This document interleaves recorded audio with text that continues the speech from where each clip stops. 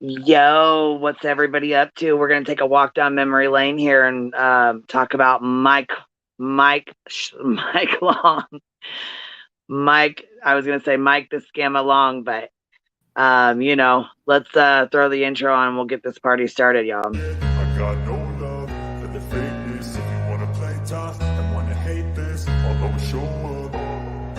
I don't ever slow up, no I don't take shit. I got no love for the fakeness. If you wanna play tough and wanna hate this, I'll always show up and make a statement. I don't ever slow up, no I don't take shit. I got no love for the fakeness. If you wanna play tough and wanna hate this, I'll always show up and make a statement. Pettiness, a reflection of the emptiness. Hilarious, you think you're worth my time, you're delirious. Mysterious, because you hide behind a fake exterior. Inferior, you know I'll always be a bit superior. Get off of me, this ain't no humble brag. I want you to hear words, you can say them back. I want you to feel free from the chains that last, and to believe in what you got, it was built to last, yeah.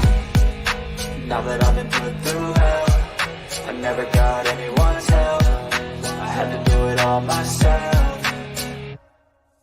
I don't ever slow up, no I don't take shit. I got no love for the fakeness. If you wanna play tough and wanna hate this, I'll always show up and make a statement. I don't ever slow up, no I don't take shit. I got no love for the fakeness. If you wanna play tough and wanna hate this, I'll always show up and make a statement.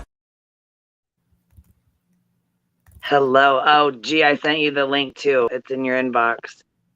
I'll drop it for anybody else that wants to come up too. So yeah, are you up? You're up here too. Good egg, aren't you? Yeah. I was gonna say, do you have his paperwork? Do you have it? Yes. Do you have it printed out or in front of you, like to where we can read it? Yeah, I can pull it up. Yeah, I can. Oh, it's so elaborate. We like forgot about it. We were like on that live today for so long, and then I was like, oh shit, Mike has his petition today, but I think we knew that it was going to be. I think we knew it was going to be. So yeah, I have it. Give me a second. I was like, oh my, he's still sitting in the Mexican jail, still sitting there, having his mom write appeals, or his girlfriend, whoever, somebody. So I know for sure it ain't him. See, and I didn't even know he could. I thought his rights were terminated. I didn't know he could keep filing for extension after extension after extension. I thought it was done and over with when she went home and he had his rights terminated. Yeah, they are, and it is over and done. So just to give everybody like a rundown, is that his rights, the whole thing that started in the summer of 2020 was a new suit that he opened up to modify the parent-child relationship. And that was the thing that went on for this whole terrible year until he got caught down in Mexico. It went to trial in September of last year. He did not show up for his trial and he got his rights terminated. He then, from Mexico, from prison, he appealed the termination of his rights, which, okay, like he had no chance in his appeal, but that's how the legal system works. He as he has the whole time, he has never filed anything on time, and he waits till the last minute to file extension after extension. So he ran out of all of his extensions with the appeals, really dragged out. This past spring, the appellate court affirmed the lower court's decision, and that was it. His appeal was over. So this is really and truly his last thing, and he's petitioning to the Supreme Court of Texas. This is not like an appeal, because the Supreme Court has to choose to take it on. Like, they can say, like, we don't want to hear that case. So this is like the longest of longest shots. I don't think, like, when they finally get the petition, they're going to be like, yeah, no, we're not hearing this, but this is it. And this is now his final. He got it one extension because he had waited too long, and they got the extension, and now he's doing a second extension, which should be like the final extension, but you never know with him. So let me find it.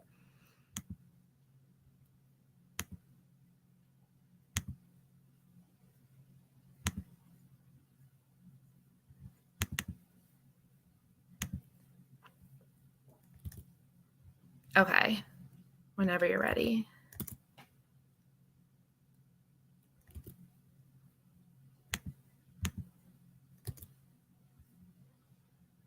You said let the screen share in, Queen, when you get a chance. Here we go. So I think this might be the wrong one, but it's pretty much like the same thing he had. So this was his letter to the judge. And if we go down here, these are his old excuses that he's used to not show up in court. His mom has COVID. This court isn't in charge of me. He lost his electronic calendar, and he has bad Wi-Fi in Mexico. But yeah, okay. So this time he has it because of his dad, for some reason, now is sick, which is very sad if it's true, but he's in Mexico in prison. So his dad is not in charge of filing this lawsuit, and it's not like he needs to help his dad because he can't. So it shouldn't really be affecting anything. But let me see if I can find. So it's like, yeah, I'm sorry, your dad might be sick, and I'm sorry that happened, but that really has nothing to do with anything at all. Right. I mean, just don't even put it in there. Like, you're asking for the second extension. You should get it as just like a matter of course. So just stop. Like, it's pretty bad. Once again, it's barely English. Let me open it up.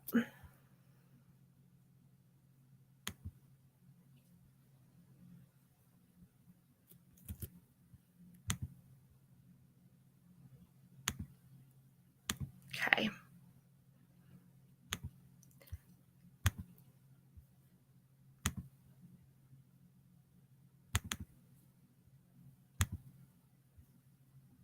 All right. So this is it.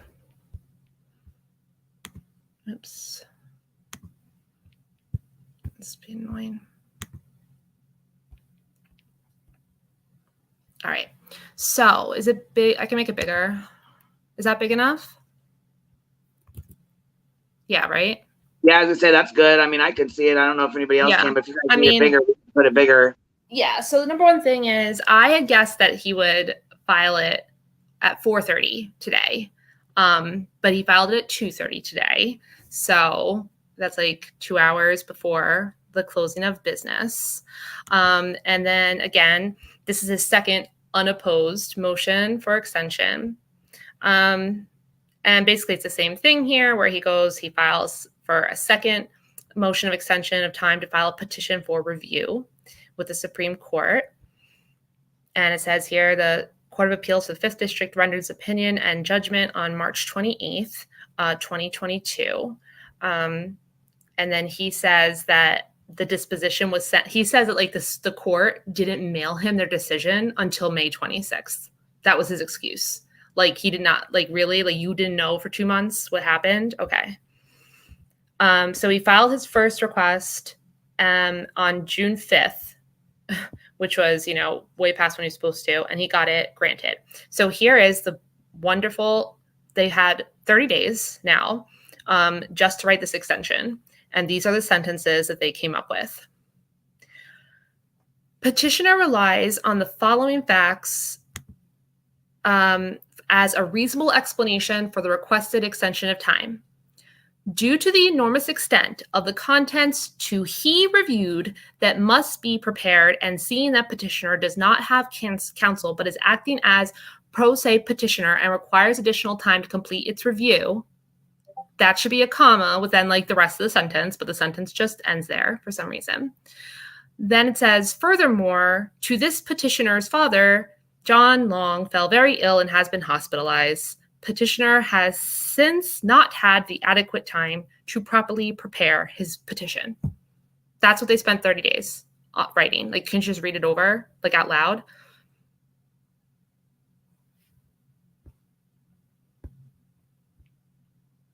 And then, as we know, he is going to prove that everybody in Collin County is corrupt and needs to go to jail immediately.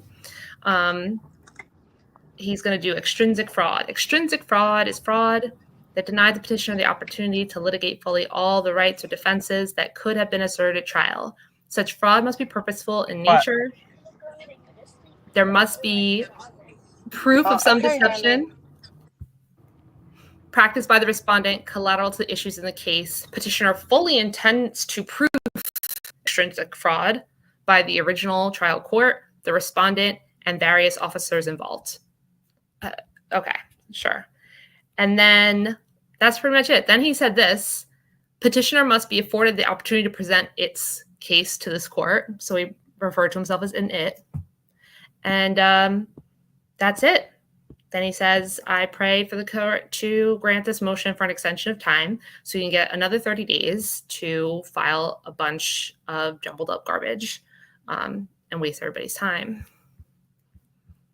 But, you know, that's Mike.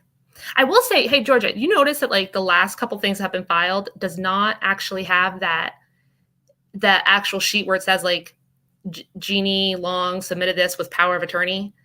It used to be on there for a while, and now like it hasn't been. And like I always freak out sometimes, like maybe he's out, maybe he's back in Texas. Oh, God. Well, we would know. I mean, yeah. Not that this is where I get my information from, but I am a member of the Collin County Inmate Facebook page only to see as soon as his mugshot pops up. I know. It's like it's just so typical, like, you know, like it's like good old Mike. Sorry, go ahead. No, that's it. He never lets us down with his bullshit, does he? Right. So hold on. So is he saying his dad was in the hospital with COVID? No, I just made the COVID thing up because because he said I mean, he's used COVID for like every other, so many times. You know. I don't want my kids, and I'd rather spend the weekend with Alyssa. So yeah. Remember the one time that he tried to not go to that court case in December, and they tried to say like that they were exposed because Jeannie had COVID, and Snipe was like, no, you can't get out of it. And then Jamie went and lied and said that I'm assuming she lied. Then Jamie goes, well, Judge, I have COVID. And they didn't go to that. That was like, so like people don't realize like how long he dragged this out.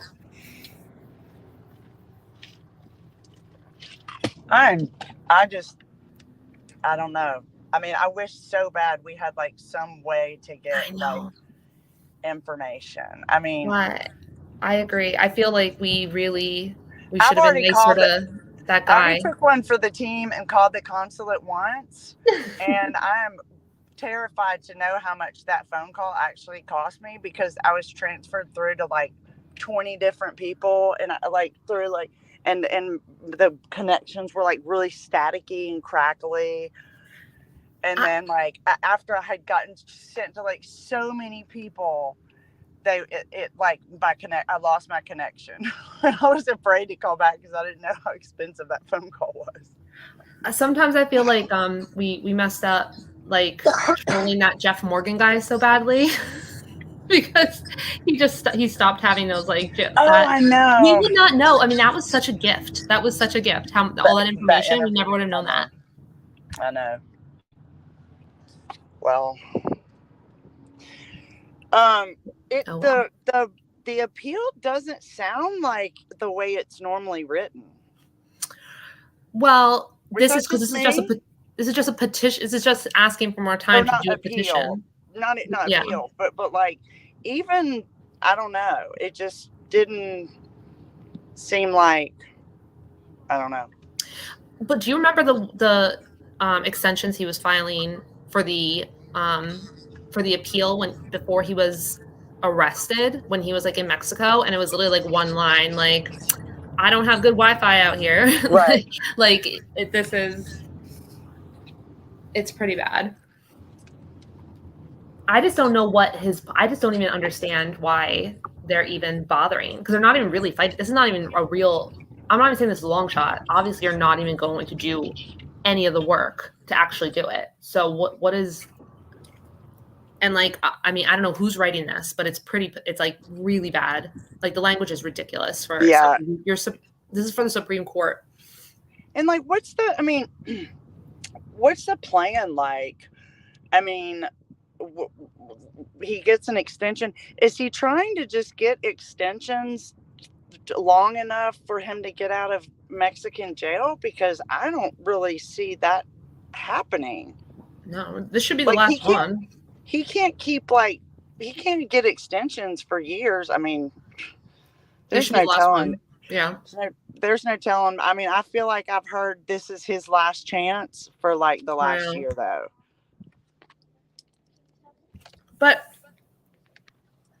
I don't think he knows what's going on. I'd like to remember sometimes back to that day where we heard him talking on that jailhouse phone. The interview. He was like confused. He was really lost. Like he did not know what was going on, like at all with his situation, like even his legal situation down there. So, yeah, I'm curious about like how much regular communication they have. It seemed like he had a lot at first, I wish we knew what jail he was in at least. I just want to see how he's living. I know. I want like pictures. I wish like if there's like a documentary crew that wanted to film him, he would probably sign up for it. No doubt. Oh, he's probably writing his memoir.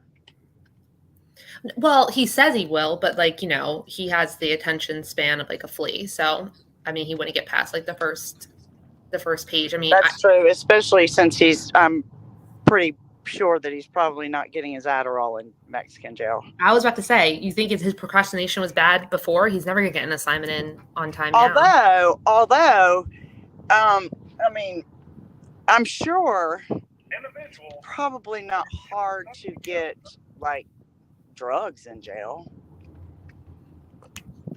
I mean, I don't know. Like, I really don't know like what it could possibly be like down there.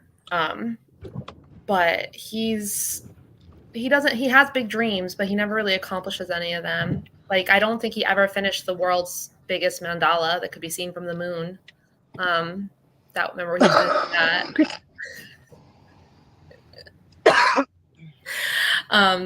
So, you know, he always has like these plans and they just don't pan out. I mean, I remember hearing Marlena talk in those recorded phone conversations that Alyssa recorded, other secret conversations they recorded on the compound. And Marlena was talking about him like he was literally barely a functioning child. Like literally just saying, I need you to stop distracting him because we cannot get him to do the simplest things. And she sounded like she wanted to like pull her hair out. So I can't even imagine what he's doing down there just all by himself. Yeah, she was also mad at him. Sorry. I'm walking. She also, I forgot what to say. Oh, well, but I also think she was jealous. Like, she was so mad at him because he wouldn't give her attention. Yeah, but that happened when Alyssa came in. Right. And right. She would like have him outside the compound and Alyssa would like be like, you know, coming at like on the phone with us, you know, and Marlena, and then like Mike would get the conversation and come talk to Alyssa, and then Marlena would get mad at him. But like she wanted Michael to stay up like all night long with her, every night. No, I know. However, as much as it was, I think that was also definitely Alyssa's perspective because she thinks everything is about her. So, but Marlena really did get annoyed and left. And to be fair to Marlena, in hindsight, the distraction of Alyssa really did ruin like everything that they were trying to do, which is good because everything they were trying to do was bad. But like, well, but hold on though.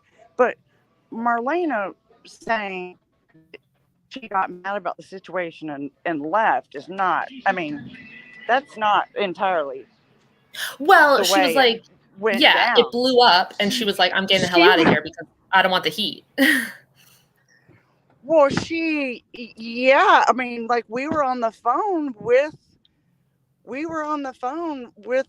you know, Alyssa, and she was like, and that was like, I mean, I think it was like right at that time was when I was like, if you don't get her off the compound. Then I'm calling, I'm calling the police, I'm calling whoever I need to call.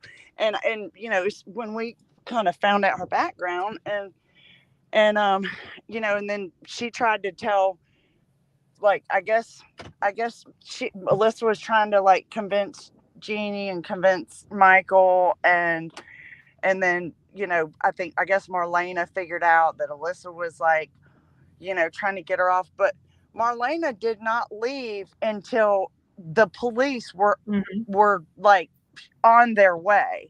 Right. It's not like she was like, they were all talking and Marlena's like, I'm just really upset at this situation, so I'm going to go. Marlena jumped in her car and drove off like a bat out of hell because the police were coming. And she was a wanted person. Yeah, but the one thing about Marlena is Marlena was on that compound for a while, and nobody would have ever known she was there if Alyssa hadn't shown up there. Like, she was actually keeping this undercover, right? Like, we had zero idea she was there. To this day, well, right. I would love to hear Marlena's whole story. But Alyssa was already there, though, when Marlena showed up. Oh, Marlena wasn't there first? They came at the same time? No. Alyssa, like, we knew the night that Michael went and met her at the border. Like, we were aware of that whole situation because Alyssa was already there. Oh yeah, we knew, and as soon as, because when we found out about, we were like, what do you mean he's going to meet some random person? And it was the sketchiest shit ever. I would do anything to know the story, like the inside story of like Jamie and Marlena and like what they were doing that whole time. Yeah, that's what I want to know. Yeah, well, I mean, I definitely knew that she was, I mean, they did all meet together at one point, but yeah, Marlena was definitely not on the compound. So as soon as she got on the compound, we were like, who is this woman? Of course, you know how we were. And, Alyssa's like, this is her name. She had like a fake name. And, they all had their code names. Yeah. And like, when she showed up, she told Alyssa that like she didn't want to give her real name. I mean, it was sketchy from the start. And like, she wouldn't ever go, like, she wouldn't ever leave like her bag unattended, her purse unattended. She always had like these notebooks and stuff with her, which is funny because turns out because I have so many like pictures and video, so much stuff in my phone, and like my memory sometimes like I'll go back, and I didn't realize, it took me a while to realize this, but like sometimes like if I go and clear out some of the, like if I clear out like a large chunk of memory on my phone and I go back to those conversations, then stuff loads that I wasn't able to see before. And so really? like oh yeah, so like I mean I found like there's conversations that I'm pretty sure I have one or two recordings from Marlena that like I've never played because there just so much stuff was coming through, and like I mean time from time to time I'll go back in the conversations, like I always see new stuff, and so I mean it was just crazy. It just that whole situation with Marlena, y'all know how mad that made me. No, I know but I mean, like, the bottom line, I'll be honest, like, I don't know. I mean, I guess people can say that, like, after that whole situation, that I never even gave her a chance. But I mean, as far as I'm concerned, like, she didn't deserve a chance. Like, no, period.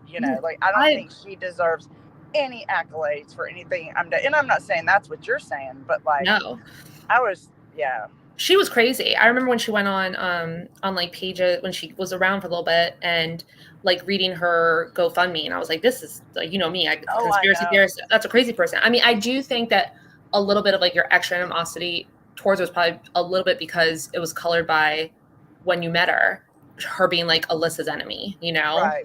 But I mean, as much as I don't have that towards her, like she is still. But also, I knew, like, I mean, she was like sitting there talking, like I know that that there was discussions about like backup plans for Sophie. Like I know that. Oh, when I heard that recording where they were talking about how she wasn't even on the property, that she was been staying at other people's houses for weeks, and they had plans for like when to move her with her cell phone, like that was infuriating. Yeah. And I mean, I don't know, like somebody like her who's, like you just never know what kind of like operate, like who were the people that she knows, the contacts that she had, I know. I mean, and that's why I believe, when she says that like Jamie's the one who brought her and Jamie had a long conversation, I kind of do believe that to an extent. And oh, I do too. I really would love to know where all that money went and what Jamie was thinking and doing the whole time. Because she was around. She was like telling them, remember she was like tipping them off that like there were CPS checks coming when they were supposed to be kind of random.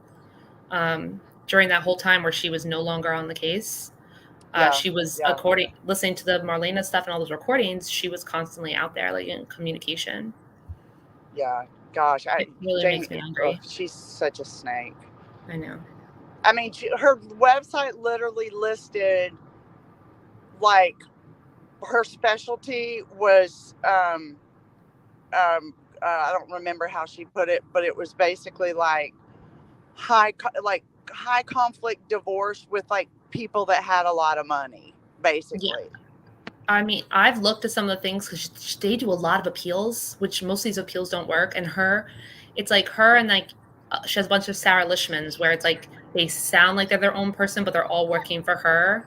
And they're all kind of doing like the same type of cases. I mean, I don't know if you knew, but Sarah Lishman did an appeal for Brianna Bachman, who was that Journey. Remember that Justice for Journey, that woman who was like completely insane, and that was like a CPS case, and she was beating that little child, and like she had like a whole GoFundMe. She kind of like a thing that when Michael was big, she kind of had a big thing going too, and she lost custody, and there was no chance. Like her appeal was no chance, and she got another GoFundMe going, another round of fundraising out of nowhere, and got like $30,000 real quick. And Lishman showed up, like knocked on her door, and spent all that money on a bullshit appeal that like even the appellate court, when they gave their opinion, was like criticizing how bad the appeal was. So Lishman and Jamie Graham, they are bloodsuckers. Well, I mean, just apropos, I mean, he just manages to find just the absolute, just most immoral, just those kind of people just flock together. Queen and I were wondering today what would happen if Jim Terry and Michael Long met. I don't know what would happen. Oh God, don't give Jim Terry any ideas. I think they would teach each other the grift. Yeah, I mean, they are like. Well, I mean, hell, knowing how crazy Jim Terry is, I mean, too bad we didn't have him as a PI earlier on the case. We might have been able to find stuff. Well, he would have found her, like he would tell you that she's in an underwater submarine in like the Arctic Ocean or whatever. But yeah, well, Psych Guy just entered the chat too, and I'm like, I think that they're both like these sociopaths, but Jim Terry has way more hustle. Like he's an actual con man who for years has like actually run cons. Mike does not have the energy or the follow through to run a con like that, or any con like that. I think, what if Jim Terry and Penguin got together? No, yes. I was wondering. I'm trying to figure out a way to kind of push some of these personalities towards each other so they can just suck up each other's energy and not have enough like energy for anybody else. That guy in the chat, he better come up here on panel and say, hey. Hey. He just said the Michael Long case is the greatest thing to happen to YouTube, and yet the worst thing to happen to YouTube. Absolutely. Yeah. I mean, it was the worst thing that happened to my life. I know, absolutely. I can't remember my life anymore, or like my weight or anything before Michael Long. Yeah, I think I definitely might have a little PTSD. Mm-hmm. But I don't want to throw that around considering what the actual situation is, and to make light of all the people who really do have true PTSD from this case. No, I know. And that's why I do love this. When people are like, I don't want to talk about this anymore. You know me, I've never said that. I'm always like, I'm fine with talking about it because I barely even think about his victims anymore, like in a good way. Like it's just focusing on him. Exactly. Yeah, exactly. Yeah. Like, I don't even think about that. Exactly. Like, I mean, I obviously think about Sophie, you know, from just right. Like, you know, in my head, like just thinking like, gosh, like I you know, like it's summer. I hope she's, you know, like, I mean, I don't want to know anything about her. I don't want to know where she is. No curiosity I don't want to know anything about Kelly. I don't want to know anything about any of them. Nope. Just Mike. None of them. Just Michael. But I would happily keep tabs on Mike, like, you know, get updates on his life for the rest of my life. Like it would always be entertaining to me. And it's really, honestly, I have not gotten into anything else until this Jim Terry thing, because it's like a similar thing. Like, you know, stopping someone who's really like just exposing them like a criminal. Yeah. And so that's been like very interesting. Yeah. Well, in this Dominic case too, a little bit. I mean, yeah, that one's like a little bit sadder, but it's very similar, you know? Yeah. Well, yeah, I mean, it's a different, yeah. Well, I mean, this one's sad too, but like, I mean, it's great. Like, you know, we made fun of Mike, like for like the fake cowboy stuff and just, and like all the stuff that he's so ridiculous. But then like Jim is like, has like such serious delusions of grandeur, like talking about his professional football career. And it's just, or lack thereof.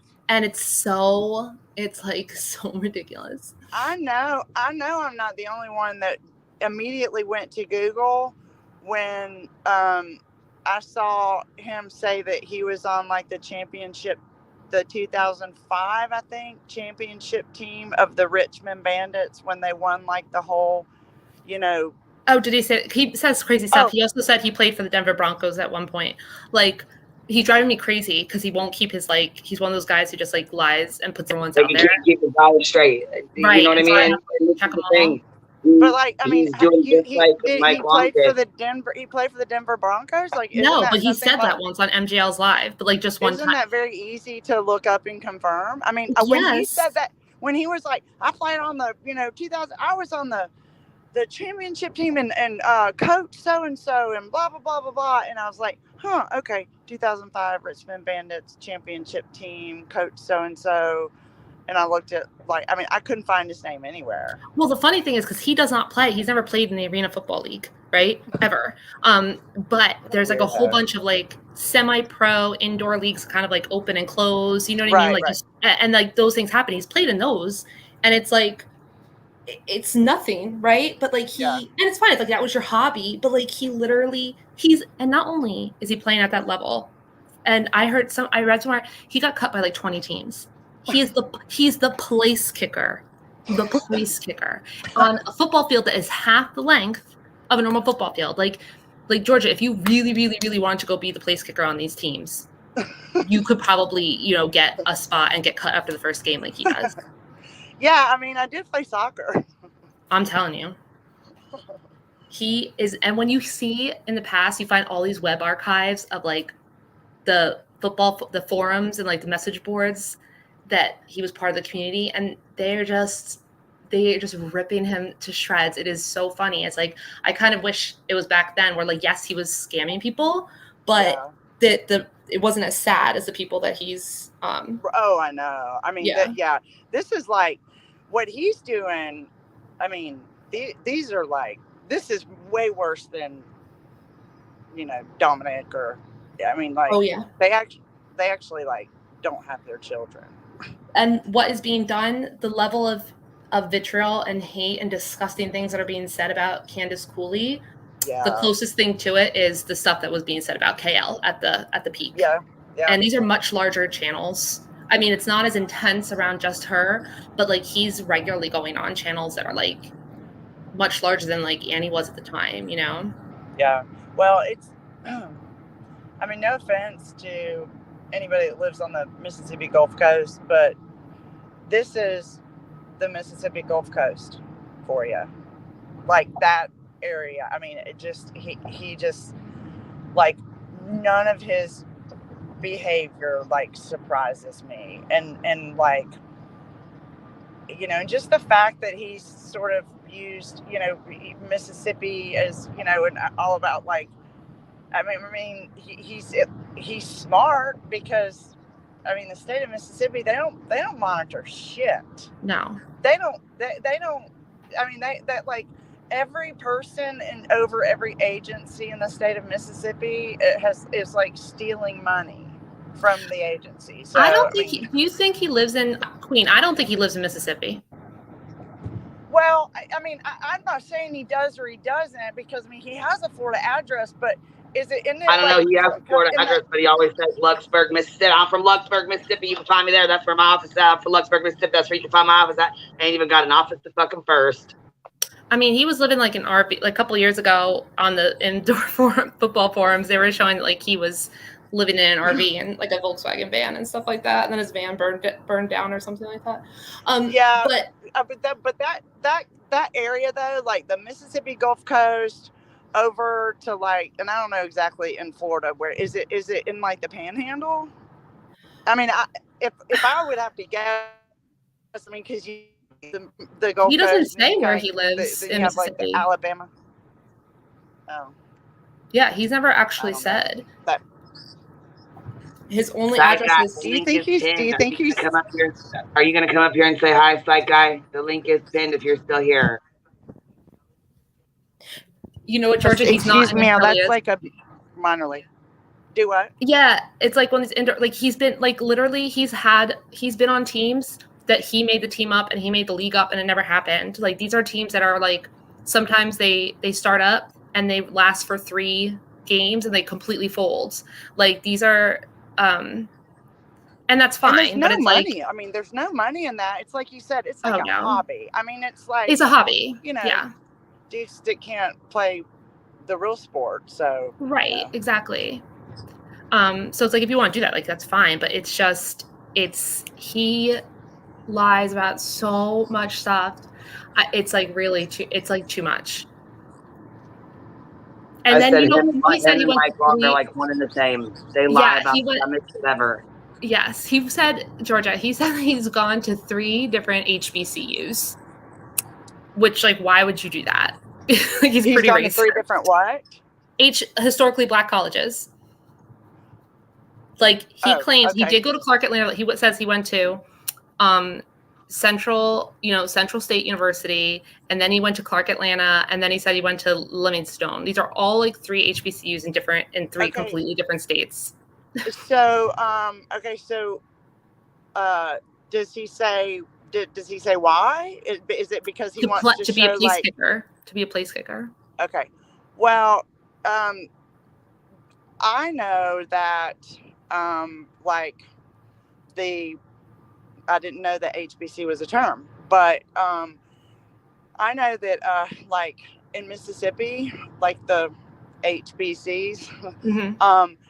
Like there's so much money, like there's so much scholarship money. I mean, like for minorities, which are considered whites, that like, I mean, I could go to any of them for free because there's so because I remember like some years ago, I had a friend when I was in Mississippi, and I was talking to a friend of mine, and she was like, well, I don't, but like she went to a college that was, primarily blacks, and she said, I don't have to pay anything. I just got it's minority scholarship.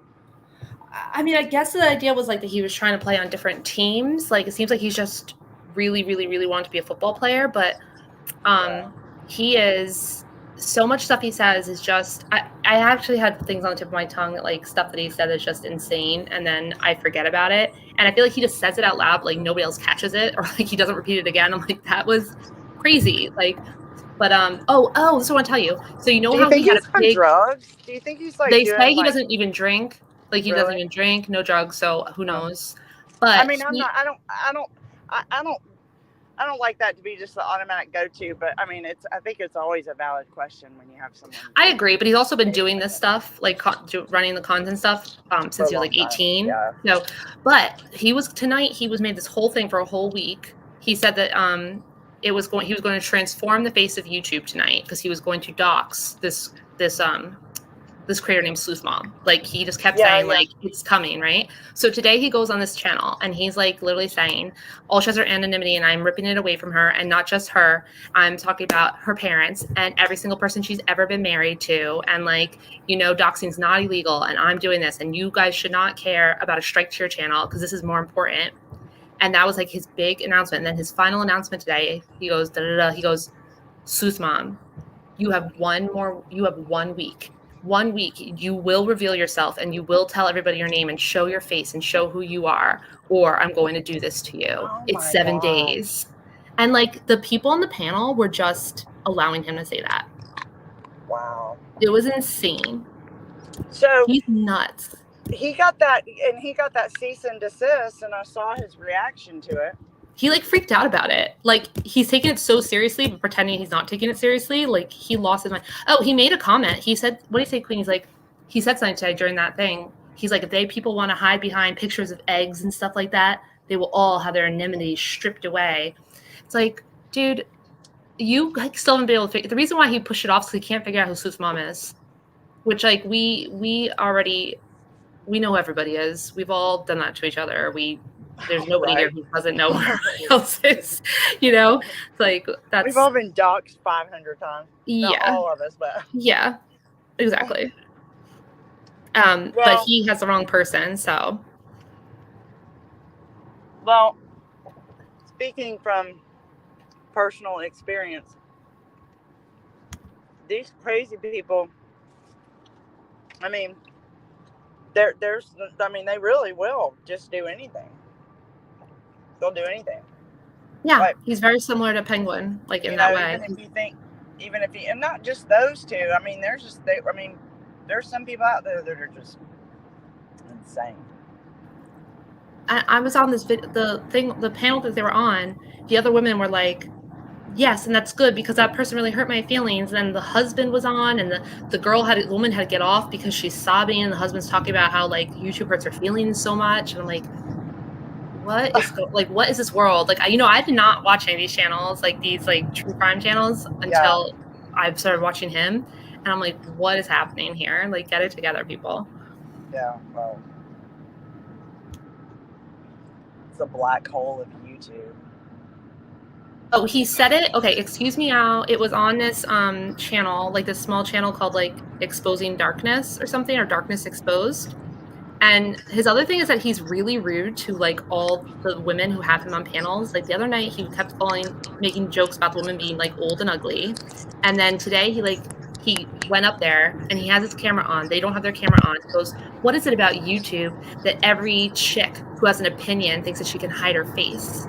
And they're like, well, we're ugly, so we don't like to show our faces. Like, it's not.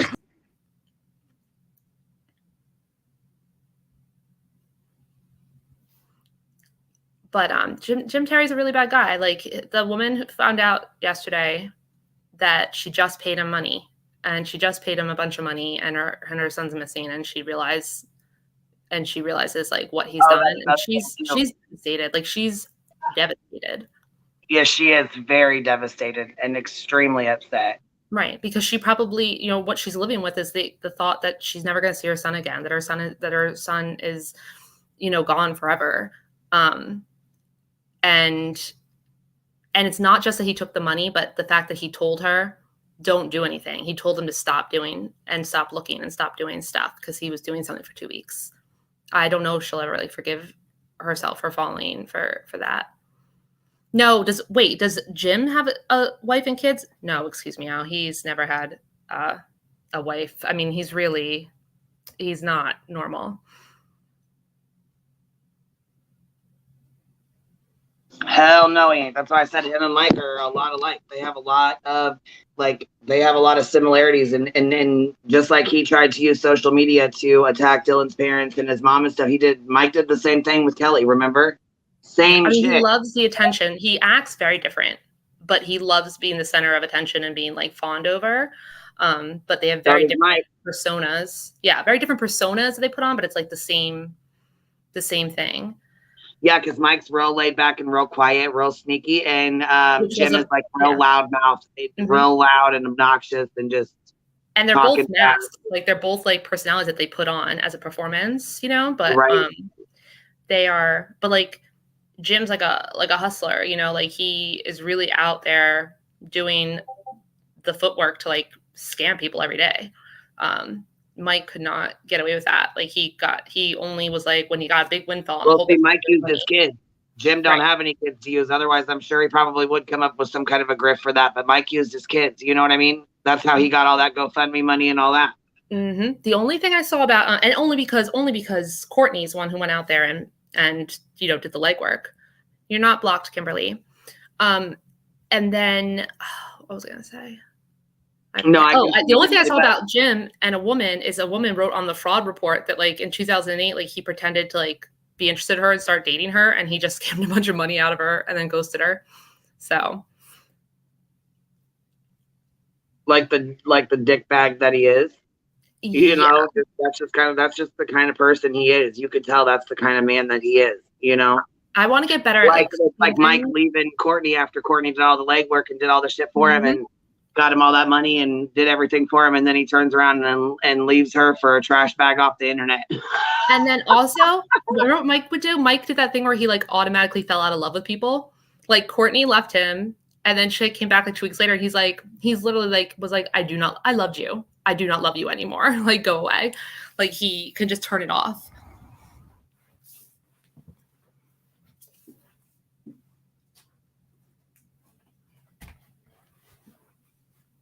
Yeah, he seriously has some issues. I can't believe, you know what though? Like they said, a little bit of money in Mexico goes a long way. And you know what irritates me the most is he's getting homemade tacos. He shouldn't be getting shit. I want to know what's going on with him. I'm telling you, I get worried that he's out. Like, I don't think we would know unless he made himself known. We wouldn't know that he was out. I think he'll make himself known in the list. I know. Yes, I know. Yeah. I know. But, I mean, it is just, I he'll really think we should have been Sophie's Army number 5 attacking all of us again. We should have just been nicer to Jeff. We should have told Jeff, tell us more about why women should not be able to get divorces from their husbands.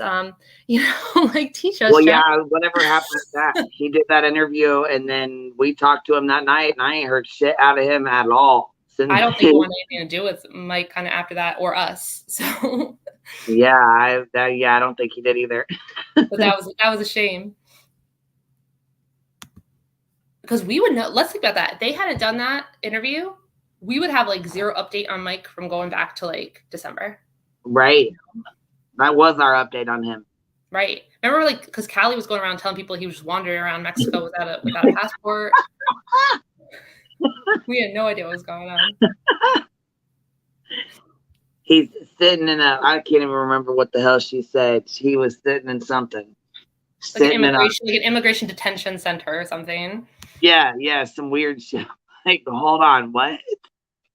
That he's just walking around, he can do as he pleases, and I'm all, yeah, he's probably, you know, in the jail. But you know what though? Like I said, a little bit of money goes a long way, and they, you know, their family is there. They are allowed to have like food brought in and commissary and shit like that. So I'm sure he's probably sitting in there smoking his bud, smoking his cigarettes, and playing with the magic sand and teaching them all the Garuda prayer circle, and you know what I'm saying? I'm sure he's in there making friends. He's gonna come out talking in Spanish and everything else. Watch. But he also must hate. Maybe Psych I can tell us about this, but like someone like that, even though he doesn't have to work, which I think he's happy he doesn't have to work. He must hate being controlled, like even told like being locked up or told like when to go to the bathroom, like when to go to bed. Like I feel like that would just be so tough for him because he's such a narcissist, like a control freak.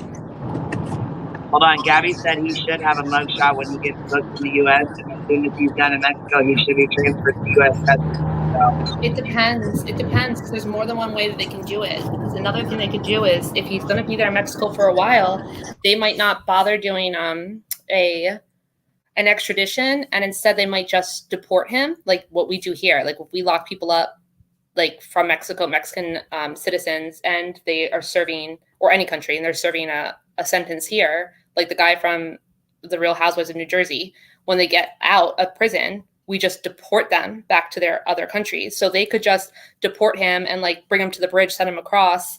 And I do think he'd be picked up by, but like, that's what I'm saying. Like, it could be like, maybe they decide that he's going to be down there long enough. He gets like 2.5 years in Mexican prison. He might not come back here and then face another charge, like, which is, whatever. It's still a really bad punishment. There's like different ways they can do it. I wish we knew what was going on. So much speculation. See, Gabby, I wish you weren't busy. You could come up here and chat for a minute. She said he was arrested in Mexico with the U.S. Marshals, though. So that's what I'm wondering. Like, how does that work? So, right. So he was arrested on a PAW, which is like a provisional arrest warrant, because he was arrested for the Texas felony, but a warrant from Texas can't be served in Mexico. So what they do is that the U.S. government, the State Department, works through a treaty, like through a Mexico-U.S. treaty. They say like, hey, we want to arrest this person, and they have to show what they want to arrest them for. And then what they do is they draw up a different warrant. It's called a provisional arrest warrant, which allows the person to be arrested, not extradited, but arrested in Mexico, in the other country. And that's why the U.S. Marshals were there to like assist on it, but they couldn't just arrest him and take him. Like, he was arrested by like the federales and processed there. And then then the extradition process starts where, okay, now you have to send us more than just the provisional stuff. Like, now we want to see your actual evidence, and we want to see your evidence statements, because Mexico's treaty is basically like, we're not going to deport this person unless we think it's a good cause, I mean, it's pretty standard. But they have to do more work, and that's what takes longer. But basically, once he got locked up there, then all of a sudden he had drugs on him, and they're like, well, we're going to charge him on this stuff, which I'm sure everybody in America was fine with. So we just don't know where that process is anymore. Well, I just think it's bullshit that he gets fucking good home-cooked Mexican tacos. I'm a little jealous. Lena, I'm a little jealous too, girl. That's why I wish we had more jailhouse calls. You don't know. Like, it could be different now. Well, yeah, like, and did you see what Logan's mom said? She said, so just the same. So if somebody bribed a few guards, his life could quickly become miserable, eh? Oh, right. That would be, see, that he's very... Just call me. Who said that? Who's like the evil person who said that? I like that idea. Well, he said, King Corso, yeah, he said there was more than 10 people, and he said that he doesn't even sleep on the bottom bunk. He sleeps on the floor underneath the bottom bunk.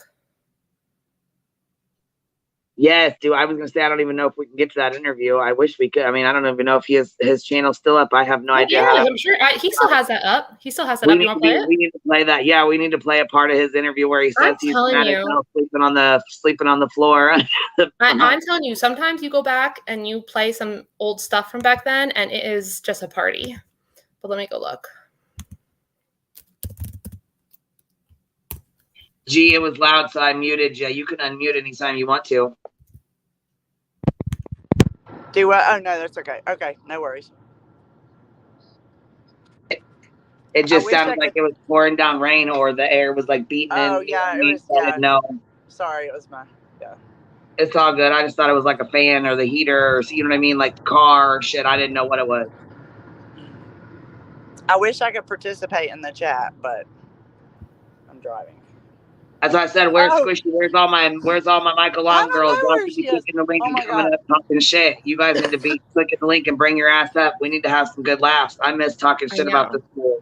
I know. One time like Squishy replayed the panel of Will's where like Annie and everybody was like confronting Mike, and then the whole trailer thing happened, and then like the sister-in-law is getting on there and yelling at Mike, and it was like the best thing ever. It was like watching. I would pay money to go see it at the movie theater. Okay, speaking of campers, while I just dropped off for a second, I don't think this is too much information. I'm going to my sister's house, and there's like a whole lot of people there. Like my mom and like my aunt, like there's just a bunch of people there. And she just called me and said, hey, I just wanted to find out sleeping arrangements tonight. She was like, I can plug the camper in. You can sleep in it. And I was Oh like, my gosh. Tell her, yeah, you only, want to pretend to be Michael Long for the night. Tell I her, yeah. said, I'm only sleeping in the camper only if it's a Rockwood. I can't. I don't know how she lives in that. Apparently, she's still living in that camper. Like, for real. There was somebody in a chat the other day that I'm okay. Wait, Courtney? And I'm sure it was didn't get Courtney. back? I swear that was Courtney, and Critical K. Critical K weirdly went live about Mike Long I like know, a that was month weird. ago. That I was was like, weird. what are you doing? Oh, yeah. It was old. It was an old. Yeah, she was talking about like this stuff, and it was weird. She's like, I'm gonna be covering this again. She's literally like, I know, and people want the answers, and I know the answers. I'm like, okay. No, I think I think her whole, I don't know. I mean, I'm just wondering if because she lost so much support over the Johnny Depp case, and that she basically was like, I mean, I think it was on Twitch or something. The last time I saw her on Twitch, she was like, I need money, y'all. Lost me, basically part of my following. Yeah. And she was like, I mean, a lot of your stuff is on memberships. I mean, don't get me wrong, PayPal's and Cash Apps are like, they're obviously when you work hard and you do research and stuff, it is very nice to get those. You know what I'm saying? It definitely helps out a lot. But I know that she also depended on her Patreons and her members and like memberships and YouTube money. Well, her YouTube got shut down, you know what I mean? So there went a lot of money from that. Yeah. But I know she did do her Patreons and stuff too. But I mean, when you start losing memberships and Patreons and stuff, that's a lot of money. Like that's a lot of money out of your pocket, man. Yeah. Well, I mean, that was a big risk she took, and it didn't really work out so well for her. Yeah, and it sucks because you never really know. And when you do these kinds of cases, I mean, it can have a devastating impact. Yeah, for sure. I think her big problem was when she lost. I think the biggest blow was when she lost her YouTubes. Because she never was able to regain. I think a Patreon made her a lot of money, but she was never able to regain that many subs. Okay, so he does still have it up. I found it.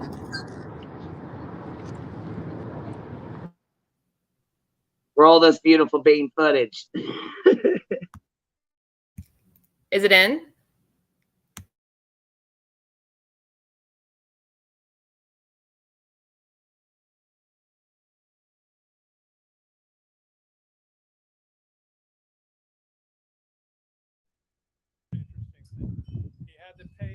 Michael had to pay $3,000.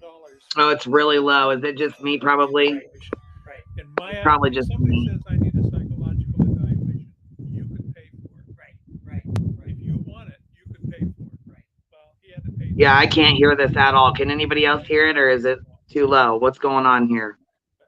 Family destruction. Michael. Oh, there it goes. Okay, did you just pop the volume up?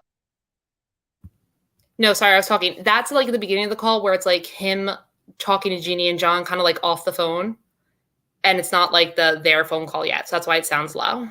Oh, okay. I just thought it was something wrong with my speaker again or whatever. I just didn't know. It's like today, like I guess it was low sometimes, which sucks. But if it's really low, we'll. Here, Kay said, who is Jeff Morgan again? He's the one. Go ahead. He did an interview with Mike. He's like a father's rights advocate, right? Not even remotely. Yeah, he's like. Right. And people can say what they want about us, but he is not that. This is Michael. This is Michael. Yeah. Okay.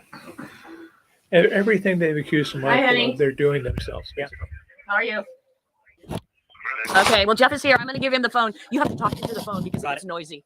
Hey, Michael, this is Jeff. How you doing? Yes, Kay. Hey, Jeff, how are you? Good. How are you doing down there? Yeah, I've had better periods. Yeah, I'm sure. I mean, I used to work in a prison system, and I think that there's a little bit of a difference between the prisons down there and the ones up here. Yeah, that's probably very true. So how long have you been in now? It's definitely been a cultural experience. Oh, I'm sure. Well, at least you speak the language, I though. was gonna say, you'll probably have to slow it down. Yeah. So how long have you been inside right now? How long have you been in I prison? mean, at least like 1.25 because that's too fast. So, where's your daughter? Where's Sophie? I have no idea where she's at. Does anybody know where she is? To be able to get us any information about her location. Wow. Did they just take her from you and then throw you in jail? What happened with that? Yeah, U.S. Marshals showed up. I don't know if they were from a field office or from where exactly they came from. I suspect they were from a field office in Mexico City. And So he said the U.S. Marshal showed up where he was staying. They had the house of a family of a friend. Right. And they stopped us. The vehicle surrounded us. And I was taken out of the vehicle at gunpoint, arrested. I believe it was the U.S. Marshal that actually put me in handcuffs. And they searched me, and they took Sophie and I to a police station where there was probably 30 or 40 police. They're taking pictures. 30 or 40 police. All police. these cops would take out their phones and take pictures of me. Right. It was the PDI, which is the Policía de Investigación, or essentially the police of investigation. Right. Kind of like an FBI. That was with you, U.S. Marshals. They had us at that station for a while as they tried to process us, and there was a lot of questions about who I was. That's when I started to realize there was something there. Took evidence, and then they looked us up to another police station. We waited. It's really hard to hear anyway, so we ain't got to play it. If you guys don't want to, it's super hard to hear. We can if you guys want to. It doesn't matter, but it's just really hard to hear. But he sits here and says that the marshals and the FBI came and arrested him, right? Is that what he said? He just said that they both came up to arrest him. Yeah, he goes, well, they said they surrounded his vehicle as he was driving. He's like, we were driving to the family's house of a friend. Like, you were going to a drug deal. Okay. Well, but didn't we? Well, wait a minute. I have that live where Ashley, Peng, she came and said that she was the one who turned his ass in and took all the credit, remember? And then when you guys called her out, she got pissed. That phone call that she was having with him was like in September. You know what I mean? Like, he didn't. The family friend, like, if I'm not mistaken, can y'all hear me? I can hear you. Okay, sorry. Just had to readjust my headphones. Family friend that I believe, if I'm not mistaken, was the lady in Colorado. I strongly suspect, but that's my internet sleuthing. Well, I strongly suspect that was her connection. I'm like 98% sure, to be honest with you. And she was the one that was in Colorado, and she had family in Mexico. Yeah, she was originally from the part of Mexico where he was. Right. Yeah. And like he referenced, like, he made a few references to that in group chats. You know, I remember, like, you know, just kind of going through, we were trying to find any information, you know, any clues as to where he might have been. And I mean, I remember seeing that. I remember that he had mentioned that in the chat that we had with, it was like me, Ashley, Alyssa, and Michael, I think. I don't know if there were any other mods in there. It was like a mod chat for the Sophie group, you know, for like the last one, the train wreck Sophie group. Right. And he you know, referenced that person in Colorado. And so, I mean, I think that they definitely had knowledge of a good number of things, I think, or maybe like suspected, because, you know, like at one point in the conversations, they were basically like, look, like, we have a lot of information that nobody knows, but we also know that you guys, like, y'all have information that we don't have. So, you know, I just think it was just a whole matter of, I mean, I suspect that they were, had been onto him for longer than people thought. I mean, I really do believe that's the case. And I think that, once again, you know, like I said, that it was just kind of a matter of just, you know, I mean, multiple people, you know, just sort of filling in different bits and pieces of information. Right. Once the September 7th order was signed and she was specifically released by Snipes that she could break the permanent gag order to talk about SLB missing, and she didn't.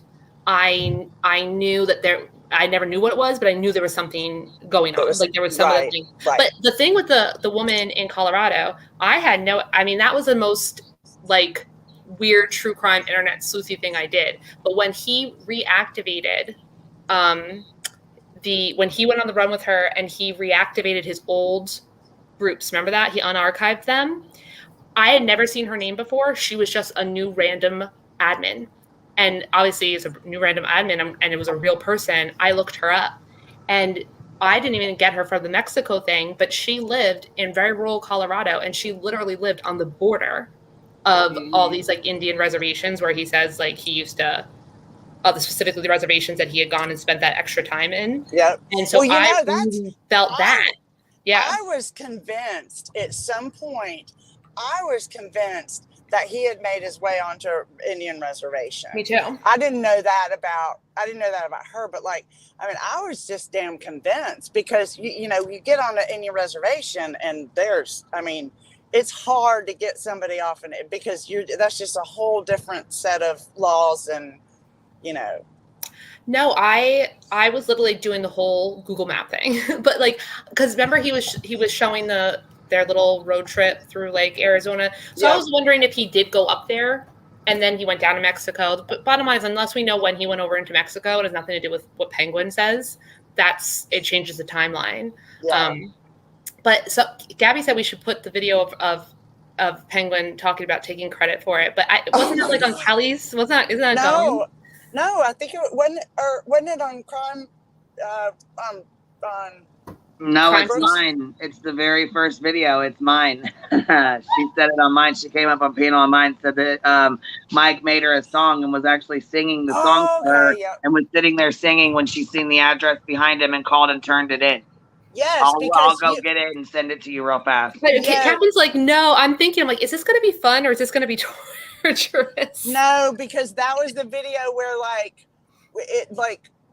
think Ashley may have texted me and said she was crying. She was like, dude, Penguin is on Queen's panel taking credit for saving Sophie. Because that was like so just a couple of days later, and I was like, oh dear God, do not let me get sucked into this. Do not let me respond. I don't want to respond. And what did I do? I responded. She ruined everything. I think it was in like the Brooke. I think that was in like Crime Lines, because then she kind of went after. But like, I'll never forget that because I was in Texas. I had like flown to Texas the day before it happened, and I was in San Antonio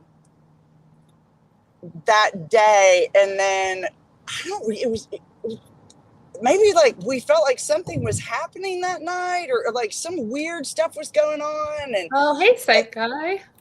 And then Saturday morning, and then I ended up being like just a few miles away from Alyssa's house. And I'll just never forget thinking the fucking irony that this is happening right now. Hey, psych guy, what's up, man? How you doing? I'm doing pretty good. Thanks for letting me come on here. Sorry, I don't want to disturb anyone. I know great conversations tonight. Yeah, I didn't want to be rude. I appreciate you coming up and hanging out for a minute, at least just coming up to say hey. I know you don't have much time, but I just wanted you to pop up and say hey. Yeah, hey, it's always good to see you. Thank you so much. Hey, psych guy. Hey, how's it going? Tyler Durden, Good Egg, Queen Bee, everyone in the chat. Hi. Heather, Savage, everyone. I love this. Yeah, this whole Wait, Michael. listen, we can't ever miss an opportunity to talk about Mikey in a Mexican jail. I can always talk about it. My favorite Sorry. topic. It's my favorite topic. I didn't mean to cut you off, but go ahead. Well, I think Psych Guy wants to do like a final wrap-up video on that. I know that he does. I definitely do want to do a final video on this, at least on my end. I'm not sure, Queen Bee, if you're going to continue doing this case, talking about Michael Long. I mean, you can never end this stuff. We will make her.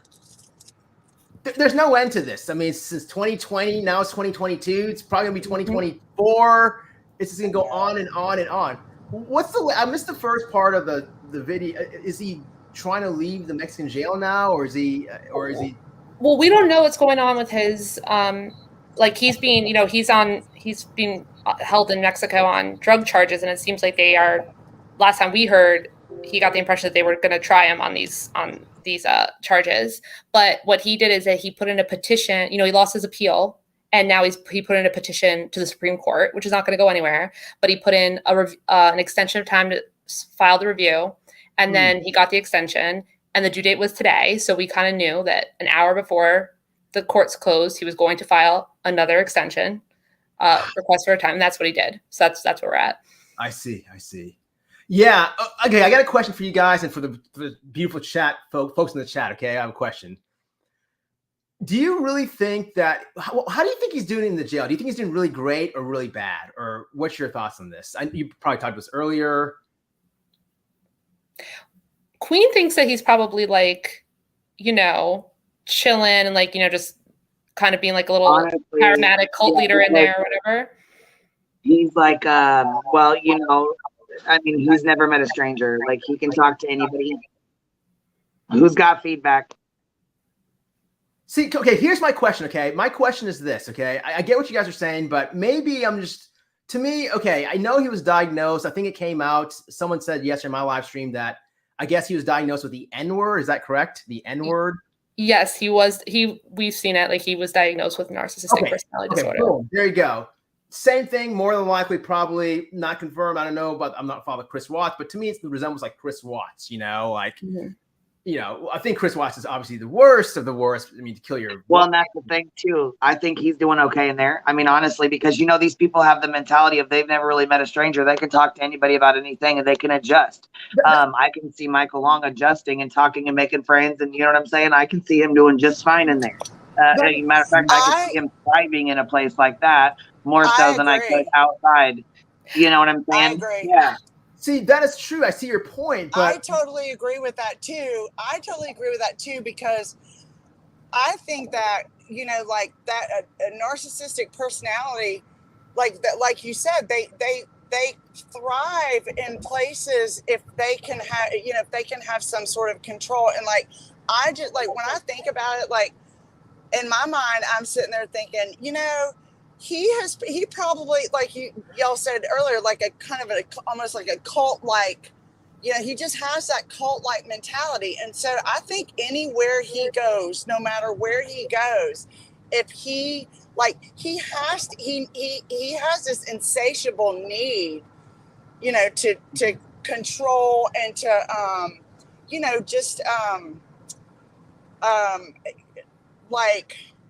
like being a cult leader and like, I mean, he is like an outgoing guy. I mean, we know all his war stories, and have people, he can tell as many stories as he wants and feel important. And you know what I'm saying? And not to mention the fact that, and this is also what I think is probably a big thing that he's probably doing, is that he's using his Reiki, all his spiritual bullshit. Mm-hmm.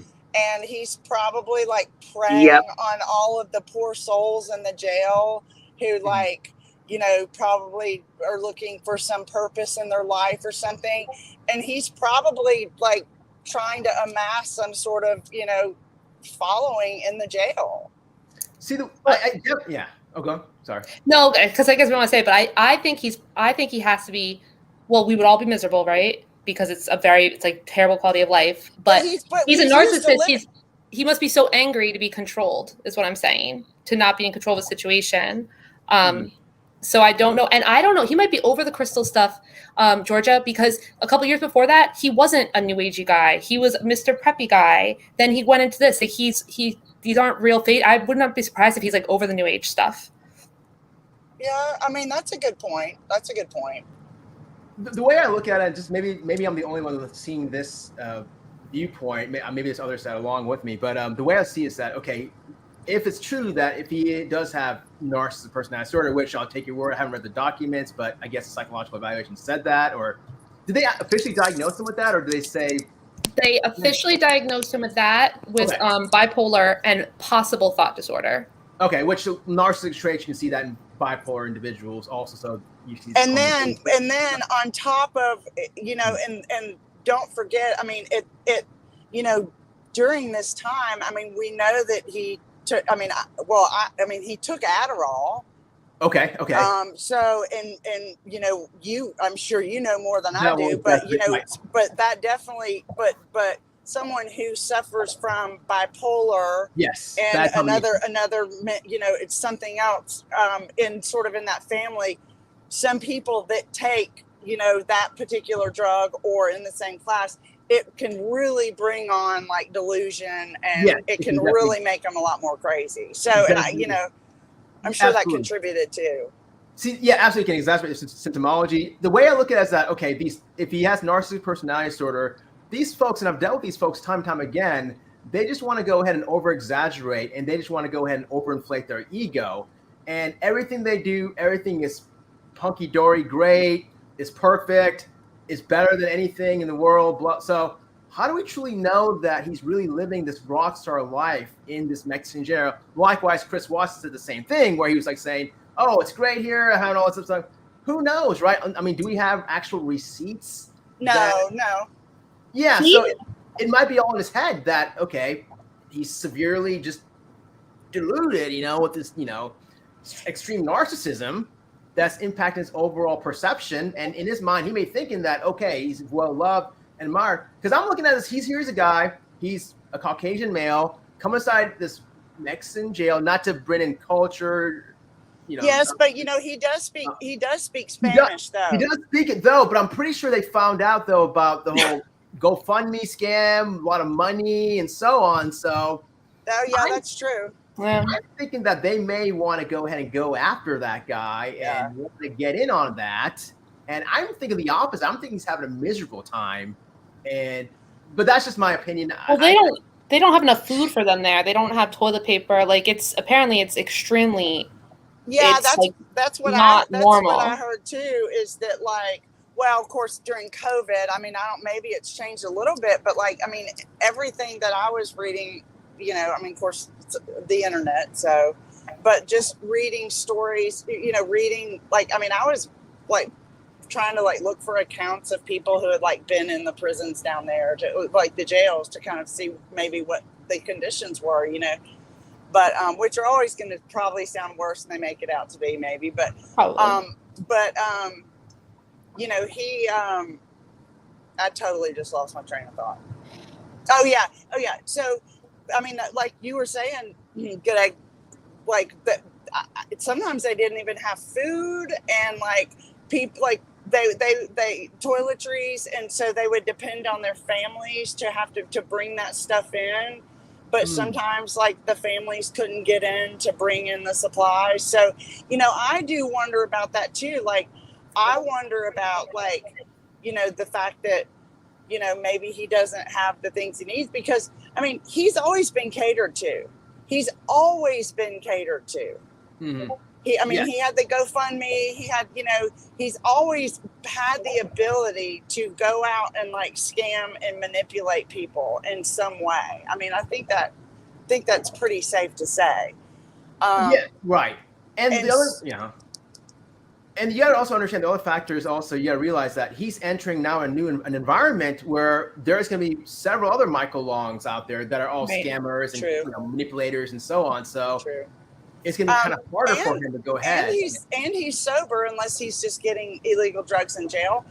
And he's completely sober. I mean, not by his choice, but he's not, you know, he can't smoke pot. He can't, you know, take, I don't know. I don't have any knowledge of anything else, but I'm also curious, does he have access to bipolar medicine? Is he being like medically treated? I mean, he wasn't being medicated for it even before. I remember in the appeal, he wrote that he does not have bipolar disease. Wow. So but when we heard him on the jail phone call, I will say, Psych Guy, he sounded very down. He sounded lost, very like defeated, kind of like fuzzy, like kind of saying, I showed up to court and looks like they're talking like they want to do this, and why isn't the embassy helping me? Like, I don't know what's going on, because he's not, as much as seems like he is a narcissist, he's not a go-getter. He's not a hustler. He can't, he just kind of like sits there. So he definitely sounded like lost to me when I heard him, low energy and lost.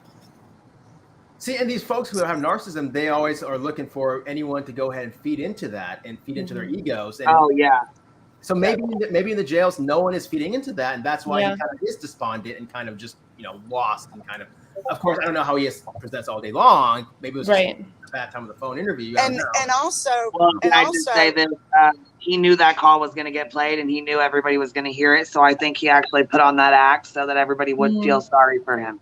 Fair Right. enough. I didn't think about that. That's a good point. Yeah, he was like, "Why aren't human rights?" Alyssa made sure to spread that around. Oh yeah, she did. She made sure to make sure that everybody, like, she wanted everybody to hear that. Does that? By the way, side note here. I'm sorry for taking over the pan. I apologize. No. This is great. I kind of tail end. I was on the phone in the other room, but I came and I heard something. I think you were talking about that one guy. There's one guy in the Father's Rights. Does he still contact you guys? I remember Queen Bee had a wonderful live stream. This was like maybe a couple months ago. I listened to it, and Savvy Vaggie just tore him apart. That was Jeff Morgan. And we were saying that we messed up by having that because he stopped doing jail. He never had another jail interview with Mike again. So we kind of think that we trolled him too badly. Do you remember? I think I got like, I was mad at you that night. Remember, I was mad at you. You were so mad. I was furious. I was furious. I was like, why are y'all letting this motherfucker on panel? I was so mad. Queen's like, baby, I'm just trying to be fair, baby. I'm just trying to be fair. I was like, I'm just trying to be fair. It was hilarious. I'm trying to be fair, man. I said, I just played his live stream. You're like, what the fuck? I'm like, I was like, what the fuck are you doing right now? Man. Take that shit down. Get him off your panel. I was pissed off at you. Oh, I know, girl. I was like, oh, that's probably one of the biggest fucking fights we ever had. I was like, oh, fuck, what the fuck? I know. I don't know why I got so mad about it. Oh, you were pissed. I was like, it's all good. We have no official anything on Courtney except that I'm pretty sure that she was in Kay's chat the other day, and she said that yes, and she said that she confirmed. This person was like, I can confirm that Alyssa's still living in the RV. And there was something else said that made me think that was, I'm pretty sure that was Courtney, which is like, that would, otherwise, I'm like, she probably is driving past there all the time, you know? So I thought that was interesting. Maybe Courtney would meet me for lunch since Alyssa won't. She might.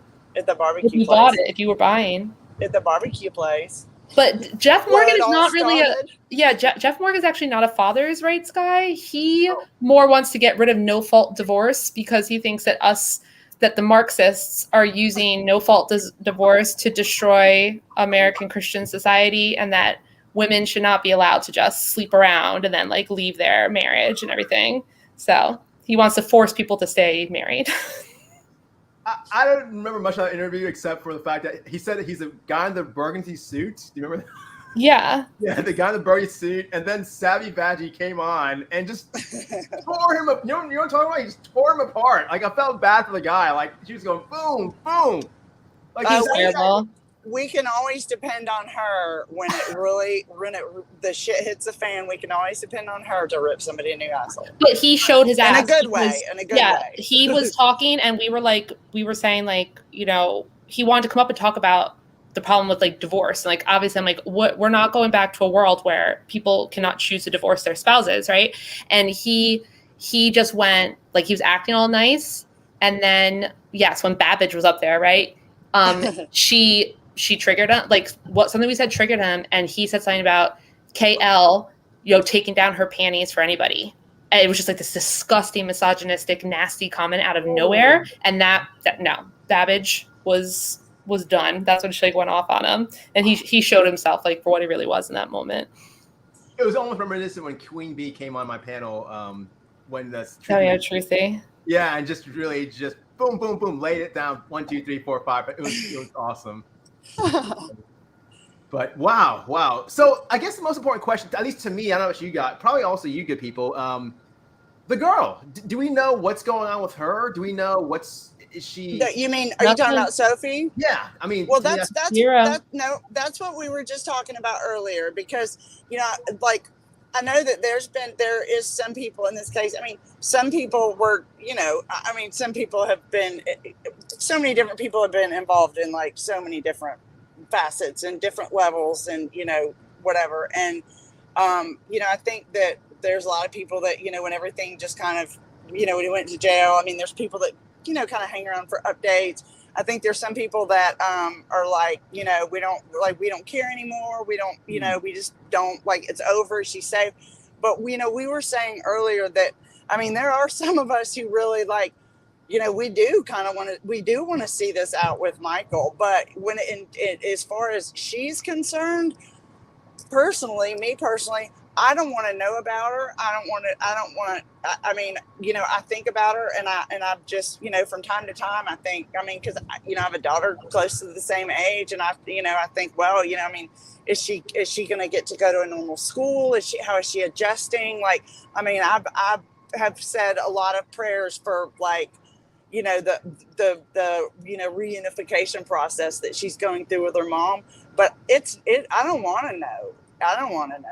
And I think that's the general consensus is that, like, we like the ultimate, I think, people that, have supported Kelly, we really wanted to see that the reunification process start. And, other than that, like, we shouldn't know anything else about it. Like, she deserves peace. Kelly deserves peace. Her family deserves peace. Privacy.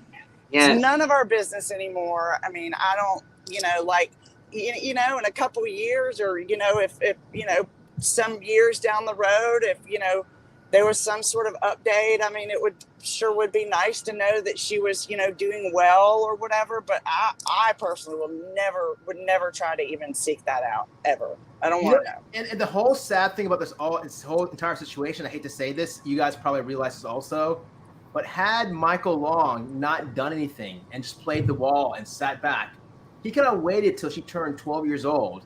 And I think in Texas, when you're 12, you are exactly right. Yep. You can decide where you want to live. You are exactly right. That's really funny that you brought that up, because I was thinking about that the other day. Just because it is different ages in different states. But he was more worried about, bashing and having social media attack Kelly. That's exactly what this was about. This was about him embarrassing. He was slandering and defaming Kelly as much as he possibly could. At because the end, he wanted to get revenge. At the end, when Courtney had left, like, we found out that it was just him and her on the compound at that point, and, like, Alyssa there, and he had her shipped off to, like, friends' houses for, like, weeks at a time. He never wanted her around. So he never wanted to parent. But the sick things he did and said about the boys, that really sent me off. Right. That sent me through the edge. But I think, so my stand on this with SL, I don't even like to bring up her name. I think that they deserve, her and her brothers, and their mother and their other brothers. They deserve to have their privacy. Where'd Squishy just go? I don't know. But I've never had a big connection. Like, I feel like the people on the other side more, when they got emotionally involved with this whole thing, they were putting themselves in the child's shoes, and they're more seeing it from, like, that perspective, and, like, casting themselves like that. And they had this like really intense connection to her, and that always made me really uncomfortable. I more cast myself in the mom's shoes. And so like, I never felt like I feel bad, but, like, I really do not think about her, like, how she, like, now that it's over, like, I could think about it if I try to think about it, but it's really more focused on and Mike, which is good, because they get to go back to their life. Mainly on Mike, but I do think about him every once in a while, and not so much the kids. I always think about Kelly, like, as a mother, and putting myself in her shoes. I often think, the damages have been done, and sometimes, like, even just setting this live up tonight, I thought, you know what? I wonder, she's probably happy that people are no longer speaking about her kids, her family. Mm-hmm. You know what I'm saying? And I almost feel like bad for even bringing it up and putting it back up here, but I feel like we can never miss a good bash Mike Long. No, and I actually, like, I feel like I kind of feel like over time, like, I always felt like it was, as long as we were bashing Mike, honestly, I never felt like that was something that would upset KL. Do you know what I mean? Right. Like, I think bringing it up. Just the fact of bringing it up at all. Yeah. You know what I'm saying? Like, she just doesn't want to be, she never wanted to be thrown into the public eye. She never wanted to have, you know what I'm saying? And for her kids to have that privacy, you value that. You don't understand how much you value privacy until it's snatched away from you. I don't know why. I don't know why y'all are trying to act like y'all ain't working for Red Banyan, because everybody knows that. You know we are. Everybody knows that Kelly's PR firm is behind the scenes. Oh, and also that I mean, I basically am her, right? And like all my accounts are just her accounts. That's true. Yeah. As a front for her, which is hilarious. I mean, I don't know where they came up with that one, but I mean, I always felt like she's probably I don't know her, but the little bits of personality of hers that we would get, very small from like older things, was like she could be pretty snarky too, and so she couldn't come out and like make fun of Mike and like bash him and stuff. So sometimes I feel like we do that for her. Yeah, I know, right? I mean, I spoke to her like briefly, like, you know, in a Instagram messenger, and you know, it was a few times back and forth, and you know, conversations that like I had with Lisa. Like, I mean, you know, she was just, I know that like she was really kind of trying to cling on to her faith, and you know, that I think that was kind of something that, you know, I mean, it was always kind of something that we were talking about, and you know, she was just she was always just, you know, like, I mean, she never said bad things about him. I mean, she was always just, you know, not always, but just in the few times we talked, she was just, you know, like, I'm just putting my head down and, you know, just, you know, day by day. Yeah, she's had to take it. I just have to trust. I just have to trust that God's going to work this situation out. And I mean, I guess it did. You know. Excuse me, Alice. Like, I want to know if you know about Red Banyan.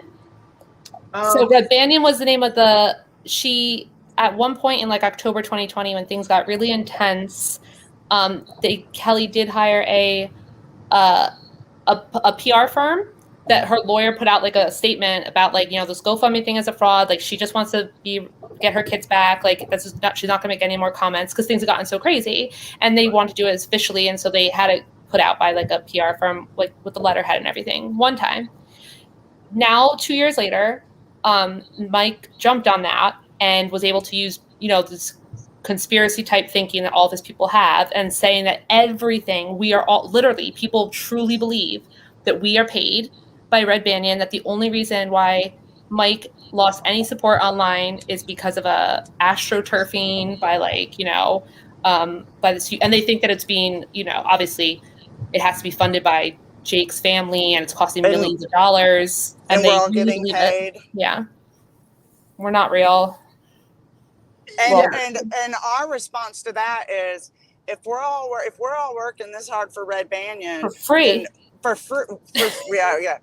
free, then we at least deserve like a gym.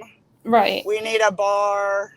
I mean, you know, an IRA or something. Yeah, Red Banyan's really letting us down. But they were able to believe, Mike was able to say PR firm, and they would pin anything on that. Because they're sheeple. They just basically believe what he says. Right. I think the winner of all this is Mike's lawyer, Jamie. Oh, yeah. Yep, Jamie and Sarah. They're the ones who won. Just go ahead and get enough money, take off and run, you know. Mm-hmm. Well, you know, she bought, they built that. They moved it, not build. I think they moved it. They got like this whole huge nice new office. Yeah. Like, they really upgraded. Yeah. They played it smart. They scammed the scammer. Yep. They do. And we looked at it. They do like they have a ton of cases in appellate courts. Like, they really go after these high conflict divorce and let them go at way too long. There's no way it's good for their client to spend that much money. And they have like a really high percentage of it. And they tend to seek out people like Mike's personality, which is just, to me, it seems super unethical. Yeah, and to me, when I saw a video clip, a live stream, actually, I think she was at his house, I believe. Both of them. Yep, she was at the house.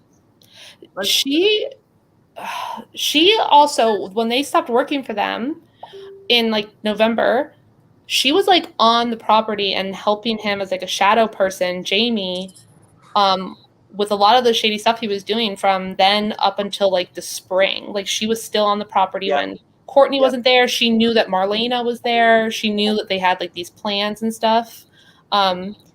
And I don't know what her deal is. I think she has some sort of weird political leanings. But I still think about Sarah that night and how Sarah got Drunk? so nasty. She like asked Kelly about that. Like I didn't know that Wasn't she lawyers drunk? acted like she was drunk, and I didn't know that lawyers acted like that. Like, you know, talking about the other side. Like, Well, I didn't know that lawyers nasty. went on YouTube, On YouTube, right? lives on Friday nights, drunk, bashing their clients. The you know. It was insane. And this was right when they were dropping out, and they were lying too. Jamie got up there and she told people, "I know $250,000 seems like a lot, but it's nothing. It's a drop in the bucket. It's gone." And was really saying it was all gone. This was like October, end of October, and later in the depositions, we found out that Sarah was saying that he still had $200,000 in the bank at that time, and like Jamie really pushed the money thing. It was like a fundraising push, and I just thought that was. Unbelievable. I mean, these are educated people. CM421. How come? I just glanced out in the chat. How come ML's parents support all of his BS and delusions? They aren't mentally well either. I think that's where it all stems from. I mean, I 100% believe that that they really they believe him. They believe that. They truly believe everything that he says. SL is obviously, you know, the golden child. You know, I just as Michael's the golden child to them, you know. I mean, we've heard now, obviously, like, no one can truly confirm this, but like, I mean, we've heard some stories about what happened, or, you know, things that supposedly happened when Michael was younger. The swinging. Yeah. Well, I feel like not to mention the fact that, you know, kind of going through the process, and, you know, that some of the things that people were finding out, some of the things that Squishy, you know, was able to find out. John Long is I believe that John Long is involved in some pretty like money laundering. He has multiple businesses. I mean, there's just so many. I mean, like DBAs. I mean, you wouldn't even believe the level of like financial, you know, he had his hands in so many different things, and all these like such and such contracting and such and such contracting. And I've always been, and I still to this day believe that, I don't know. I mean, maybe not, because they wouldn't be trying to steal money, but like, I believe that, I don't know. I just feel like maybe that at some point they could have been using those businesses. I don't know. But I think he's just bad with money. I think that he had, you know, they had a business. Who, John? John and Jeannie, they'd had a business out in Arizona, like right before that retirement age, and then you've seen all the businesses that's listed, right. But then he had a like now. bankruptcy because basically they did a thing where it was like a buying and selling type thing, you know, and they had bought, but they didn't have the right. They were basically in the red really bad, and they had to completely liquidate and lose their company, and it was bad business, like just being like not. I don't mean bad as in like criminal, but like, you know, just being bad at business. And then so they lost all their money. He had to file for bankruptcy when he was like 65, 68, which is pretty tough. And then he tried to start other businesses because he does like little crafts and things. And I think he's like Mike, who also cannot manage his money, always has like these different ventures. I think Mike and John have a very similar personality, and Jeannie is submissive. And, you know, he's basically an only child because while he has those half siblings, they were raised by their mom in a different state. Yeah. Well, I mean, to my knowledge, he still has, you know, I mean, he's still listed on quite a few businesses, and you know, when and you know, like his business partners were like owned a house in like the neighborhood where he was spotted. I mean, there was a lot of shady shit that was going. I'm sure they're shady. I just don't feel like they're very confident people. You know, like the people who are like always trying to do things, but they kind of. Yeah, I thought Georgia. I thought you were going to go full Brooks on me, and tell me that he was a Branch Davidian, and is trying to start like some procreation cult. Because I've heard that one too. Like really, to try to convince me that he's a Branch Davidian. She was so sure. I'm like, okay. Oh my gosh. Oh, this stuff. I forget. There's so much crazy stuff in this thing that I forget it and remember it. But I mean, I know, like, we know for a fact that the IRS is involved. Do we? Absolutely. Whoa. Yes. I did not know that. Oh, yeah. Oh. Yes. Yikes. Yep. Where's our accountant? We had our feline accountant up here, but now she's gone. Well, thanks to her. I mean, no, I'm not saying like not necessarily thanks to her that they got involved, but you know, yeah. Yeah. Well, there's certain things that weird. Like the guy. Yeah, we know that they were involved. Yeah. See, some people have gotten, were involved with the feds when this all went down, and some of us were not. And so, like, some people know all this cool, top secret federal information that one day I guess we'll maybe find out in the tell-all book, but not until then. I'm changing my name and going into witness protection program. Yeah. I do gotta say this though. I do gotta say this though. Squish did a lot. I mean, she did a lot. Not to discredit anybody else from doing stuff, but she did a lot. You know what I mean? Anything that she helped Kelly tremendously. So did Georgia, and I know she got a lot of slack for the shit, but both of them had very good intentions. They just didn't make it clear for everyone to know about what was going on. Well, I mean, I appreciate that. And I mean, but at the end of the day. Well, you had your fuck ups. I'm just talking about for Kelly, because you did a really good job. I mean, you really did. You had her best interest at heart. Really, you did. Oh, yeah. Well, I did. Yeah, we did. I think we all did. But yeah, I mean, there was a lot of stuff that you guys didn't have to share, that you guys didn't have to, you know what I'm saying, that you guys did, to make sure that the kids got home safely. I appreciate that shit. You know what I mean? Well, I can say this for Squishy. There was a time where she was not getting a lot of sleep, and the FBI would be very lucky to have her. If she wasn't, maybe she can join that. What is the FBI equivalent in Canada? What is it called? Like the Canadian Bureau of Investigation or something? I don't know. I know that they have the Mounties. I know they're the Royal Mounted Police. Yeah, but she's been reported to them way too many times, so I'm sure that they wouldn't want her. Oh no, that's terrible. Yeah. Why? Oh, because she was kidding. I'm serious. People do report, like, we have crazy people who call police on her. She's so cool. No. But like, she's not like gotten in trouble with them though. Just like, crazy people on the internet who get mad at, get mad and they call everybody and make false police reports and stuff. Yeah, I don't know if you remember Crazy Penguin, but Crazy Penguin called the Canadian police on her. And CPS on her, yeah. And CPS on her, yeah. Oh, yeah, we were talking about it the other day. We don't even have to get into all that crap again. But yes, in my live stream, her name got brought. Her name goes around. This penguin person. Who is this person? Yes. It's better to not. I thought penguins were nice. I don't know. I'm joking. We've been kind of penguin free here for a while. It's been good. But I don't know if you remember though.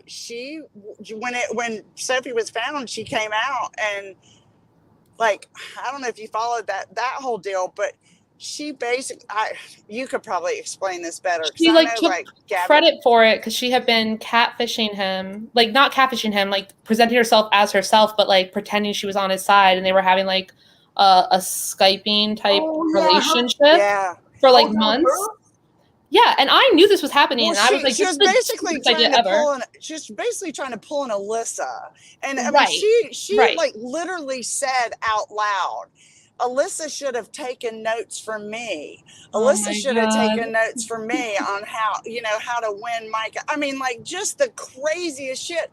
And then she apparently hatched this plan to have, she wanted to convince Mike along, and she like went and told everybody. And then she thought everybody, that she convinced Michael to fall in love with her, and she wanted him. She really believed that the best thing for that child, for SL, was for him to drive to Maryland and meet her at the Maryland Zoo or Johns Hopkins under the pretense. Now, correct me if I'm wrong. Under the pretense that like they were just going to have a fun day at the zoo, but then when they got there, okay, I'm sorry, go on. When they got there, she was going to like she wanted to take her to Johns Hopkins. Because it was the best place in the country for her to get treatment, and Penguin was determined that she was going to see that treatment through. Forget that she had a mom. Forget that we knew like ain't no damn way Michael Long was ever going to drive across the country, Maryland, to Maryland to meet her. I mean, he didn't even have the money to drive to the store to get cigarettes, and he just. I mean, it was just this whole crazy plan. And then she was like mad at everybody. She was like accusing people of preventing her from saving Sophie SL earlier than she would have. I mean, it was just so bizarre. And then she was talking about how she got the marshals to like meet him at the border, and she was just responsible for all of this, and it was just crazy. And of course then she like ended up doxing the U.S. Marshal, which is never she got to talk to a U.S. Marshal. Not me, but Georgia got to talk to U.S. Marshal and Penguin. They're very special. I know the marshal that she talked to, because when you call into the like so I think what was happening was that people that were calling it, people that like initially, like, it's not like she picked up the phone and said 1-800 U.S. Marshal. I think she like called into the, the Arizona, the police, where he was or whatever. And there was somebody there.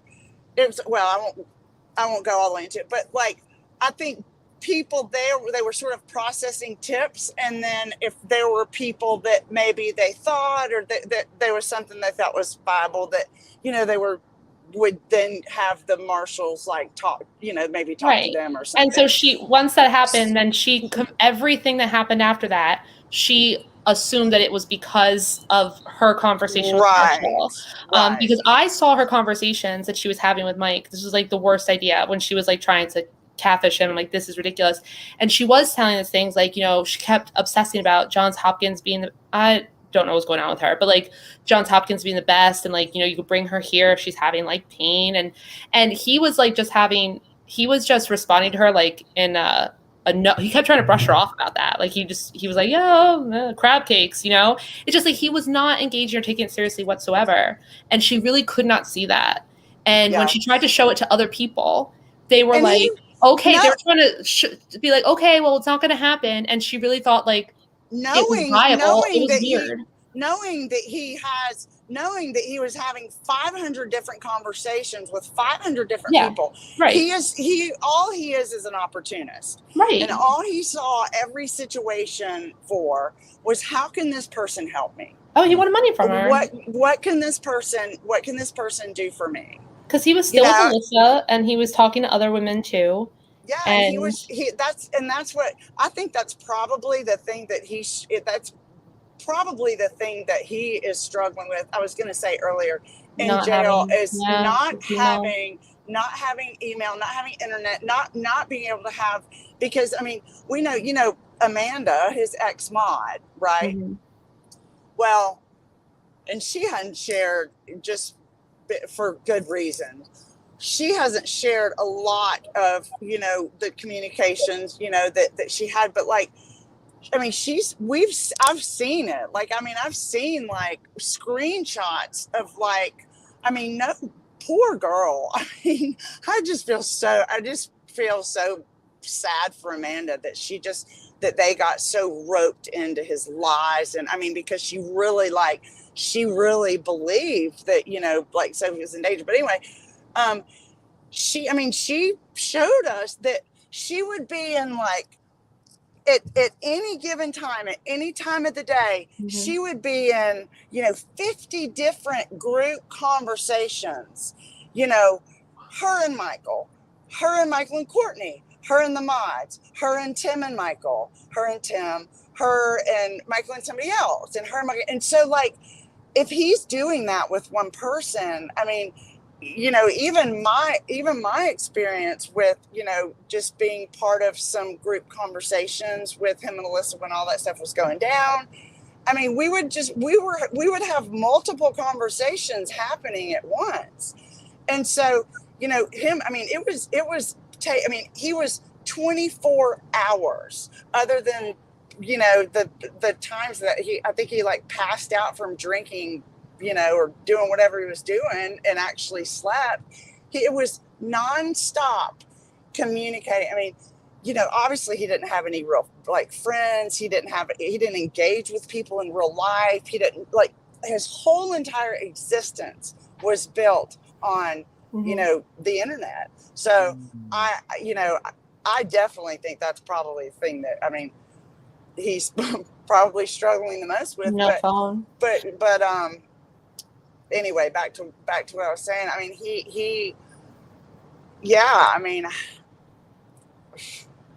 well, they would have things Penguin just thinking that, you know, she was it.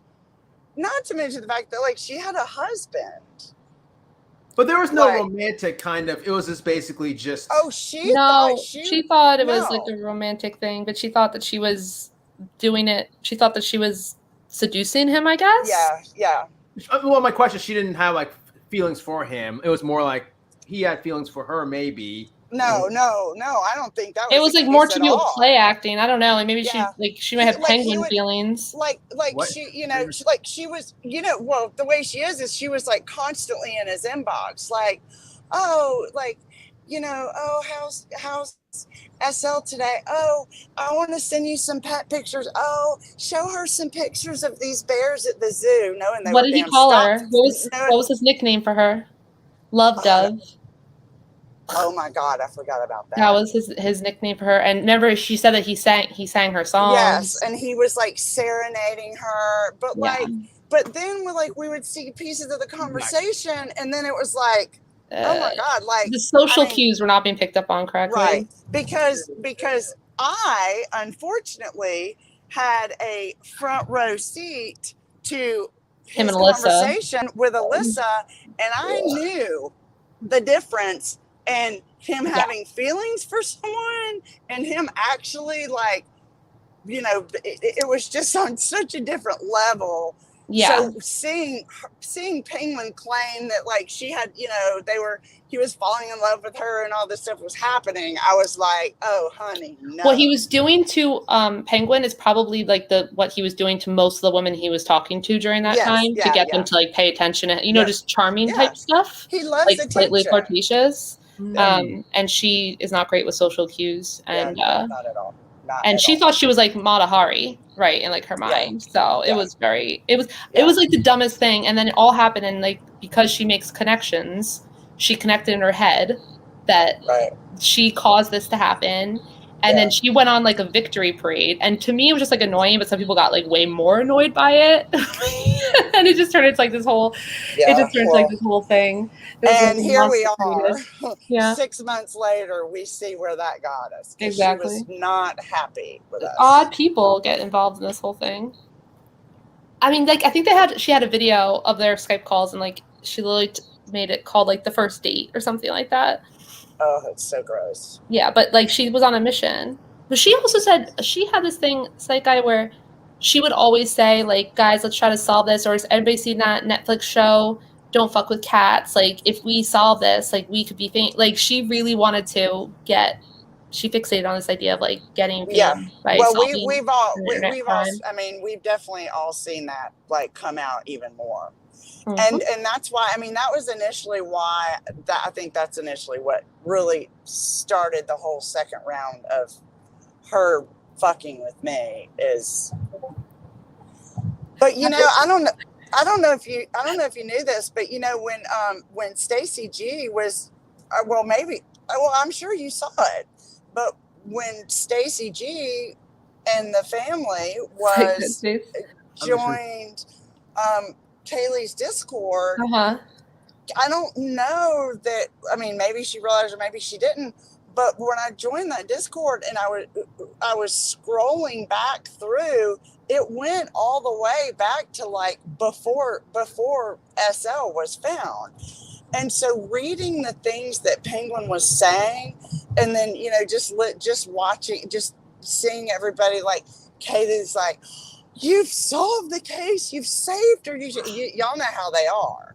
You know, everybody was just like worshiping her and like, oh, we can't believe you've done this. And, you know, don't let them take your fame away. Don't let them take your fame away. And she was just very vocal about how angry she was, you know, at us because we defamed her. And it was like she doesn't react to things she just interprets things very incorrectly. And she gets in very black and white thinking. Yes, and you know, I don't know anything about Penguin, and no disrespect to her, but keep it that way. This Penguin kind of seems a little fascinating. She reminds me of, and I'm not here to go ahead.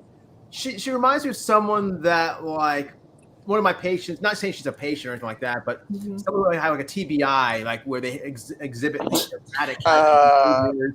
This is one of the situations where Psych Guy pretends that he doesn't know something. He does know something, right? No. TBI, they exhibit like these erratic. Are you trolling us? Is that seriously just like your general observation about the situation? No, seriously. You know, I also know neurology because psychiatry and neurology are very, very similar to one another. But TBI.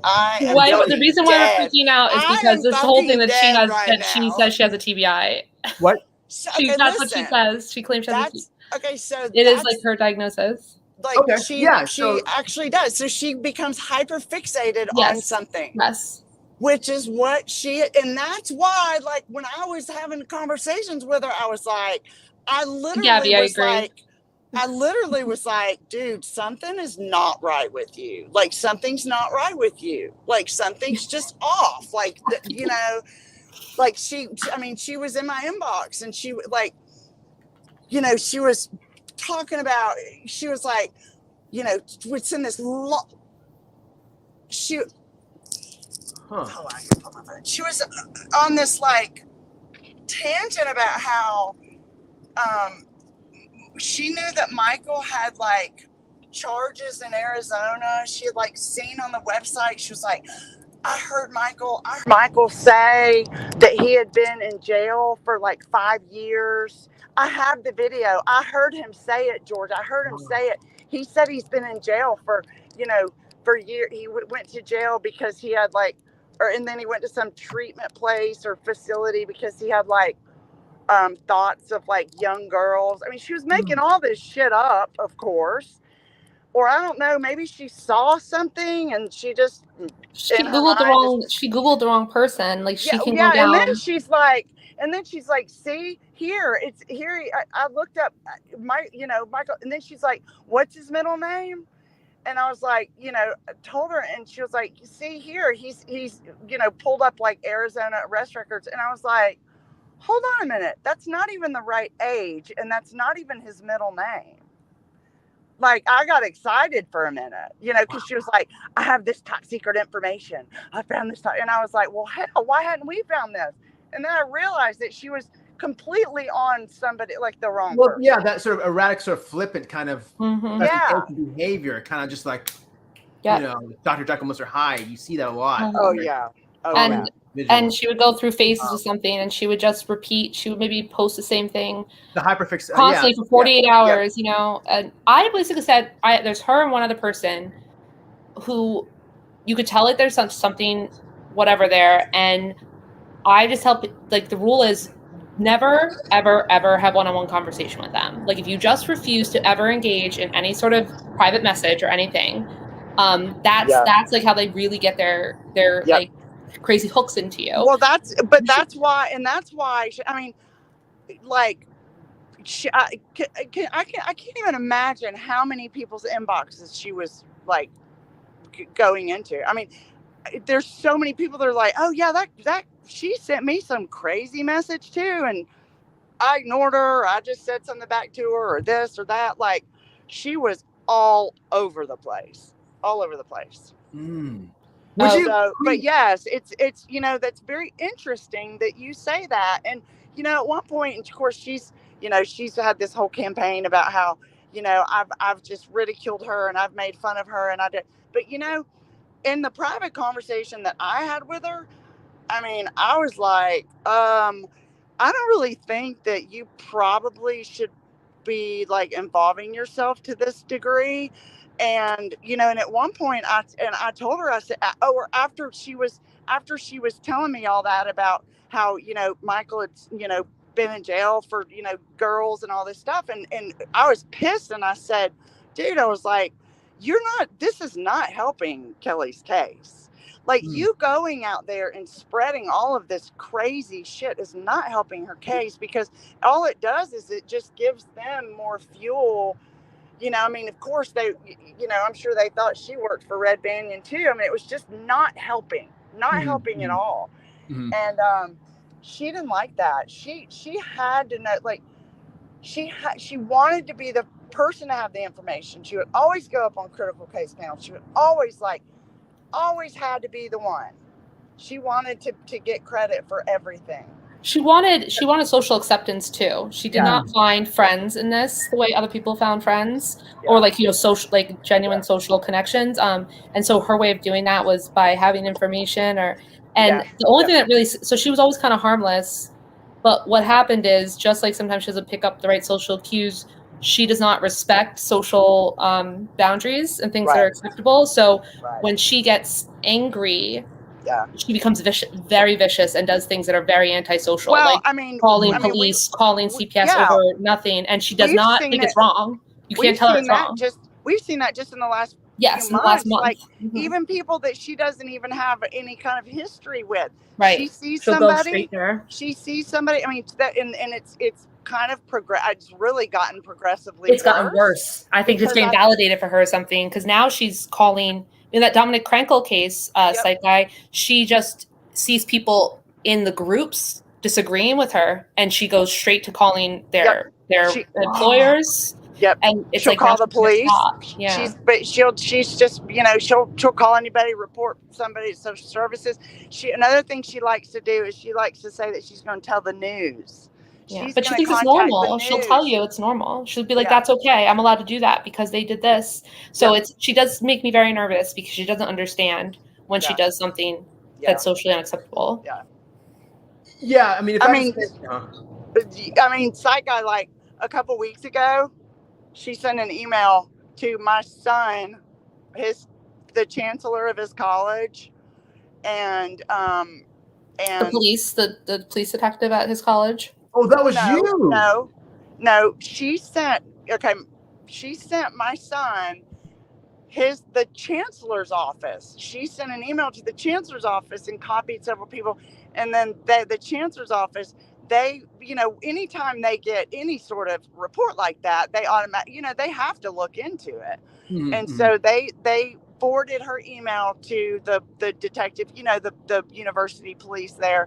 And then, but the crazy thing about it is, well, she's been threatening to do it for months, and anytime she would threaten to do it, it would always be for like a different reason. Like, one time she was gonna like send them videos of me she got from an ex-boyfriend of a domestic situation, and she was gonna she kept saying, this was not that long ago, actually a few months ago, and she was saying, how do you think your son's college is going to think about his mother? What do you think they're going to think about his mother? Like, that has absolutely nothing to do with a over 18. I mean, he's an adult. Like, something that happened in my life 4 years ago on like a 30-second video of somebody being mean to me. And then it has nothing to do with my son's education. And she was bound, and I'm telling you, she's bound and damn determined that she was good, because she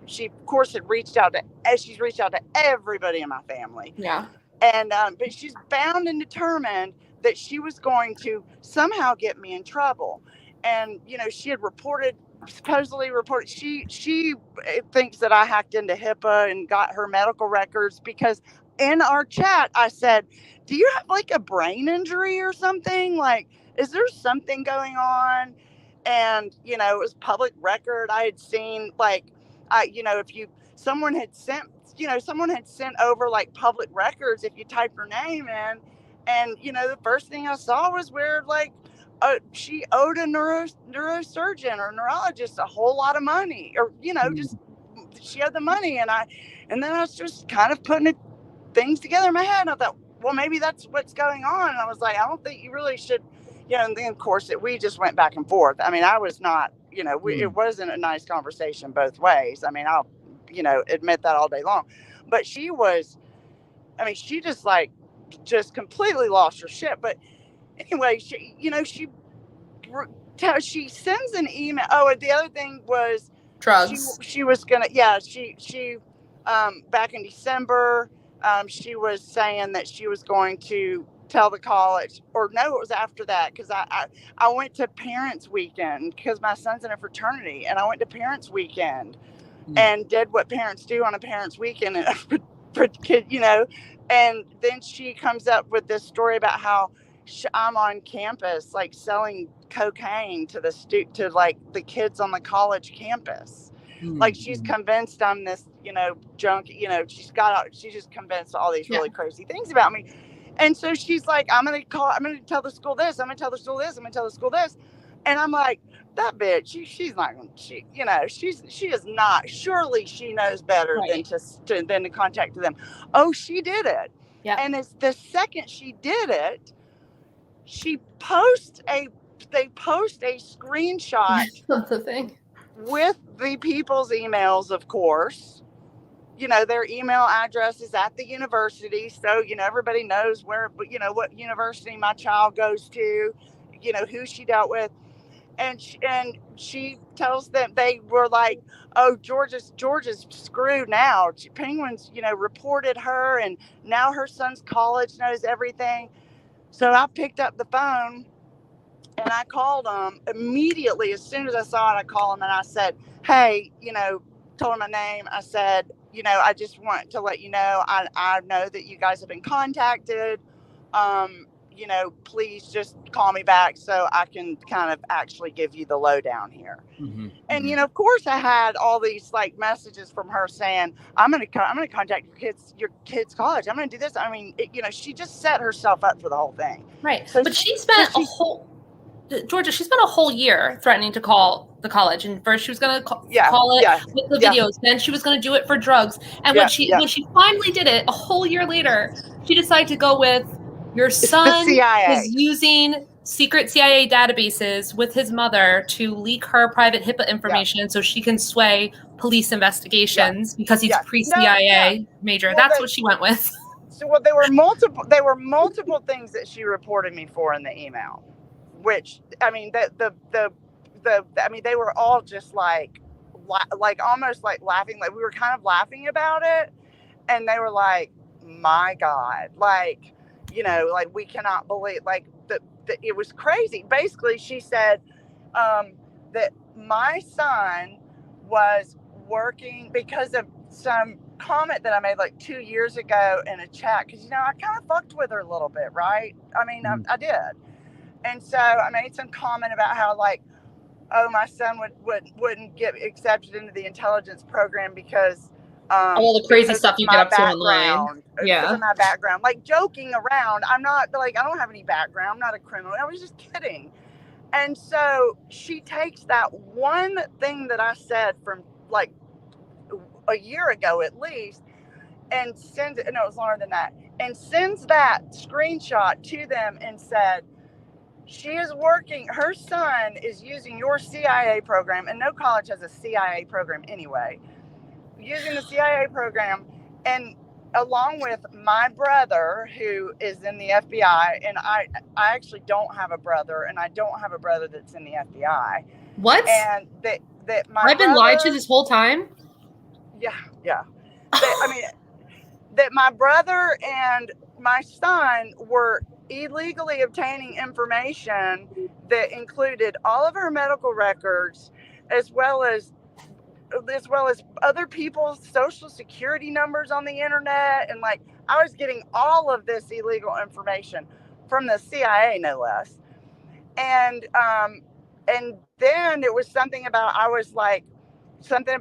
had like a bunch of kids' pictures in my phone. I was like sexualizing her kid. I mean, just really untrue and just crazy accusations. And so, needless to say, I mean, they were very concerned about, of course, I, talked to the detective, and they had to involve my son in it. They had to tell him.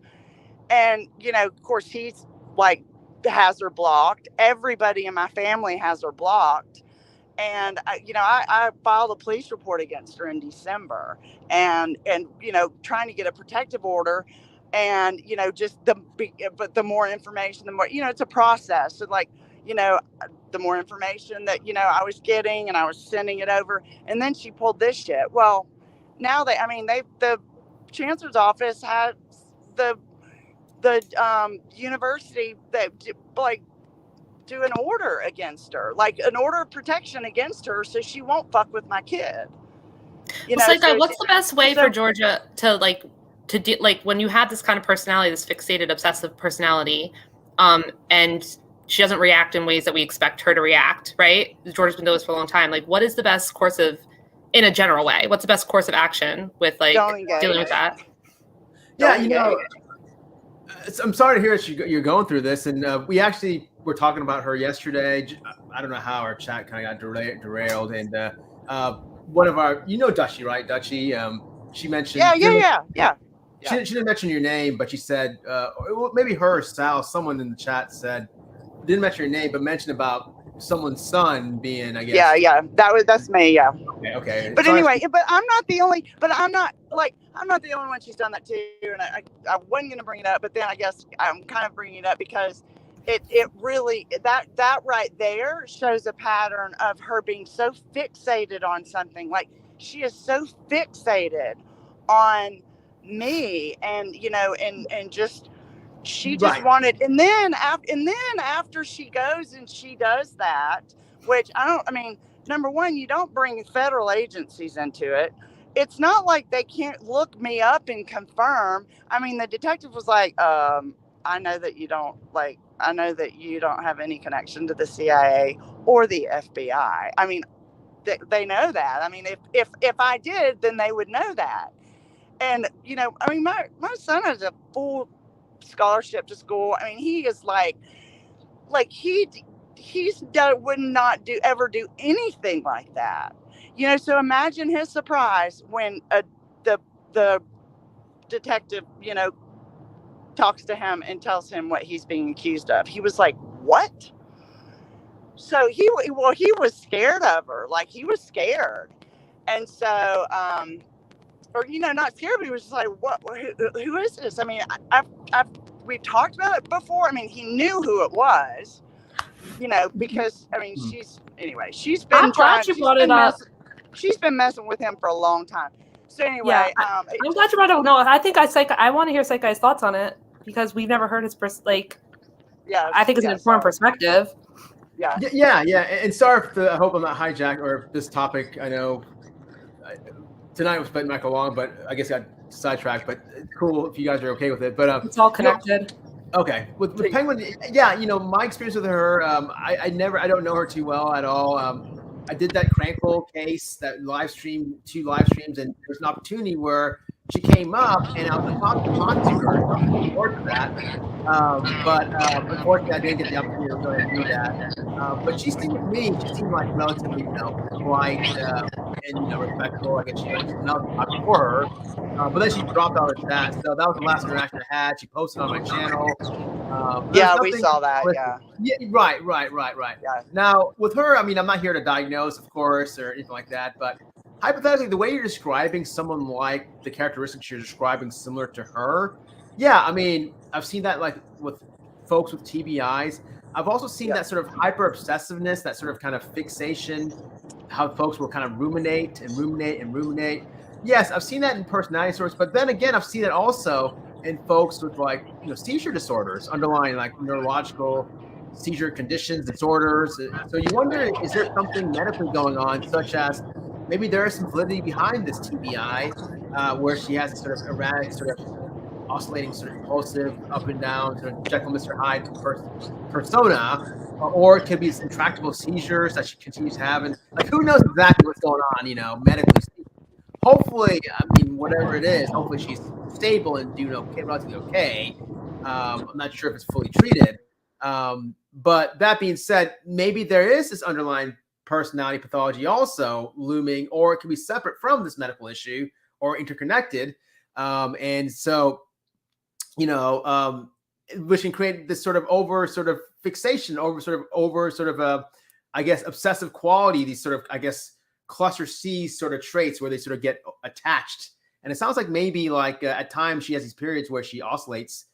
Again, the way you're describing her, I don't know her, but we'll sort of kind of get fixated on certain individuals, and the need to constantly also have this sort of justification and validation in their efforts. So my guess that probably, again, not diagnosing her and saying that this happens with her, but just the way you're describing it, and people similar and folks that I've dealt with, they constantly have to always sort of get the last word in, or they have to go ahead and a lot of times they don't understand social cues and proper social reciprocity and, and dynamics involved with that.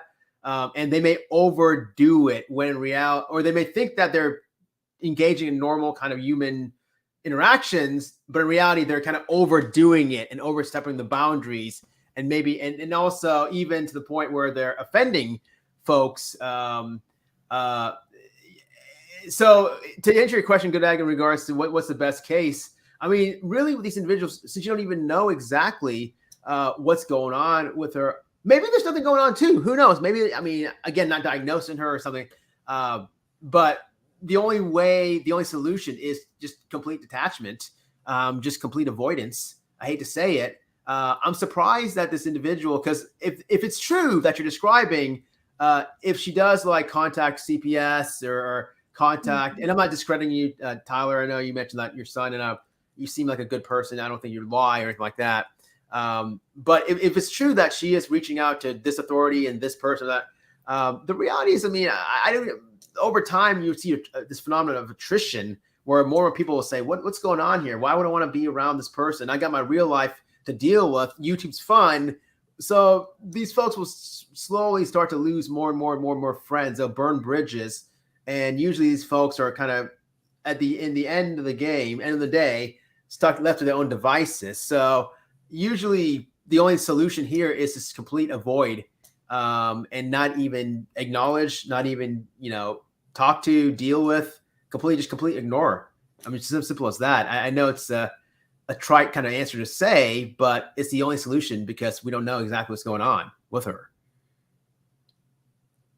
I think you're right. And I just think that, I think you're right about the thing about her. Eventually she kind of like peters out, because that was what was kind of happening. She was getting really intense and doing lots of really aggressive things. And she then just got really quiet, because even when she would start, go into more places and like going on more panels, she does have a hard time making like those genuine social connections. Yes. But then she gets validated. I feel like online, sometimes antisocial behavior can be validated and reinforced. And if you're not good with social cues, you're going to take that reinforcement and think that it's okay. And she get like, Georgia will tell you, like there's certain people who can come in and rile her up. Like they could come in and press buttons that they want to get her to be like mad at Georgia, or they want her to like, go scorched earth on somebody. She's very easily manipulated in that way, but she's not easy to stop once she started. So it's like, it's kind of a mess, but she's been quite quiet, right? But I guess she's been kind of awful with the Dominic Krenkel thing. I know that. I haven't been as involved in it as poor like Georgia and Squishy have. But they've kind of gone like full Michael Long army, Dominic Strong thing and everything. It's a little upsetting. Despite I heard yesterday that well, I will be the first to admit, you know, that like I mean, I should have disengaged. I mean, I really should have disengaged. You didn't know. you And yeah. I, you know, and yeah, you know, like, I mean, did I fuck with her a little bit? Yeah, you know, gosh, but A little bit, girl. Hell no. You look, and that's why she hated you so much, because you could, trip her trigger with 1 or 2 words. That's all it took. But I get what Georgia was. It's in the beginning when she's like a gullible, like that's how I like to troll people too. Like people don't even realize you're trolling them. Like they're so ridiculous that you can just say ridiculous things to them, and they're reacting to you completely unironically. Yeah, that's like that's a great troll. And Georgia didn't know that, like, 6 months down the road, she's going to be repeating this thing. Well, you said that you and Michael Long were undercover agents with the CIA, and now I believe it, so there was no way to kind of anticipate that. Like, she was trying to deflect it with humor and was trolling her pretty bad. And she just takes everything so literally. Yeah, and like even like 1 or 2 little words, they'll hyper perceive it as if it's like something way blown out of proportion, and so it's very dangerous. It's a very dangerous situation to be in. That's why, I mean, I look at trolls. Not saying she's a troll. I'm not labeling her as a troll or anything like that. But I guess the behaviors you're describing are kind of, I guess, troll-like. I look like a troll. I identify a troll as like a bully. And with what do you do with bullies? The solution is ignore them. Otherwise, if you just go ahead and even give a little bit type of attention, it's just going to continue. You're not going to win anything. It's just going to be more of a mess for you. And so, yeah, they're so fragile also, those folks. And especially if it's true, so it is confirmed you think she'd have a TBI or? Well, she, and honestly, this is also things that she does in her personal life. So, there's definitely a pattern. She says it, but the thing is, it was brought up originally by Georgia. Like, do you have an injury to your brain? And then she started disclosing that she did, and it was from a domestic violence thing. So, like, it is fine to say it because that's her personal thing that's been disclosed. But, like, I have no idea, like, what was real with her. Yeah. And who's going to actually bother to actually... Right, yeah. Oh, geez. Will you mute real fast when you're not chatting? Because it sounds like there's a big fan, like a fan blowing in the wind or something. There's like... Damn it, I'm sorry. Yeah, and who knows exactly if it's true she has it or not. Interesting though. I don't know. Those folks. I have a feeling that probably over time it's just going to be like more and more. Maybe she'll at the very end have a smart core group. Maybe probably happen right now where it's a core group of folks still sticking by her. But if it continues with the whole doxing and playing real life. Well, see, and that's the thing with the one from Britain, the British one that I got into it with. I left it alone and I said, disengage, don't say nothing, don't say nothing, don't say nothing, don't talk to her, don't say nothing, don't respond, don't react. We did that for months. Damn near a year, and we finally, I had enough of her shit. So that's when that's why you started hearing me say stuff when you were like, I have no idea what's going on. I'd had enough. You know what I mean? I'd had enough. So wait, let me ask you this, Queen. So you ignore, you're ignoring her, but that person just kept talking about you and just kind of trying to engage with you? Well, yeah, we kind of went back and forth, but anytime anybody pissed her off, and it didn't matter if I had anything to do with it anyways, I'd be doxxed or I'd be talked shit about, or you know what I'm saying? Like, it didn't matter what I did. Or if she got mad at me, she would talk shit about like Nana, or you know what I'm saying, somebody that I was close to, Cappy, or just to get a rise out of me. So like she posted a kid on her community tab and then turned around and bitched about this kid being on their video for months, but she had the same kid's picture on her community tab, and the woman's like, please take my kid's picture off, please stop speaking about me, please stop talking about my child. And she still continued to do so. Like, I had my fill. I'd had enough of dealing with her shit. I dealt with her shit for a really long time, and I'd had enough. It's so funny because they're so different, the Penguin and Callie, because like Callie, she is not like Penguin at all. She picks up all the social cues, and she truly likes to play social games, YouTube politics, like it's chess. Like she will like wake up and be like, how can I like on purpose, like how can I set into motion some crazy fallout or rivalry between these people? And she will actively do it. And then you have Penguin who just kind of like will do whatever, you know, like she just is looking for approval or whatever and doesn't really understand what's okay and not okay. Like when Callie crosses the line, like she did not, like she understands, right? And she's like, she's going to create conflict on purpose. They're such separate people. There's some people in this world that just love chaos. They thrive on chaos. So maybe that's their MO. Again, Yeah, I don't know these she'll folks. she'll say that. She's like, you know, she'll tell people like, this is YouTube, like this is YouTube politics. Like, yeah, you know, she will start things to start things. And I feel like she's kind of, transparent about it, you know? And I love it. Like, I love watching those, like my gypsy wedding and stuff like that. And I think that, you know, because in their culture, they are taught to stand up for themselves and to be, you know, have a mouth and to fight and stuff like that. Like that is their culture. That is how they are raised. Seriously. Like she's, you know what I mean? That's just how it is. And that's how it's always been. And I think that's just like in her blood that she's going to stand up for herself. If she feels like you're disrespecting her, she's going to say shit. Or if you upset her, she's going to take it out on everybody around you. You know what I mean? If she can't hurt you, she's going to find somebody that she can. You know what I mean? It's just like I said, it's just like, I feel like she thrives on that shit. That's just what it is. Man. Whatever happened to coming on YouTube and having fun? You know, I mean, that's why I come on. I know. I love to come in here and I'm a weed toker, so I like coming and smoking, and hanging out, and laughing, and you know, chit chatting with y'all, and yeah, that's my favorite time. It just seems like the way you're describing these two people, it's just too much energy to invest. Like, oh, we got to plan out this, and how we're gonna go ahead and create this.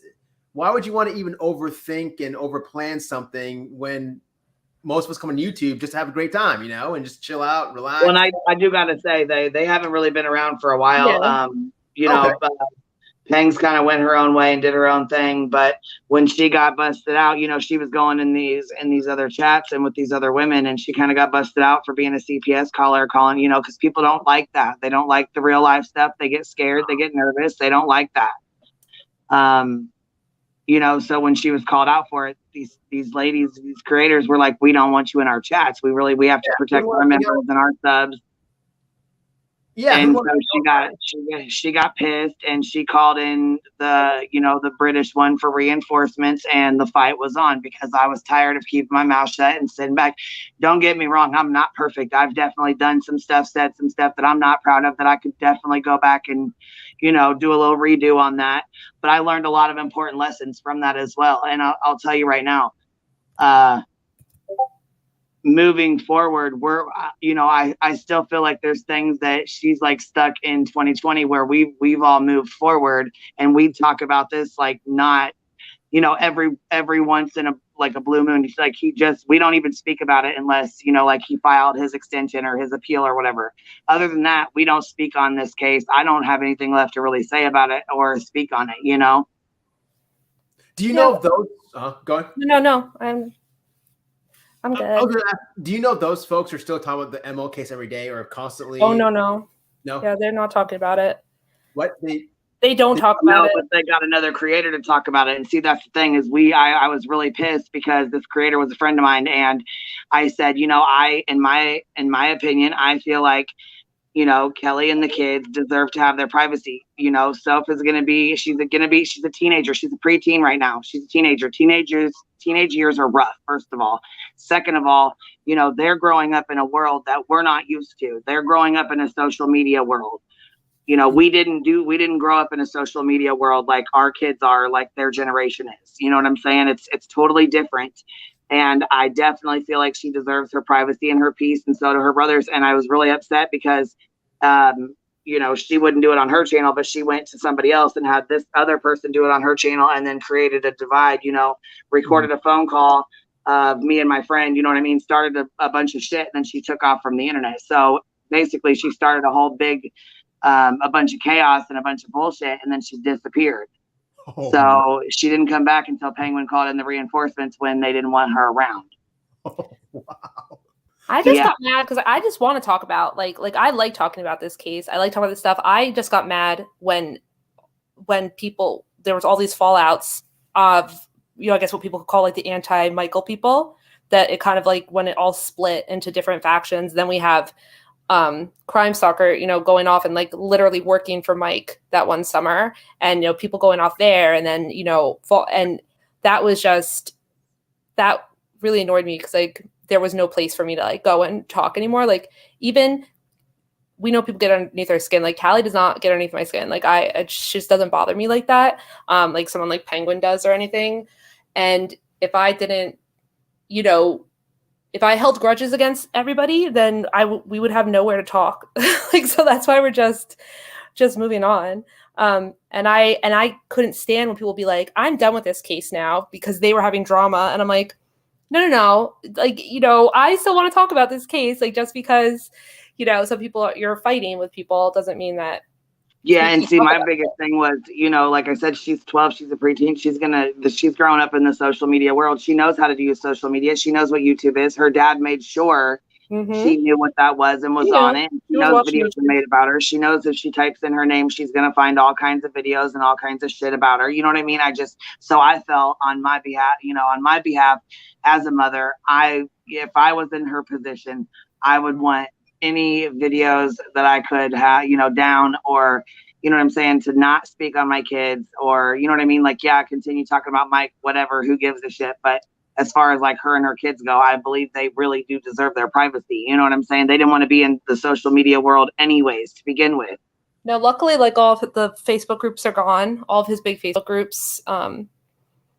Like, are they good? Good. Well, I didn't even know. the original one. See, his original one that got banned from Facebook, that was the only one. That was at 350,000 or 330,000, and he never got back there. I mean, he like got right back to 60, right? And he stayed there. But that one group that Facebook shut down, which is like amazing that they did that.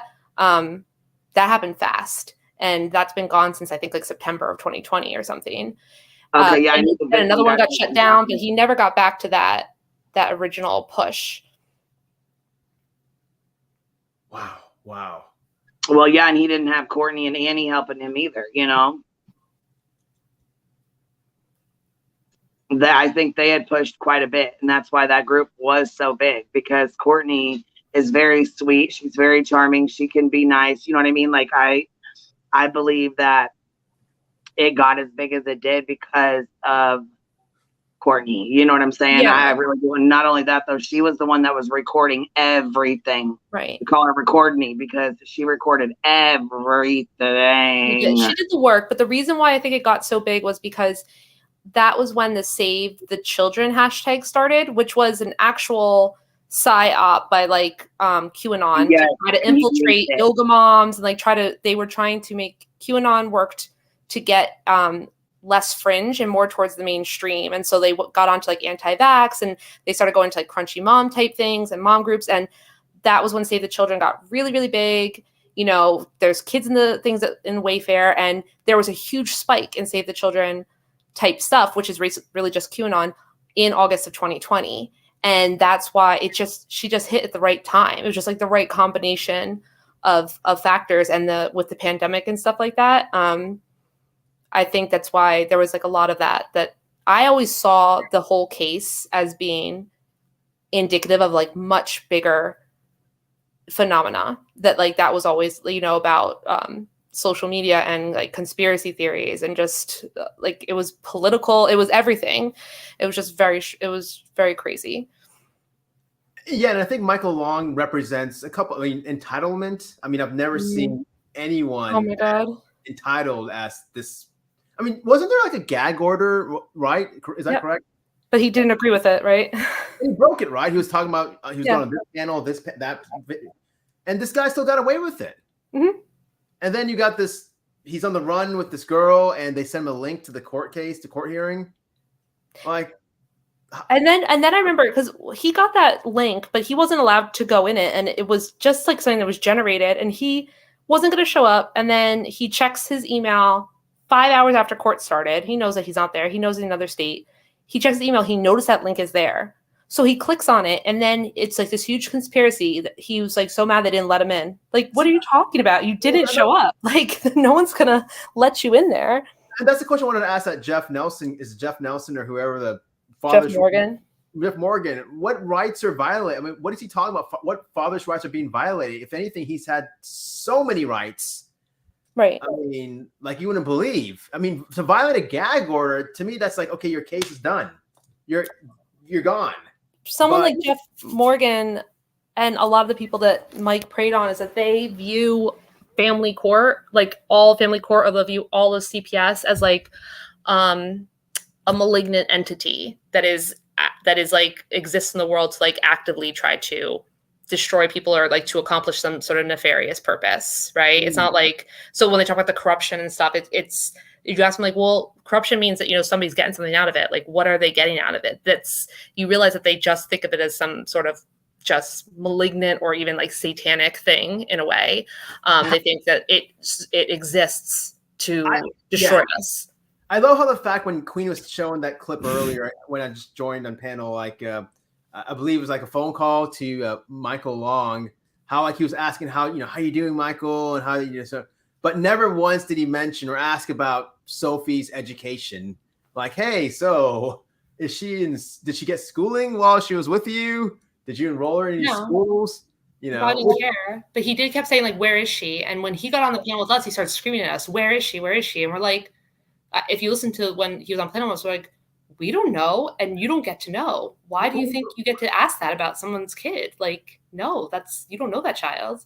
Right. And which, by the way, he was committed an educational neglect if he didn't enroll her in any sort of schooling or any sort of program, which I don't think he had any sort of did he have programming for her? No, I think he had to do some sort of bullshit. Okay, so it's like homeschool, but they weren't doing it really. Oh my God. Like I think Georgia will say like they stayed up all one night and they stayed up all night doing the entire 4th grade work or something for her, so they could get it completed. So yeah, so I think that dynamic of entitlement, he represents just classic entitlement that I don't know about you guys, but I completely detest. I remember when I was growing up in high school, like I didn't like the folks that were privileged, that had all the money, that were the preps, and the popular kids. I kind of like, I didn't like that.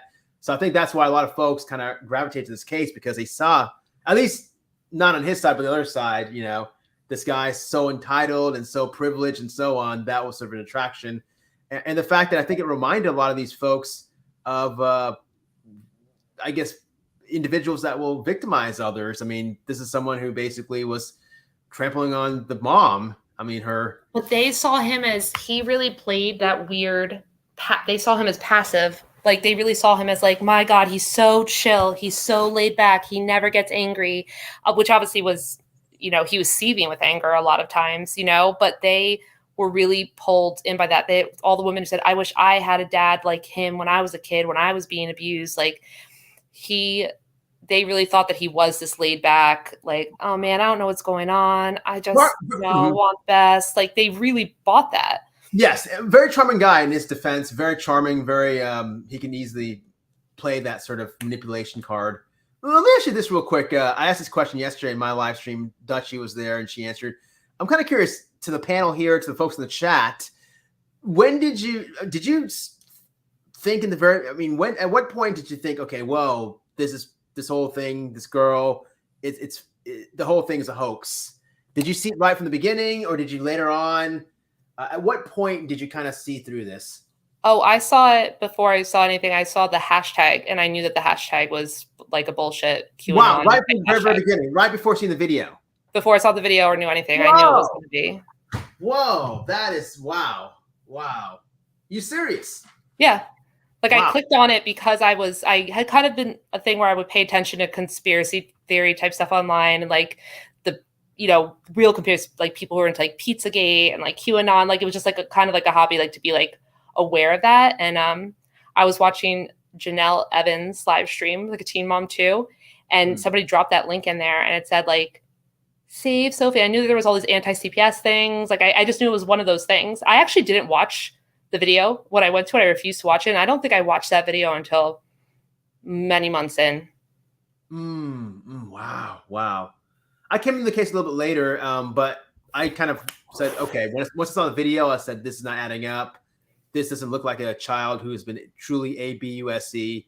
The fact that she would kind of just like in the car, she would scream a little bit, then stop, and then scream a little bit. She didn't protest as much as someone who truly had, ABUSC. But wow, the hashtag, that's very, very early. That's really impressive. I think most people, though, I see Savvy said hotel. I think most people probably Hotel. the hotel Yep. is right there. There's no proof, no video proof at all. To me, I thought that should have been everyone should have woken up, right when that hotel thing came out. If not that whole when he threw the kids, his two sons under the bus, I thought that was like, okay, for sure, everyone should.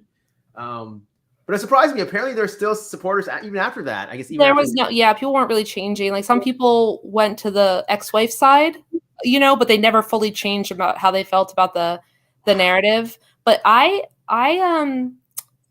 also thought people, when I finally saw the video, it was weird to me. I don't know if this is because I also work with kids who aren't just my kids, but when people are acting like that kids couldn't act like that, like that's never normal. I thought that was weird. I'm like, kids do, not all kids, but like that's nothing about her behavior was so crazy or distressful. Like I've seen kids have meltdowns like that before.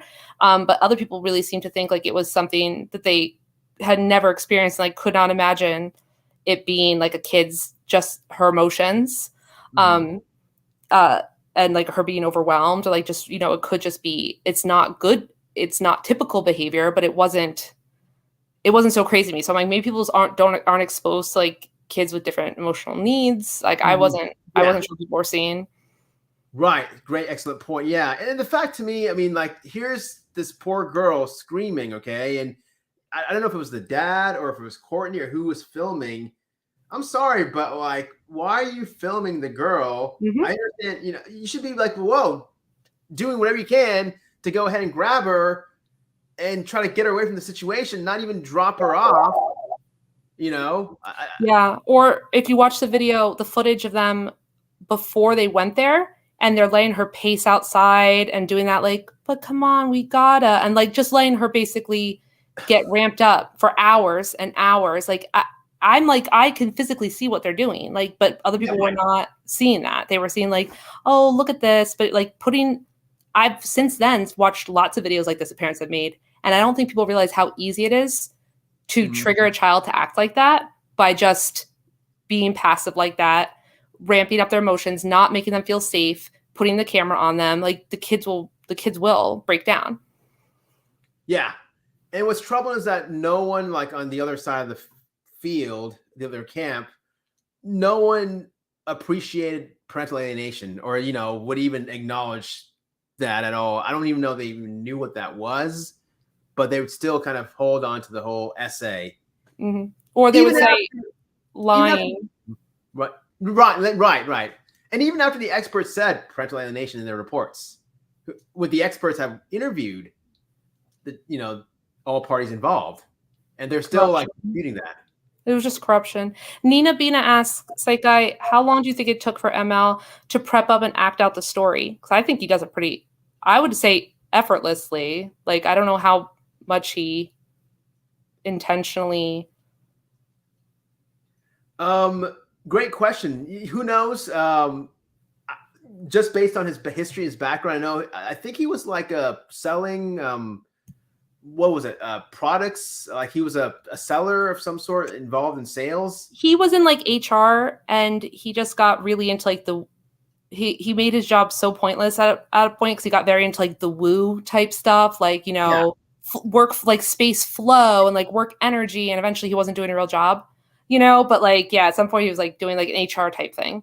Yeah. I thought I saw a video clip also of him like many years ago where he was like like the HR stuff, but he presented really well. Like he was very polished, and I don't know if he was hawking a product or whatever, selling a product or not, but he was doing like presentations and stuff. Yeah. So with that background, I mean, it doesn't have to take too long. I'm not sure exactly a time frame. I would guess probably maybe a couple months if I had to take a guess, just based on his history and his background. That's what I would say, but I don't know for sure. I mean, who knows? I feel like I've seen other cases of this where it's not the dad, I've seen it with the dad too, but I've seen like basically this exact same case with the fake essay accusations that they allow to go on for years, and it becomes insane. And I've seen it with the moms, and I sometimes think that I do think they are dishonest. The moms are often dishonest, and I think they have personality disorders. I think that they do believe it. Mm-hmm. You think like he always made it seem like he never even tried to say like he fully believed it, but he was like allowing it to be like, we got to look into it. But I always wondered how much of this was a full-on lie. Like in my head, I know that this is a complete lie and I'm making it up, and not just overreacting to things or like allowing things to using things like regular things that don't mean anything, like giving them this meaning. I don't know. I never really got the feeling like, was he really fully lying about it? Like, yeah. I mean, the big question is like, just based on his, I guess, his psychological evaluation. I haven't looked at it or read it, but I mean, if it did say that he has bipolar, and narcissistic personality disorder and whatnot, you're absolutely right. I mean, what is reality? What is his distortions of reality? So who knows exactly how much of this is sort of right actively planned, or how much of this is actually part of his delusions. Right, because they said he had a possible delusional thought disorder. That was the only thing that was like possible. So yeah, like I do think he like buys into his, like I do think he's a narcissist, and I do think that he does things on purpose to hurt people. But I think that he became like, I do think he's actually delusional as well. But I always wondered about how I felt like there was a shared delusion happening, because I felt like he was pulling other, like with his ex-wife, the stepmom, like that seemed like some sort of shared delusion. Like I think she really believed it too, possibly. Could be highly unlikely. Those are rare. You're talking about folio D, shared delusional disorder. It's more of, I guess, just personality with personality kind of just working on together, one and two. More than likely cluster B connected with cluster C, if I not diagnosed anyone, not saying Courtney had cluster C or like that, but potential, just sort of dependency type traits, to be dependent on this guy who is very influential and very charming and so on. You see so many folks just kind of enabling and that sort of behavior and latching onto that. But you never know, though. I mean, it could be a fully a shared delusion, but probably highly unlikely. But yeah, no, it's he's an interesting, and that's another thing also with his. If again, I'm just going on the psychological report. I haven't read it, but if it does say bipolar and narcissistic personality, which I think a lot of the narcissism could be underneath the bipolar disorder, but nonetheless, I mean, if he did go untreated, then I kind of have a little element of sympathy also. Not taking Mike's side here, but then again, I mean, this guy is probably not treated properly. Yes, I think a lot of it could be his fault and his parents' fault also, and his family's fault. But here he is with untreated mental illness. So hey, this is what we're gonna expect. We're gonna expect a lot of this sort of chaos that has ensued in this case.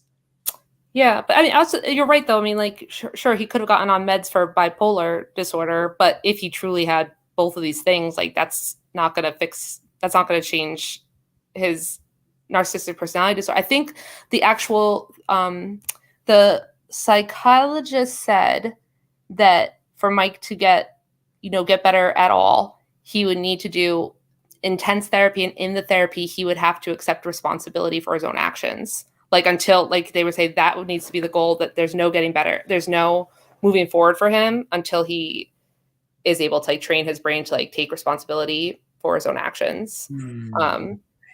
So.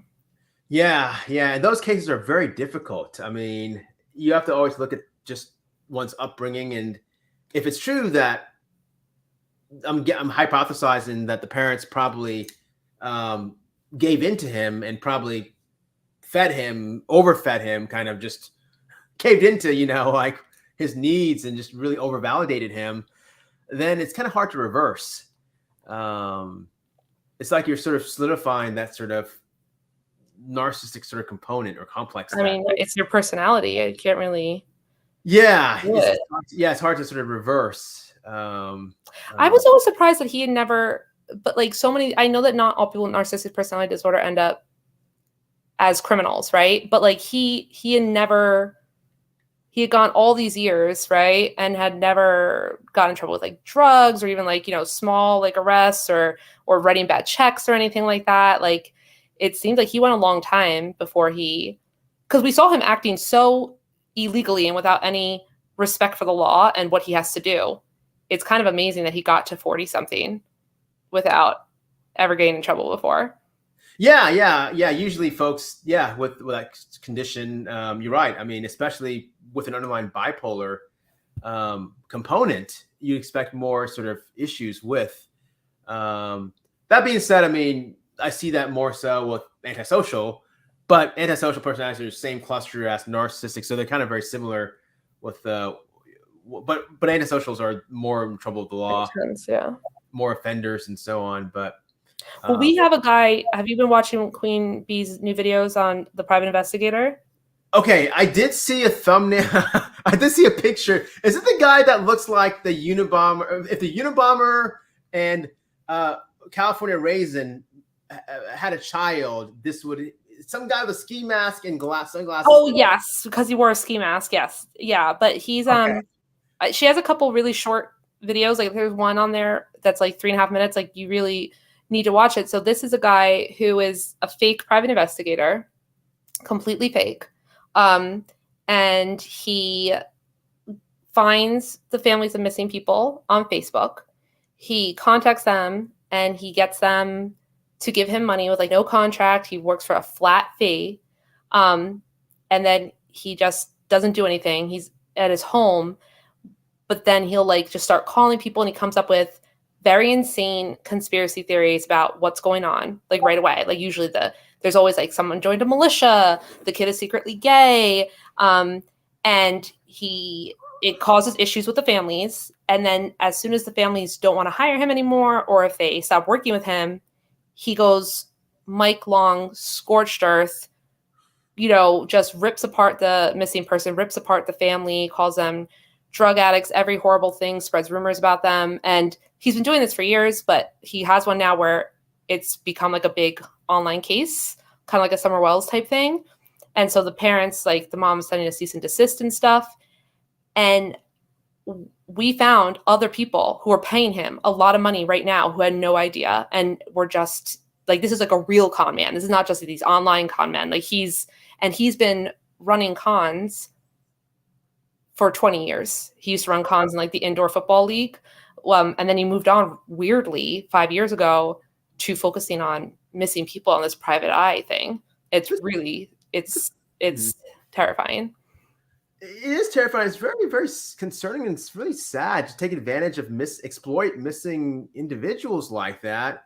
Someone really needs to. I'm not for going real life, but this is an example where I think someone needs to go real life and report to the SEC, Securities and Exchange Commission, and report these shenanigans this guy is doing. I mean, to go ahead and just, it seems like almost hold family hostage. I mean, take their money. Oh, he is. And it is real life though, because this is like, he's advertising a real world service and taking people's real world, like people are dropping. I mean, yesterday we saw a woman who just from watching Queen's channel realized that she had given a scam artist $4,000 like 2 weeks ago. And he had told her, don't do anything for 2 weeks. And so they've been sitting on their hands. Their son is missing. Their son's been missing for like over a month. And he's fallen out. He just says what he's doing to the mother of the missing young man out in Idaho right now. And these are on big channels that are following him like a rabid pack of animals. It is just as bad and nasty as what was being said and done to Kelly at like the peak of it. Yeah, because she didn't want to work with him anymore. He's gone insane. This is going to be totally just like off the cuff or whatever and interruptive. And I'm sorry because I'm really enjoying our conversation. No, go ahead, that girl. But I figured I will never get this opportunity again. So while Psych Guy is on the panel, you absolutely probably do not remember me, but I used to, God, I hate to even say this, but I used to mod for a creator that came after you really hard a year or more actually ago, after you had a seedy individual named Truthy on your panel. And a lot of things were said and done to you. I had some things to say, but mine were very tame compared, because I'm just not rude. But some of the people that I was close with at the time said some really gross things to you. And I just wanted to take a moment to apologize to you for all that, because it was undeserved. And a lot of people were in their emotions and were very quick to judge. And you didn't deserve that, man. So I just wanted to offer an apology to you. Hey, no. I appreciate that, girl. No, thank you so much for having the courage and actually apologizing. To be honest with you, like back when I came out in the beginning, and I got a lot of hate and so on. And I didn't. Yeah, it was awful. Yeah, to me, it's like, okay, just really just brush it off. And in real life, I have a lot of patience in mind that just really attack, and so all this internet stuff really, I just blow it off and I don't take it personally and something like that. But I really admire your courage, though, of actually coming after so long and apologizing. I wish more folks would kind of have that tenacity to do that. Like I'm talking to some of these creators that were in the Michael Long in the very, very beginning, who were jumping on his coattails and profited by getting all these subscribers. You know, I don't know if you know what I'm talking about, but they just kept getting more and more subscribers. Yes, I know. Yeah, and then they just poof, they disappeared. They just took off, and you know, I modded for a lot of them, regrettably, before I really knew everything. And I think, like you at the time, when you first started discussing it, you had probably as limited knowledge as I did. Yes, and that was a mistake on my part to have that limited knowledge and still be involved. I'm not saying it was on yours, because professionally you were giving your opinion. And just because people didn't like what it was, it didn't make it not valid. And so it wasn't okay to come at you like that, not for anybody to.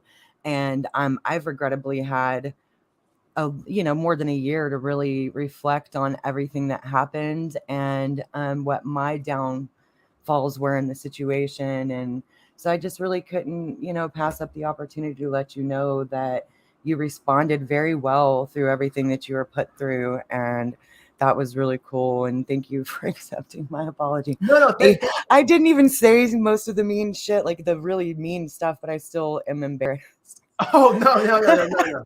I do really admire, honestly, just to come. I mean, after all this time, to actually remember and just kind of. Oh, I haven't forgotten. You did so well on that panel. And later on, I did a recap of the whole situation, and the way that you handled it was actually hilarious. And you seem to have kind of a more dry sense of humor like I do. And I was like, oh my God, how did I not see how witty and well he did during this? And that's when I realized we were all for real assholes. And again, I'm just sorry. No. There was one guy I remember, like I'm most known for the Truthy Magoo. I guess I'm connected to him.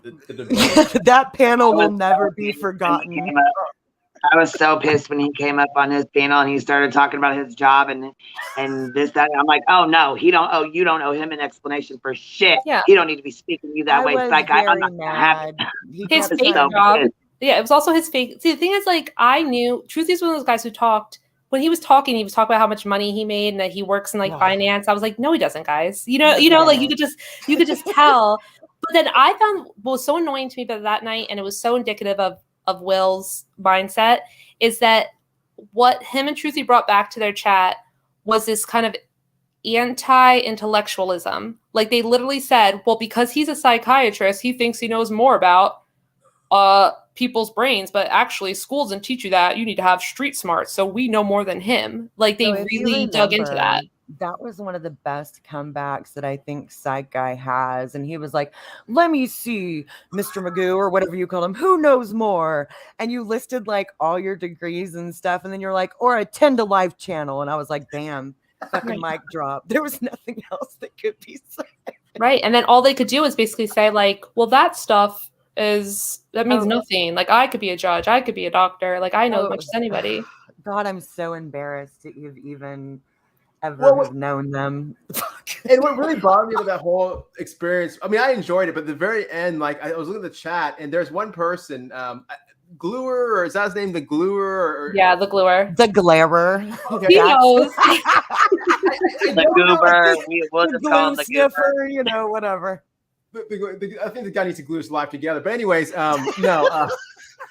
No, I don't know if he was being serious or, but he thought that Truthy won the debate, which if you watch, if you're neutral. Serious is a myocardial infarction. He meant it. He really thought Truthy won the debate. I mean, yes. Yes. Okay. Yes. Honestly, if you were neutral, I mean, anyone would say, okay, this guy really got, I mean, but I guess he really got owned. Just say it. He got owned. He got owned, right. Yeah, he got owned. It was embarrassing, and I actually cussed Truthy out after that and told him he made us all look like idiots. That was the beginning of the end for Truthy. That was the beginning of the end for me in that situation too, actually, if y'all think about it. Hold on, do you have that live where we were laughing where he's like, you're 45 and you work in a gym? No, we are not opening Pandora's box again. No. We got to play that for Psych Guy. No, Psych Guy never heard it. I do have it. Yeah, no, play that. I love that call. This is I don't think that guy has ever heard it. This is after. No, never heard it. It's this is when they got into a fight. I had to have screen recorded it. Give me just a second. It's so good. So Mike and so Will and the Truthy get into a really bad fight because Truthy went on Critical K's panel and Will thought that he kind of like wasn't tough enough because he like didn't like, you know. Oh, he was pissed as hell. He's like, why didn't you tell her? And they're having such a baby fight. Like they're having like a little baby feelings fight, and they're just screaming at each other. They're made up, by the way, the next day. It is the funniest thing. We were listening to the other day. Yeah, it was like it was 7-year-old after fight. Truthy went on Kay's panel and crumbled under her little thumb there. Well, he's not very good at like, you know, debate. No. Oh, this is. What? Oh, think we lost Good Egg. Oh, it's like, good egg, get your tail feather back up here. Where the hell did you go? Get up here. Yeah, she'll be back. StreamYard does that though. It yeets me right on out of here, and then I'll have to come back. I'm like, gee, you know what though? It's not a normal stream if it doesn't yeet me out at least once or twice. Wait, I'm sorry. So the Gluer then. So you're saying the Gluer, dude? You gotta quit with that. He actually really believed. He actually believed. Okay, was he? I'm sorry for asking this question, but was he intoxicated? Was he drunk that night, or he? Dude, always. Turn your cam off. Turn your cam off. Good egg. You got your cam on. I removed you. Turn it on. There it goes. Okay, it's right now. Okay. I just wanted to make sure it was on. That's why I have my little sticker over it at all times. Me too. Yes, girl. I was gonna say this was like a wall or something, but it showed it. I just wanted to make sure you knew it was on before I put you up here. No, I'm so paranoid about that. I keep that thing taped up. I'm gonna have to actually pull it up in that one video that I made, Queen, because I think I put it over on the external hard drive finally, because I felt like that baby could be put to rest. So give me just one. No, I want it made into like sound effects. Hold on, I can go screen record it from the live we did. It'll take like 10 seconds. No, you know girl, I can get it even. I can do it faster than that. You just keep entertaining your guests here. I'll have it in just 1 second. Okay, I don't know if you could timestamp it to where he was or whatever. You know what I mean? It's just it's an example of the two most fragile male egos. Also trying to be like so macho, like putting on all this machismo that is completely it was awful. Oh my god, it's so cringy. No, let me ask you this while we're searching for that video here. Do you think Truthy is in a different community somewhere out in YouTube land, or do you think he's completely gone and just done with YouTube? To me, I think that girl would have the most opinion on that. I mean, okay, I found the clip. Ask the question again. I'm sorry, guys. I don't multitask well. This Do you think Truthy is completely gone out of YouTube? Or God, no. You think he's somewhere else in a different community, like maybe food or something? They probably even peek out here. He was in food before he came here. He got into the Johnny Depp community, which slowly led him over here. But yeah, I think they're totally. He's still lurking around somewhere. I think he is. My personal opinion. Right. He seems like really too narcissistic to ever let things totally die. But you know, that's my unprofessional opinion. So, okay, I think that this is where we played it, but it will probably be laughing too, Queen. I'm not positive. Go ahead. Okay. You'll have to forgive our giggles. We were really in a giggly mood that night. No problem. No problem. And just being total assholes, kind of, but it was fun. It was hilarious. Okay, here we go. All right, it's backstage, Queen Bean. Thank you, Danny. I love you. See, this is why. I thought you were for survivors, Will. Okay, here we go. All right, here we go. Hey, that's right. Roll this beautiful bean footage, baby. Here we go.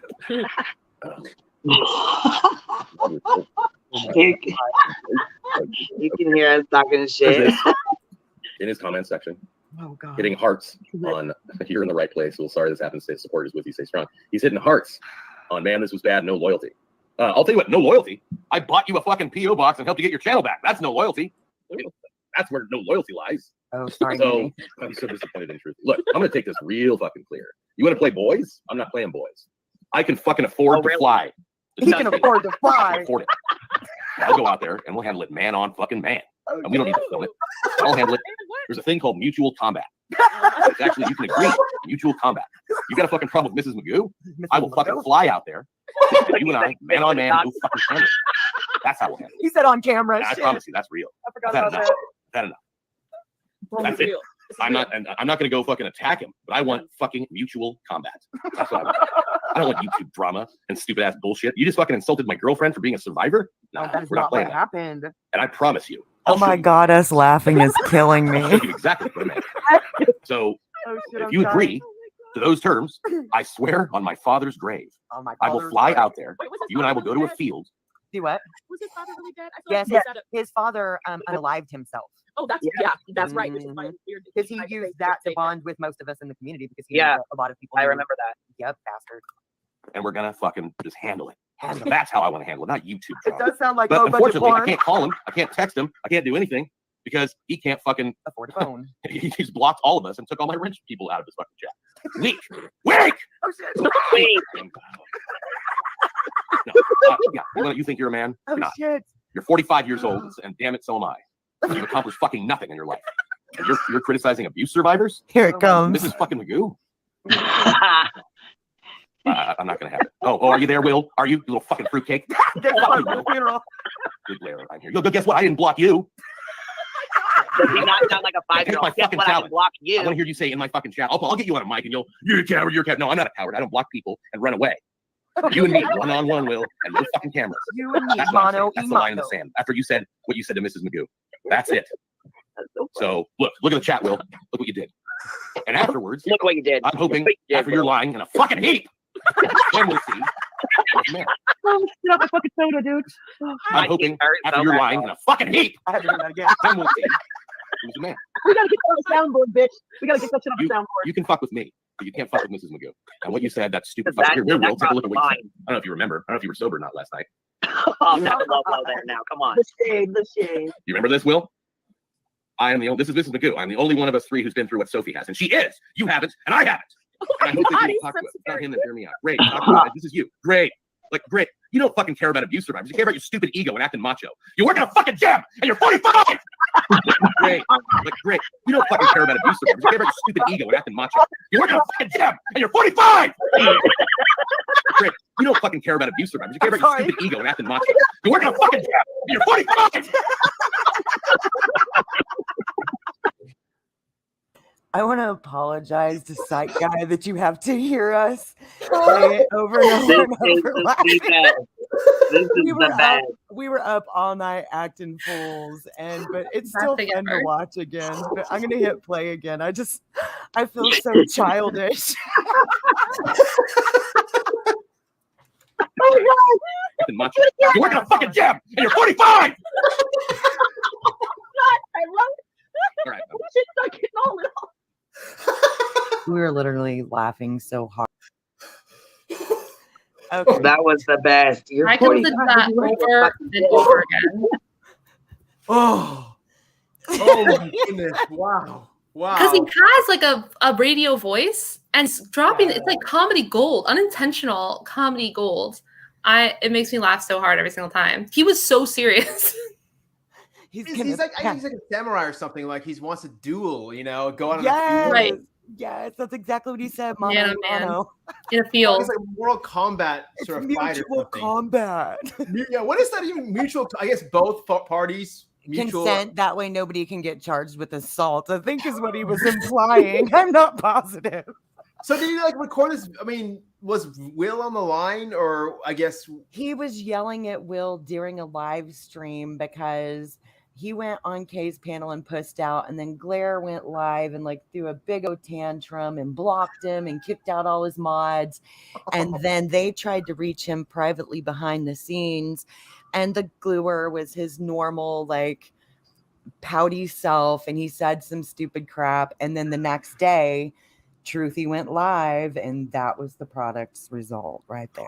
Wow. That you just saw. Yeah, it was about they were blocked. Like he didn't like that Will had put a like next to something and had blocked him. Like that's what he wants to like fight in a field about is like block me on YouTube.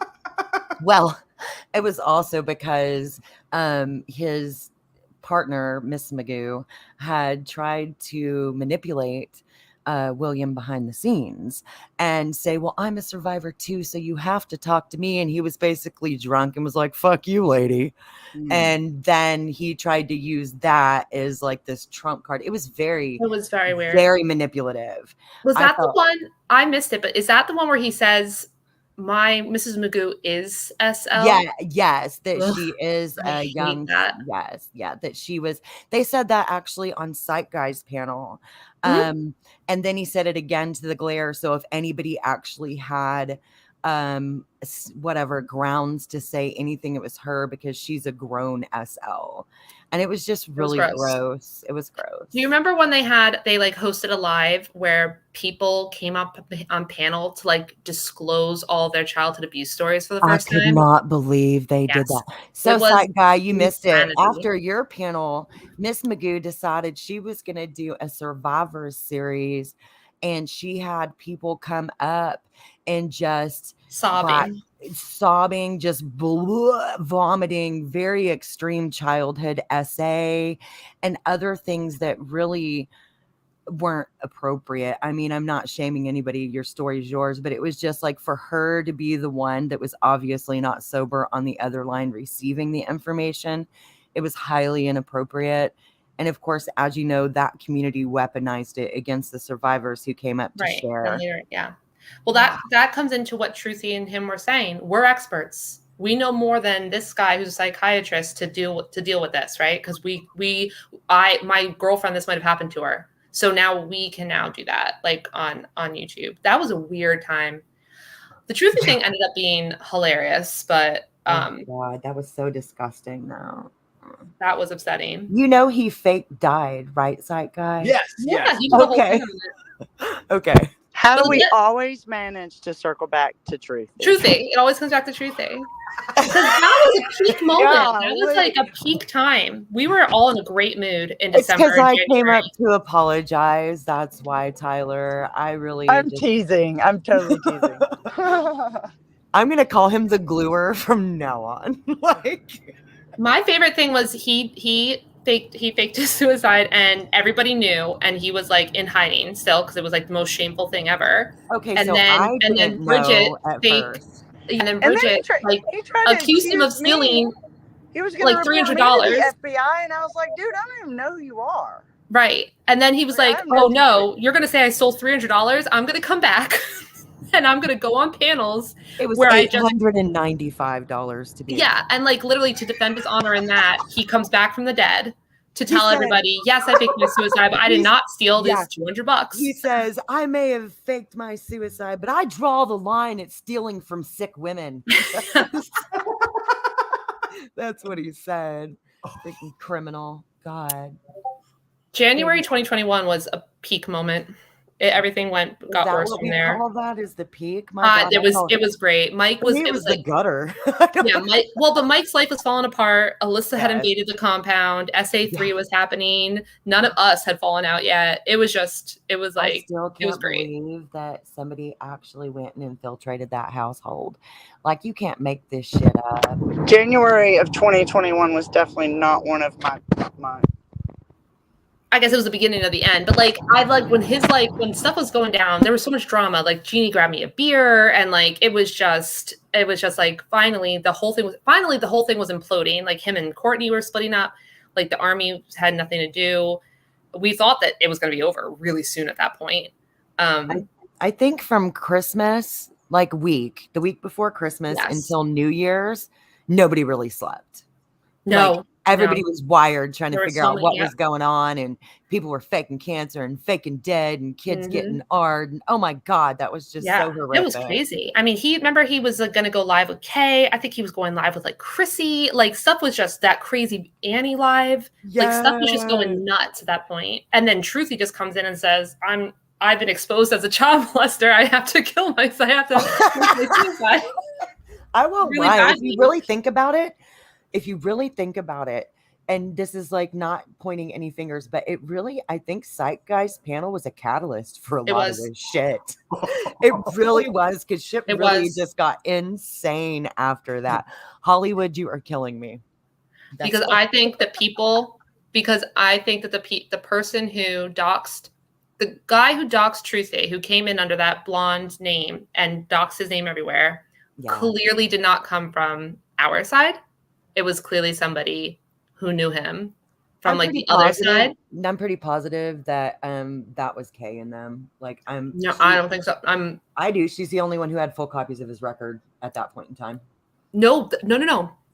We didn't know what his name was. Girl, I was deleting that docs out of those chats long before y'all ever saw it, I promise. Well, she didn't, like, I was in her single chat at the time. No, the day that came out, everybody was like, we looked him up. Well, y'all heard Will say that I started questioning everything and telling him things were not okay with Truthy, and that docs I kept deleting out of the chats. When I looked into it myself, that's why. Yeah, no, I remember. But I've heard weird stuff. I've heard people say it was Mark Gillespie, all different things, but it was not Kay. It was not that. It was somebody. I don't think it was actually Kay. It was one of her friends. I think it was somebody on the other side. I think it was somebody who knew him personally from like being friends with Will or Mike, or you know what I mean? Like he kind of pissed somebody off, I think. Who? Well, everyone was getting mad at him, right? Because they were saying that he was not representing them well. Not until after, like, it was only me and a couple of other like mods and subscribers that were really mad at him before he fake unalived himself. But none of the creators were. Mike's Facebook mods, like his mod team, a lot of them hated him.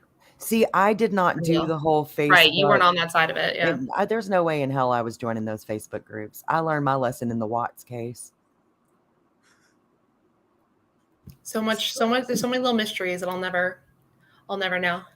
So when this happened, when Truthy, I guess, faked his death, I guess, to me, I believed it. Like in the beginning, I didn't know. I did too. I didn't. Good idea. Well, you know what? Like, okay, so here I'm going to take it back to the video. So, you know, like I said, as a mom with that video, I knew when she started. Okay, so I'm like, oh man, you know, of course it plays on your emotions, and you're like, damn, you know what I'm saying? She's crying, she's throwing a fit. Obviously, there's something going on, or she wouldn't even be crying like that, you know. So then I'm watching it, and I'm like, oh no. She's like, it's my mind, it's my body, and if I say no, I don't have to go. I like just the stuff that she was saying. I'm like, oh no.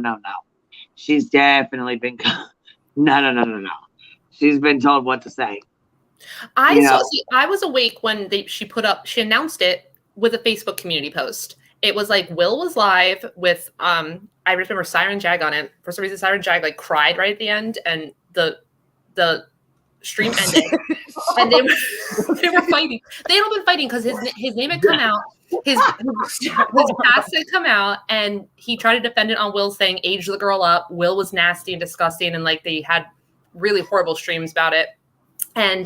But they were getting drunk so much. That's what the problem. They were getting drunk and saying these ridiculous things. So there was tension. Weren't they? Will's thing goes off at like 3 a.m. At like 3:01. I think Michael Long is responsible for numerous people's alcoholism.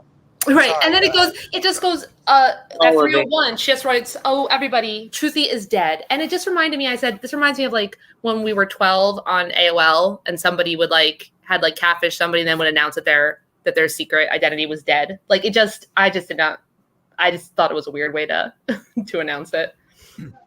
Oh, okay. So hold on. This is even better. We were on a live stream when that happened, and it was me and someone else and Callie, and we were talking, and I was like, "What?" I think it might have been Cappy. We were talking, and I'm like, "What the hell?" I thought And you killed him. You killed him. Remember that?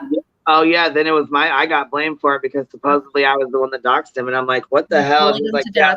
It was. He argued with me for a good probably 10 minutes, and then Miss Magoo's like, "Oh no, there's another Queen Bee. There's another one. It's not this one." And he's like, "What do you mean it's not this one?" And I was like, "I already fucking told you it wasn't me, you asshole."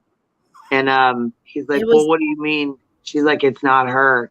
He's like, "Oh, I'm sorry. I gotta go. Bye." And then it was so poorly thought out. They hadn't even thought out a cause of death. I think they were just really drunk in the middle of the night and they decided to do it. Because the next day she was trying to say like he overdosed on ketamine. It was like crazy. And then he was on like a ranch and they had gone away to a ranch and they were all just holed up in their shitty apartment. But you could tell like they did not think it through. They were never at the ranch. But doesn't Truthy live at a ranch now? No, not that I'm aware of. Oh. And I only believed it in the beginning because I felt it would be wrong for me to go ahead and not believe it. Oh, shoot, someone's deaf. I just erred on the side of caution. Yeah, exactly. Well, I did not make public post. I was in a very small Facebook group where I like publicly said, I'm pretty sure he's not dead. But like I didn't put it in like other. I was like, I'm not gonna put it in like anything bigger, right? Until we see it. But I was pretty sure. And then it was so obnoxious where like Critical K immediately figures out that he's not dead. And Annie and Will were like so disgusted with her. This woman who has bullied this man to death. And now Shut up. And then they pretended then like 48 hours later, they're all patting each other on the back, Josh and Annie. We have solved this mystery. We knew that something was wrong and we found out. We're like, we've all been sitting here telling you for 48 hours the guy's not dead, right? And they were just so self-righteous. It was the worst. Like, Kay called the coroner. Like, there's no body there, guys. Yeah, the cops came. I guess they did a mental health check or came to the doorstep, and it was his girlfriend that was there, I think, and opened the door. Then somebody found her. That was actually the ex-girlfriend that went to the door and was like, "Is he dead? Is he dead? Is he dead?" She was like, "Go away, or I'm calling the cops." She's like, "We don't seem very upset." And I didn't feel bad. Her name was Cheyenne. Oh my God, I forgot about that. Yeah, Cheyenne totally did that.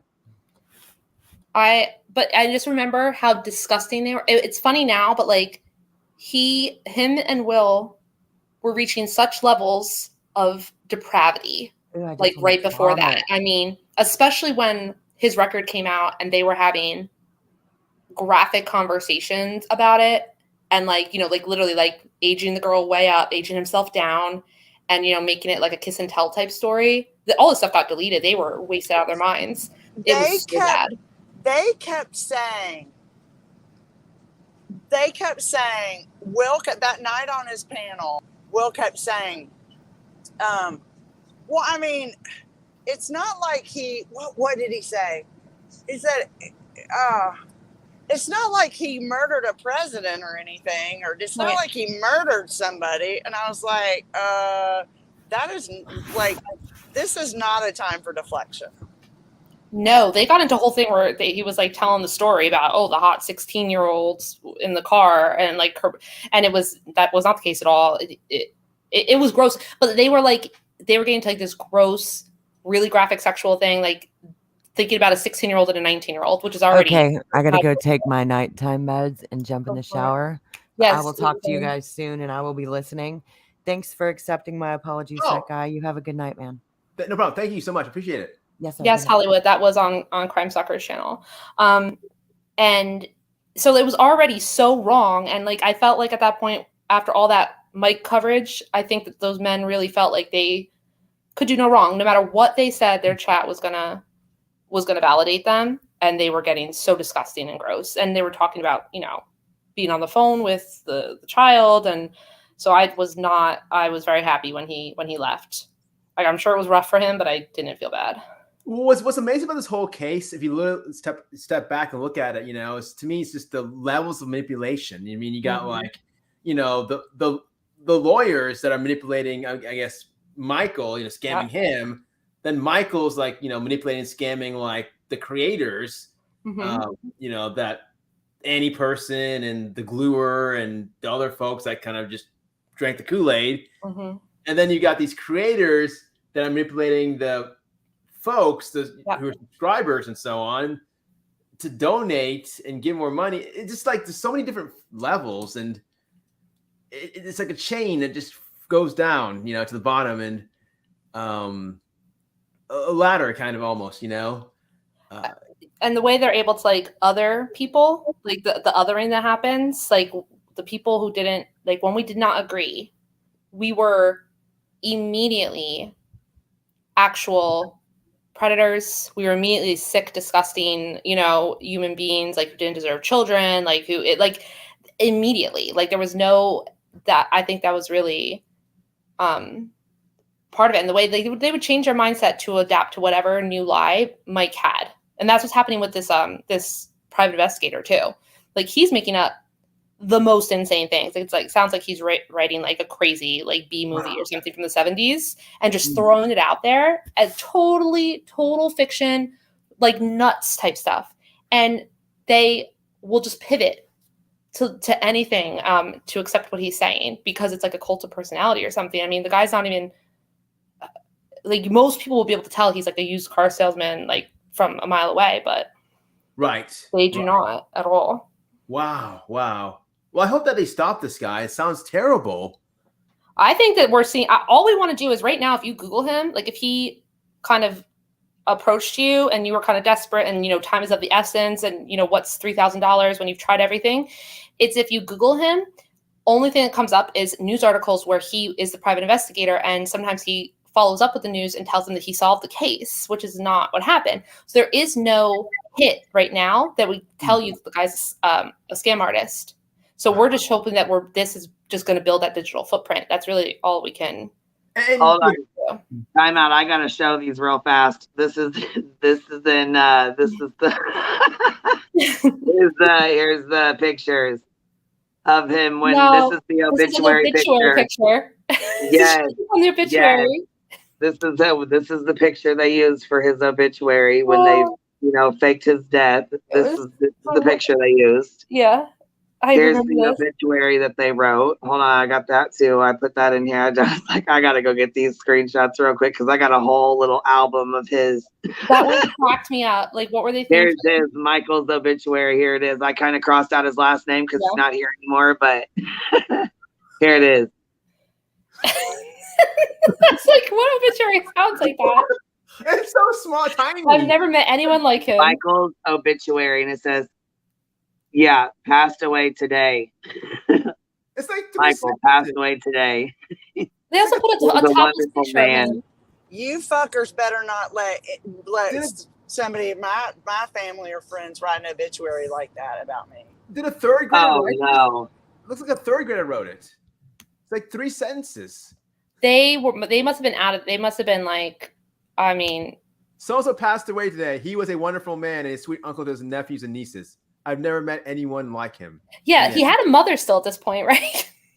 Yeah, well, somebody I've never met anyone. Like, no, what do you mean he's dead? And they were like, your sister is not in there. Yeah, his sister, his family, his mother, no one was in it. Not his wife, Miss Magoo, nobody. Here's Annie's letter right here. Oh my God! Well, she's telling us all that we murdered him. Yeah, I don't know. Well, I didn't even read it all, but this is her. Well, so hold on. It says we lost a very good man, or we lost a very good person yesterday. So it's like basically about him passing away. This is when she made the post about him passing away. Mike said him something too. Like after Mike knew he faked it, and he was just like, "You're on another plane now, man. You're a good guy." Like prayers. Well, they should have gotten Annie to write their obituary. It seems like she wrote a really lengthy kind of tribute. And then I have a screenshot where it's Kay on Facebook, and she's like, "I believe nothing," and all of a sudden it's like she calls the coroner after she gets blamed for it, and the coroner is like, "We have no one here by that name. Like, we don't even know what you're talking about." And then when Paige linked up, Paige and Squish, they had linked up with his ex-girlfriend, and she went to the house and knocked on the door. She's like, "Is he dead? Is he dead?" And she's like, "Just get out of here. Just get out of here." I was like, "Oh, wow. You cannot. Who fakes their own death? Are you kidding me?" And then after his charges came out, I was like, "Whoa, that's nasty. You sick suck. You got to go. You got to go." Now I know. Now I know.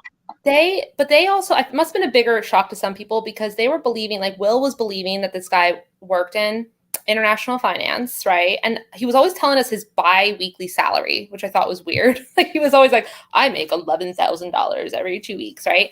And so when you saw him, like he was getting evicted from that shitty little apartment. You know what I mean? Like he was completely. It's like this other guy that we're talking about now, like the arena football, like people who are just living completely fake lives, that they are like personas that they're putting out there for some, that it gives them some sort of validation. So people must have they didn't just realize that he faked his death, but they were like, wow, his life is not at all the person that he's presented himself to be. Why would you even? I'm just wondering. Like, okay, so he's advertising. He's making what, $11,000 every 2 weeks. Mm-hmm. He's like talking to a guy who works at a gym. Like what? Well, that's why he yelled at him, and he's 45. Like he felt very superior. He was always talking about how his father was had been a very important man and a very important politician. Yeah, he talked about how his father had lots of money and he was really important. Yeah, that's why he didn't get charged. That's why he only got probation. Duh.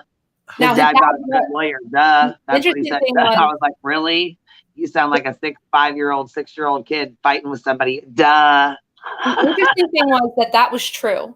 He did grow up extremely privileged, and his father was an incredibly successful and politically influential man. And it shows. California. And he was kind of like just a dud. Like he was like a major disappointment. Like he never was able to finish school. Like he had ran into some obviously substance abuse. Like that's what he said. He got probation because his family got him a good lawyer. And you know what I mean? That's what he kept saying, that he never told us what the charges were. But he said he didn't go to prison or whatever, and then he only kissed a girl. That's what it was. He only kissed a girl, and Swill was like, "Well, I'm sorry if he touched her breast, and then 20 years ago just kissed her. There's nothing wrong. That's 20 years ago. Who cares?" Da, da, da, da. And then his real charges came out, and I think everybody was like, "Whoa!" But didn't you go up on Swill's panel and try to talk to him about it, and he got all pissed off and hung up on you about it? Yes. Well, yes. Yeah. I thought you tried to go up there to talk to him about it, and he got all pissed off. Like, you're not going to speak on my friend like this, and he hung up on you or something. Yeah. Well, he was. Yeah, I can't remember. I came up on panel several different times, and then I came in as somebody else. But I was basically someone told me hey. Yeah, wasn't that when Tyler Durden was born? No, I don't remember. No, or somebody, Jim from the GoFundMe project. Jim, yes. That's how Jim came about. But that's when I think the first time I called in, I didn't really know what was going on with that. I didn't really know the history of the whole Truthy situation. But when someone says, "Hey, will someone go up and say this?" Of course, naturally I was like, "Sure, I will." And so I'm just, I just kind of was playing into it, and but yeah, and he was talking about it, and then he kind of realized that what he was saying, and he got mad, because like I don't remember what I was saying, but he Oh, kind he of got was like, pissed. He's like, "You're not going to speak on my friend like that. We're yeah, not going to talk about my friend like that on here. yeah. You're not going to say those kinds of things." And he got all mad and hung up on you. He was pissed. He was mad as fuck. He was That pissed. was when back then with Will. I mean, I don't feel at all bad for Will, but sometimes back then he would get really into the bromances. Like he really wanted Mike and he really wanted Truthy, like these men that he admired, to think that he was like he'd be their friend. Remember, he would get like really like he's my friend. Like he thought it was so important that he had these male friends with Mr. Nut. Like it was he would have like a completely different persona and was almost like kind of fawning over them. Like a bromance. Yeah, but like it was like really intense. Like he just really wanted, because he was basically like Mike's or even Annie's to an extent. Well, like, I remember when he changed whatever they said. They could go like this, and he would just totally flip what he was saying to do what mommy or daddy. Well, yeah, I mean, he tried to and what pissed me off was that when he came up here and was trying to be mean to that girl because she came over here to talk to us about something, and he was like, flipped his fucking lid because she was over here talking to us about something. He went off on her. Remember that? He was mad as hell, and then Truthy tried to calm him down. It didn't work. It was horrible. It was horrible. But yeah, what do you think about this? Listen, I have a question for Psych Guy. Okay, so, with cases like that, or, missing people, missing children cases, why, what do you think? You think that's what brings these predators in? Like, because there's okay, so let's Truthy, for example, he was really tied up in this case with SL. He was really into the paperwork. He's like, oh, my wife had issues. She was a little young. She was an SL. This happened to her when she was young. Da, da, da, da, da. So do you think his, what he did, you know what I mean? Like his predatory, do you think that's why he involved himself in this, like a sick obsession? Or do you know what I mean? Like, do you get what I'm saying? Yeah. I've noticed with a lot of these cases, involving these children, and young victims, little boys and little girls. For some reason, there's all these creators that have this past. And I'm not, hounding them for their past. We all have past and so on, records and so on. But all these guys, these creators, they have histories of violence and sexual violence or domestic violence or tendencies and so on. And it's more a reflection of just them trying to, I guess, what better way to sort of recreate themselves and sort of represent themselves as pure, innocent sort of individuals than getting linked to an innocent child and so on. So it's almost like them trying to unconsciously erase what they did in the past and show that, they put a good foot forward and starting a new life and reinventing themselves. But they always looked at it like that.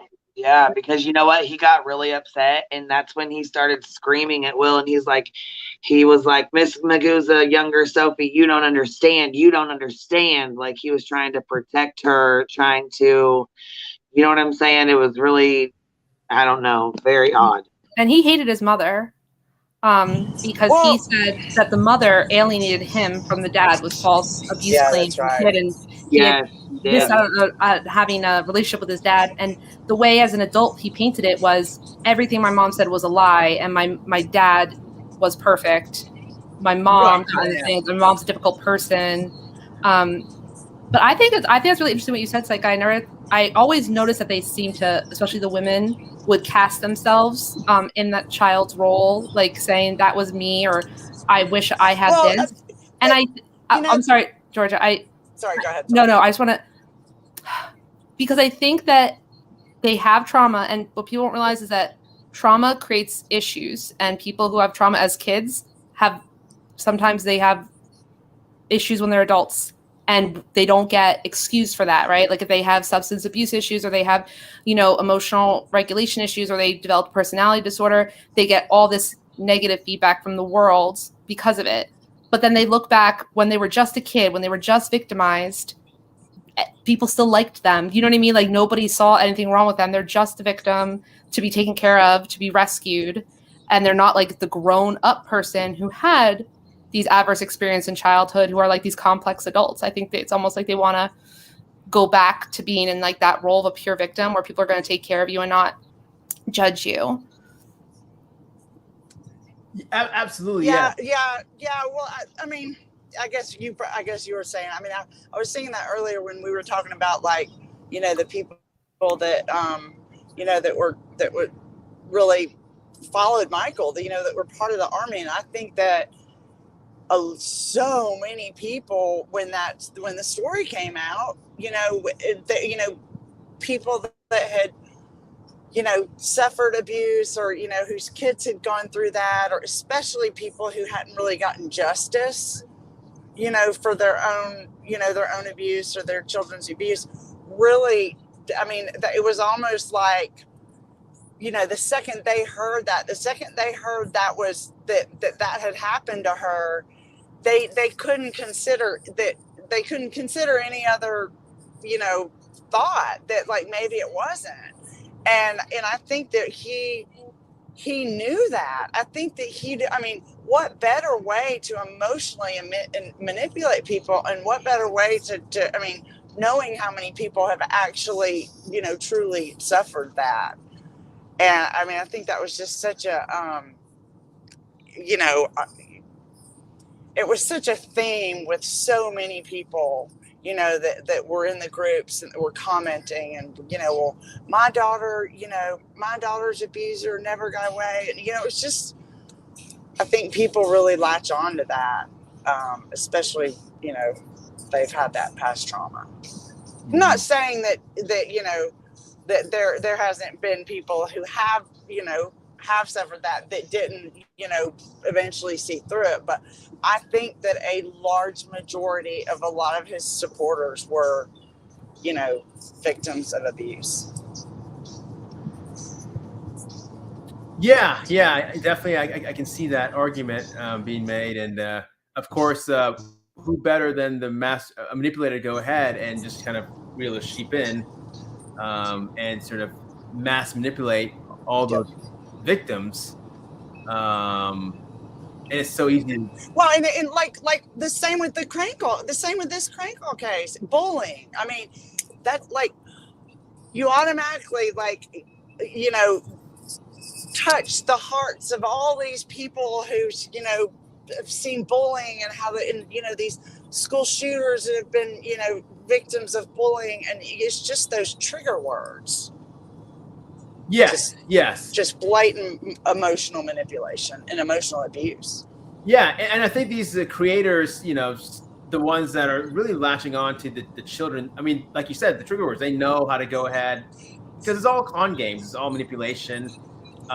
They've more than likely probably been in the jail system or in prison, so they probably spent time inside, institutionalized in these settings, and exchange information, and they're trying to con one another and so on. So they're very charming, superficially charming, very manipulative. So they come out, and I'm pretty sure, I don't know the details, but I know that there's folks that are doing like the Summer Wells case and so on.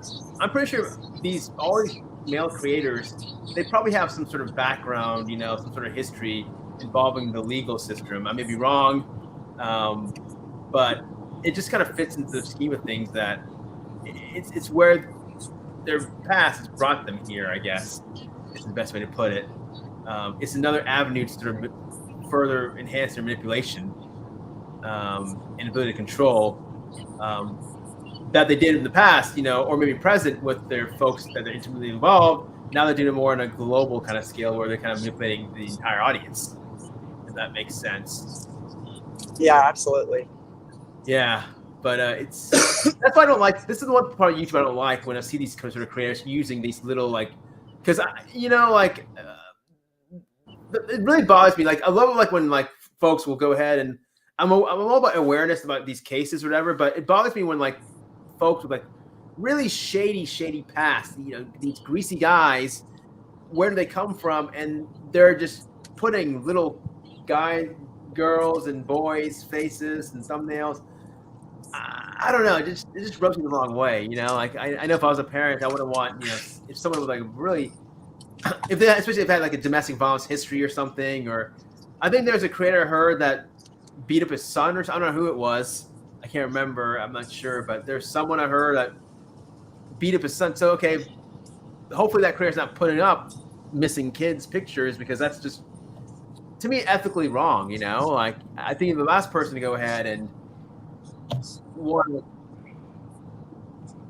Yeah, but someone who beats up their kid obviously doesn't have insight to go ahead any sense of, you know, right.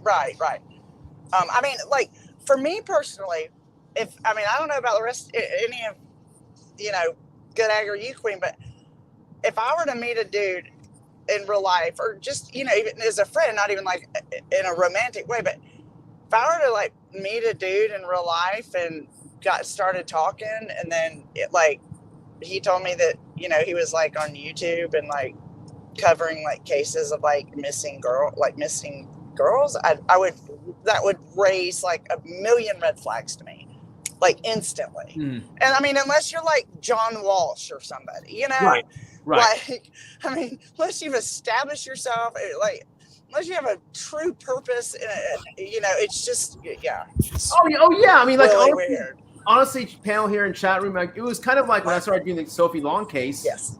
I mean, honestly, from a male perspective, I kind of got to the point, I did like 4 videos, and I thought, oh my God, am I coming across as being a little creepy because I'm talking about a little girl? But then I realized, no, but I mean, but that's different, though. Yeah, right. But I'm trying to educate, or trying to like look at the educational aspects of the case. But I know what you're getting at, though. It's kind of weird for like a guy, you know. You're not a dude trying to you're not trying to like pass yourself off as a child psychologist, and like you're not, you know, like, I mean, I think that's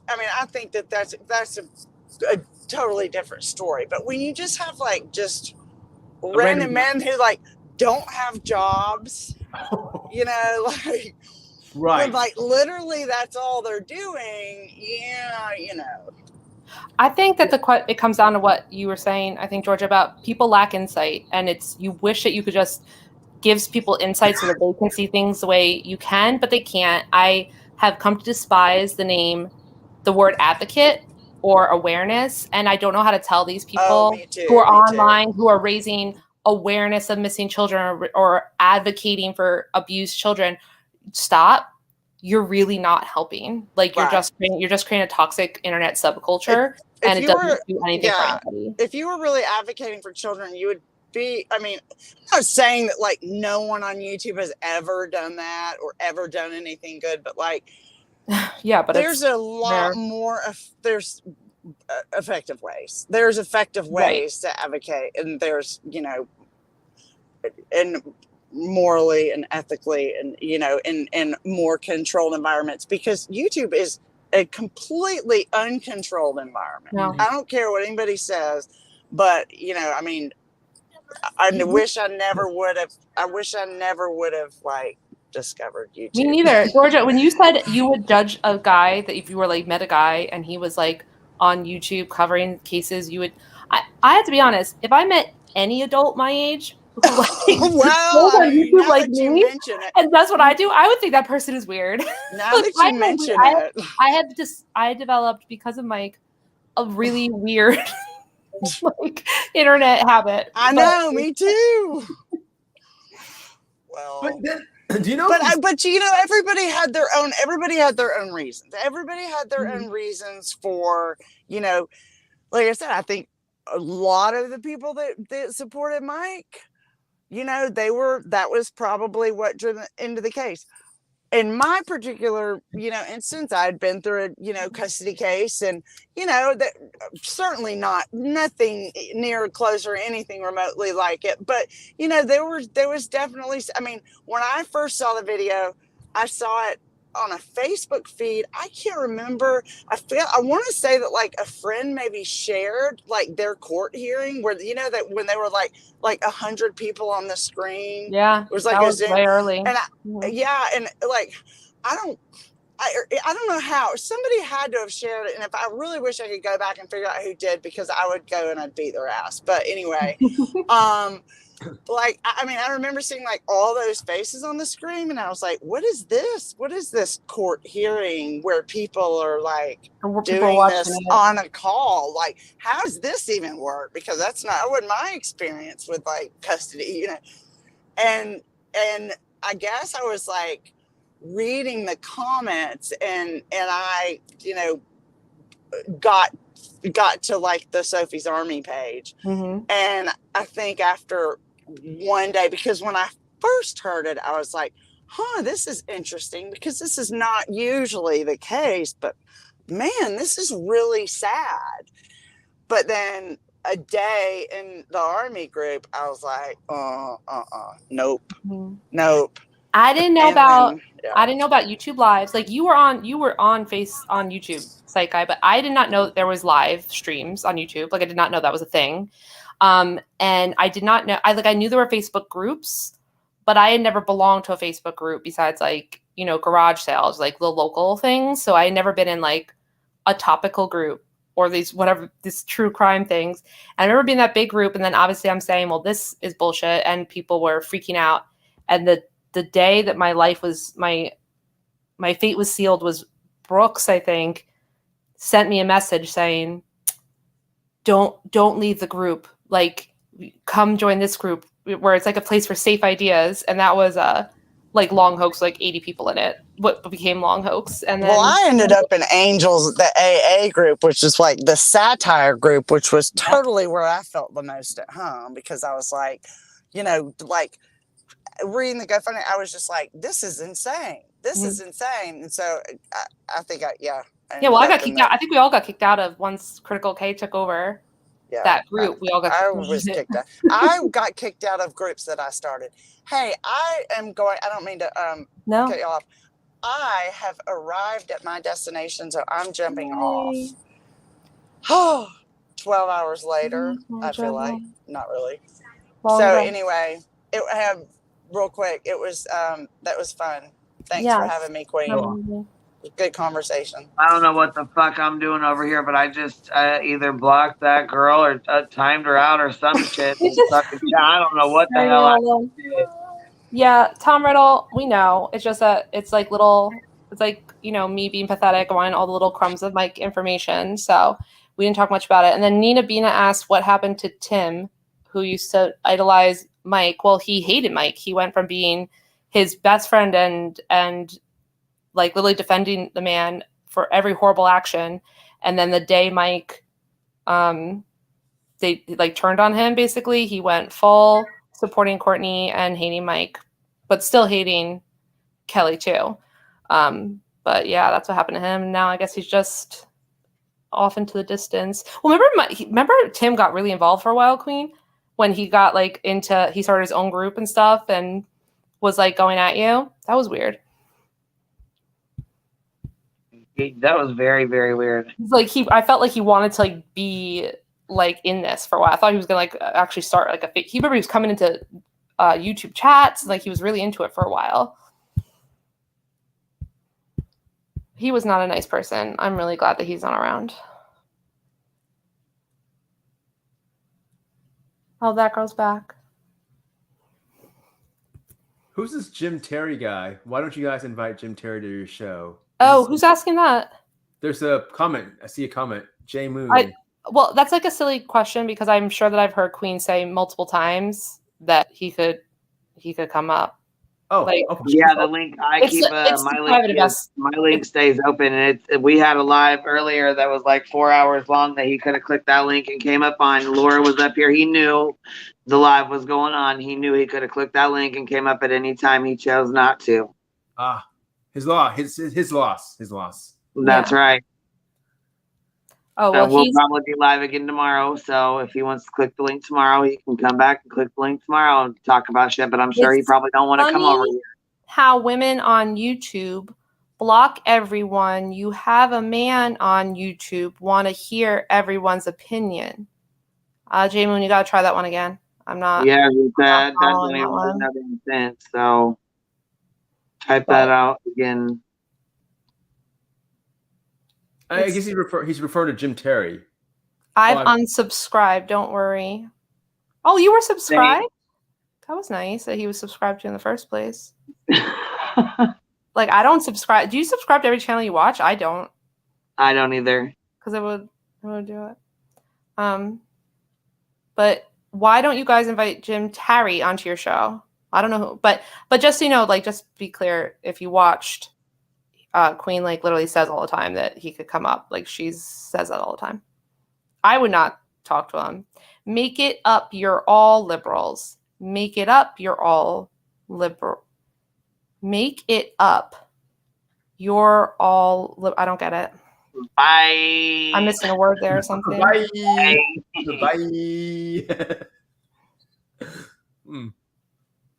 Wow. Okay, that was Jay Moon, ladies and gentlemen. Jay Moon. I don't fight on panels, but I miss the days when people did fight on panels, like to watch it.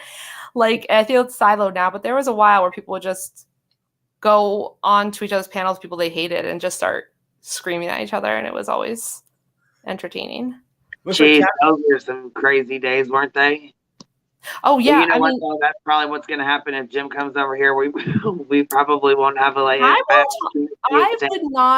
I would not be on a panel with him. I would not talk to him. Just like I would never talk to Mike, like for any reason.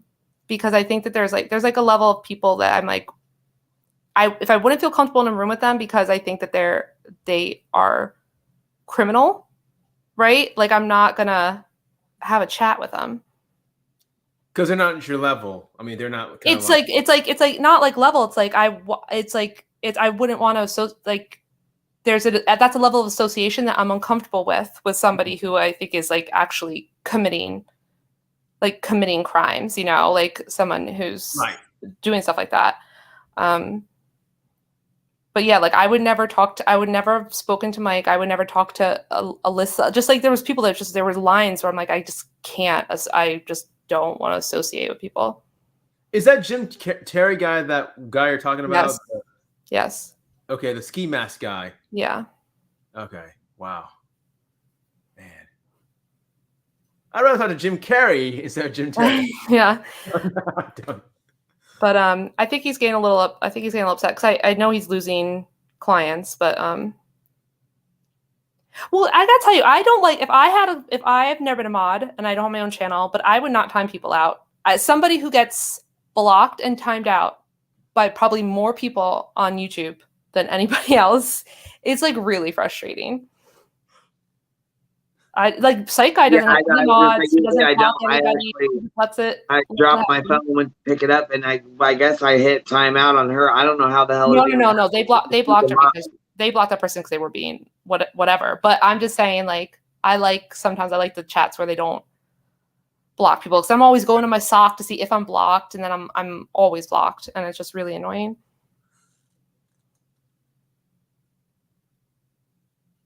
But I guess that was a good reminder, Jay Moon, that we have to, we still have a lot of Jim Terry stuff to comb through.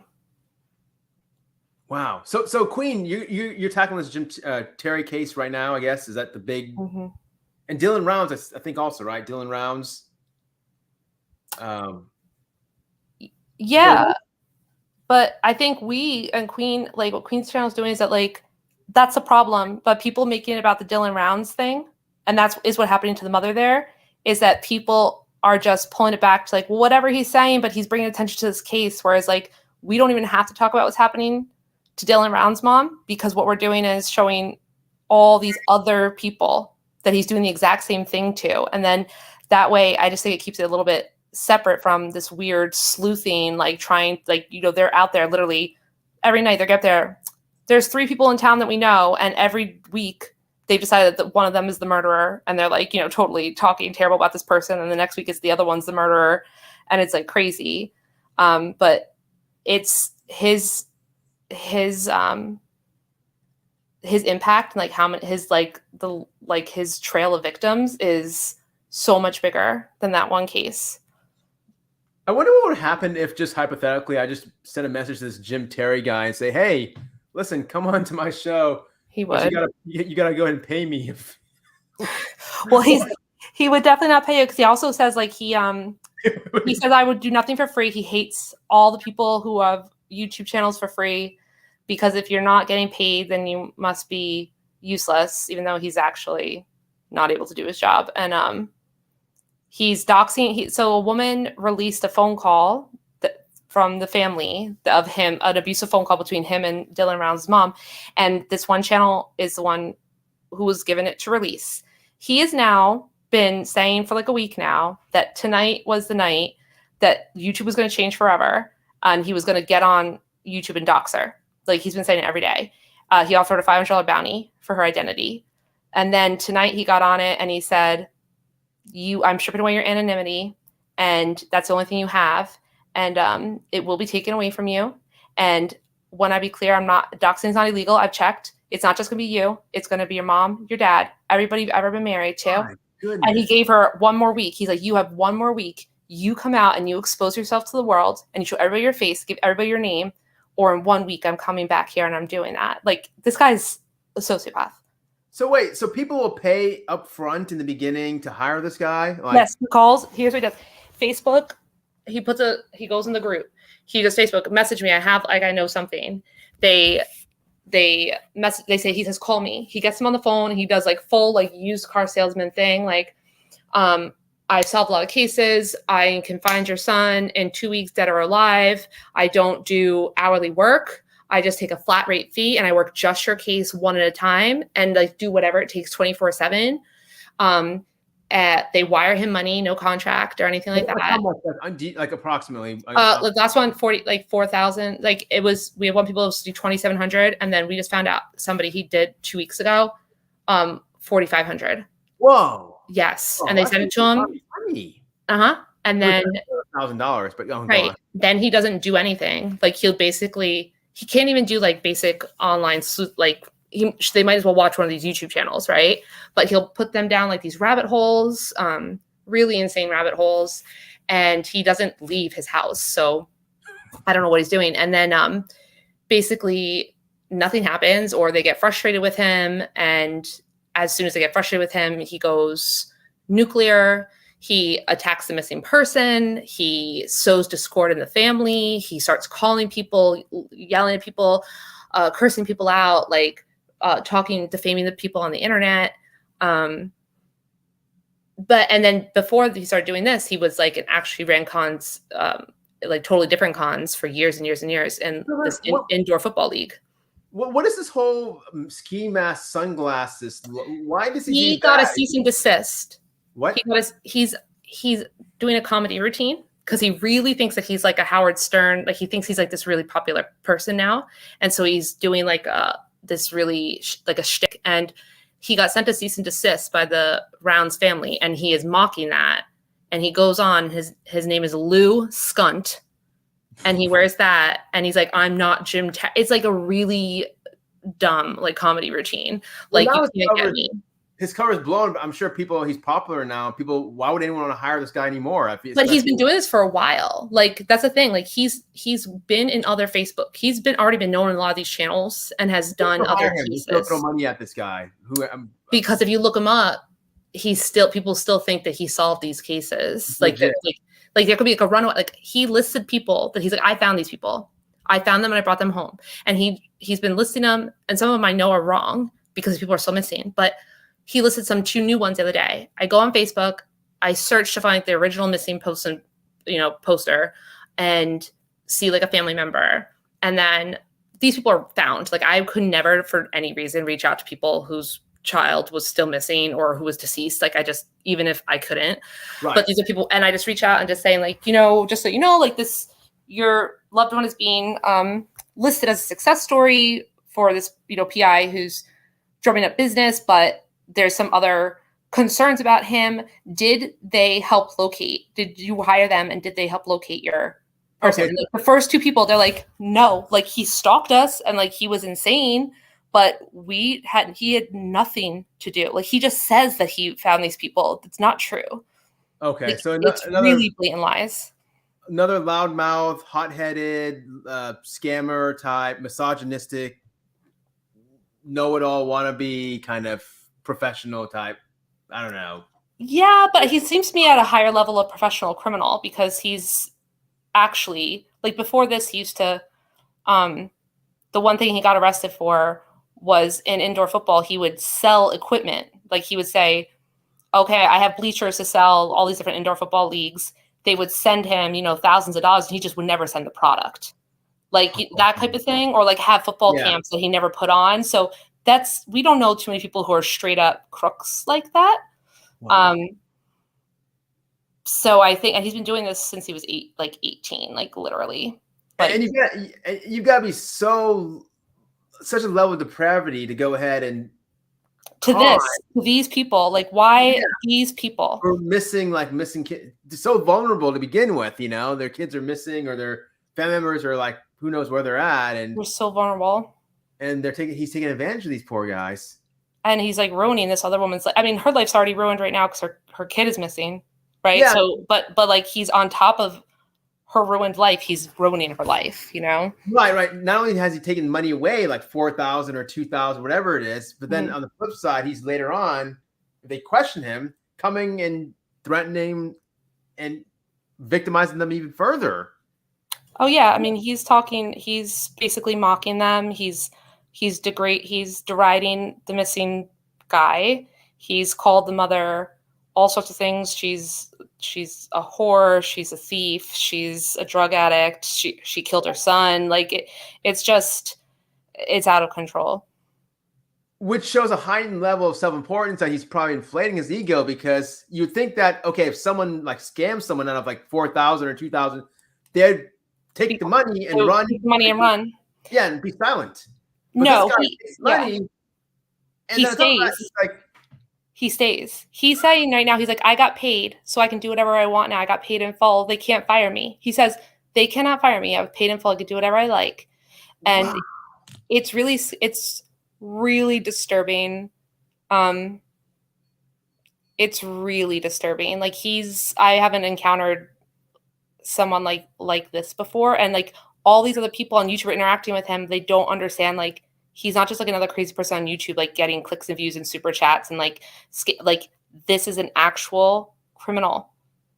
And like an actual criminal. So there's fanboys and people just obsessed with him. Obsessed. Like, he's on big channels. What? He's on what? He's like on big channels. He's not collecting a couple $100 or a couple PayPals or whatever. He's collecting like $5,000, $4,500, $2,700. You know what I'm saying? Like big ass amount. He's got supporters then.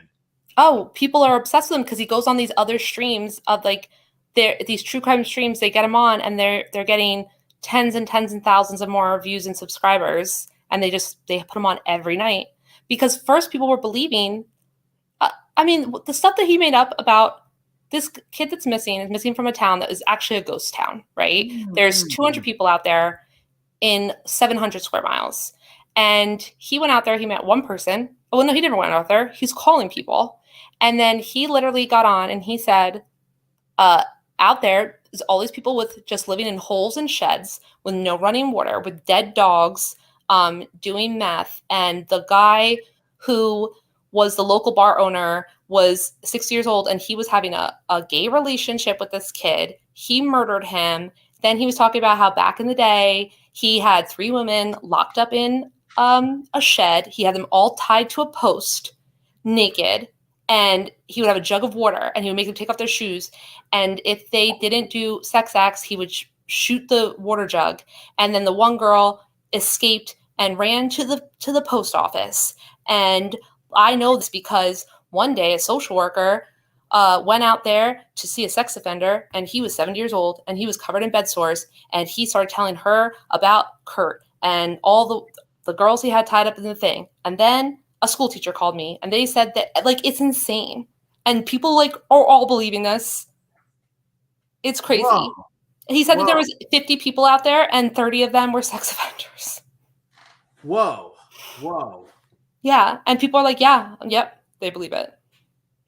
You know what someone should do? I mean, I don't know. I mean, if I was like, you know what someone should do? They should go ahead and try to trap this guy by doing this. Say, okay, I want to hire you. Okay. I want to pay you. I'm not going to pay you $2,000 or $4,000. I want to pay you $10,000, right? But you want to have to what?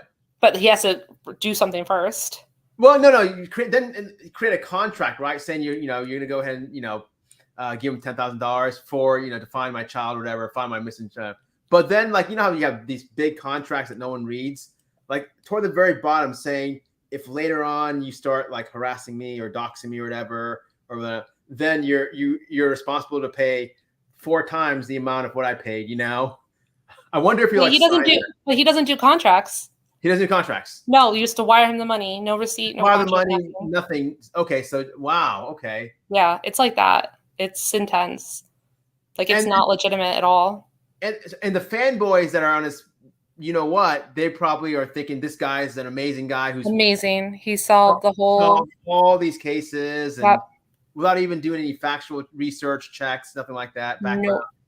There's a missing person case, an active missing person case of a kid who went missing 13 years ago when he was 16. He's never been seen again. He's still like, you could look him up on, NamUs or whatever. And he lists it as one of his success stories because he said that he found this kid from Idaho down in Mexico. Mind you, he's never left the house, but somehow he finds all these people. He found the kid down in Mexico because the kid had fled to Mexico. And when he got to Mexico, he got hit by a car and was in the hospital until he was 18 years old. And then they just let him out of the hospital and wander around. But he had full permanent amnesia, so he didn't know who he was. And he wandered around, and I found him on the streets of Mexico. And I said, "Are you Zachary Brewer?"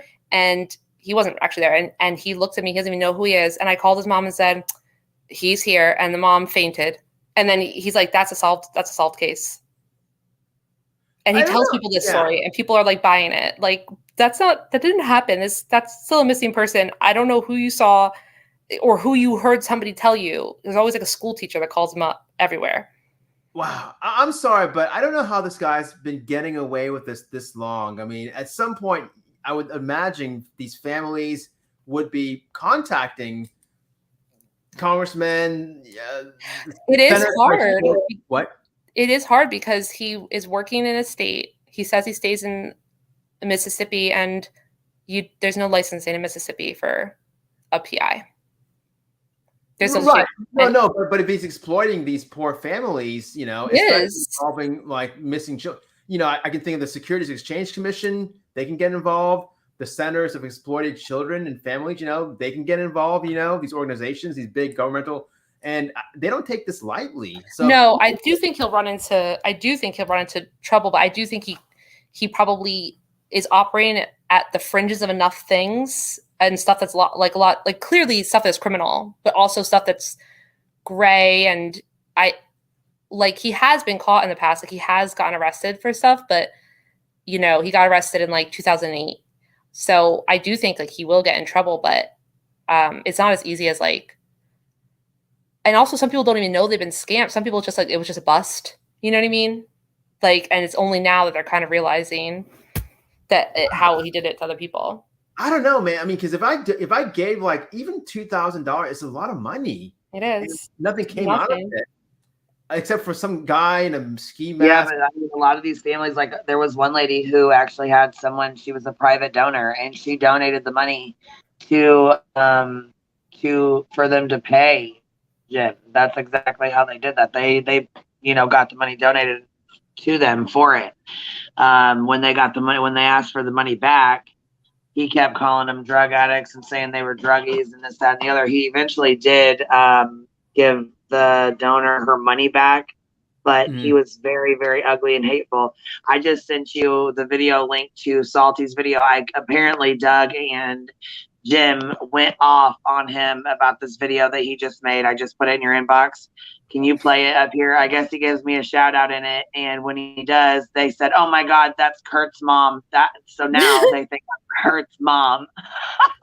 Kurt, by the way, wait, just like, so I knows, I have a hard time following this. I didn't follow this, but Kurt is the insane, The Hills Have Eyes, Texas Chainsaw Massacre, gay cross-dressing bar owner that they've identified as the murderer out there.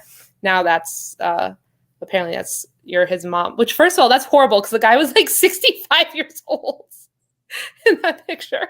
Yeah. So I'm his mother. This is him right here. I'm his mother. They said you're Salty's mother. No, that's Kurt, and this is Kurt's mother, and Kurt or Salty was like, she's the queen out there, she's the queen bee, and so now everybody thinks that I'm this woman right here. This is Kurt's mom. Ah, I see.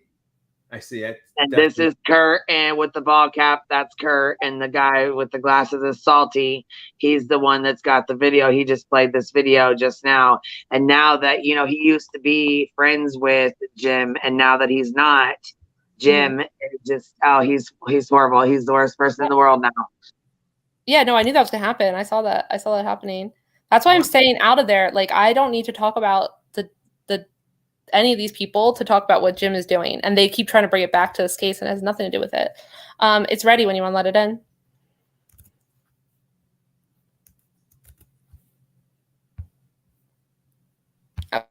Yeah, I haven't seen it, but I guess he just put this out. So,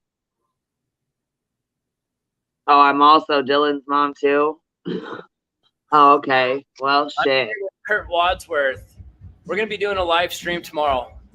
We're going to be putting a lot of people's questions at ease and answer people's questions and shed a different positive light about what's really going on here in Montello.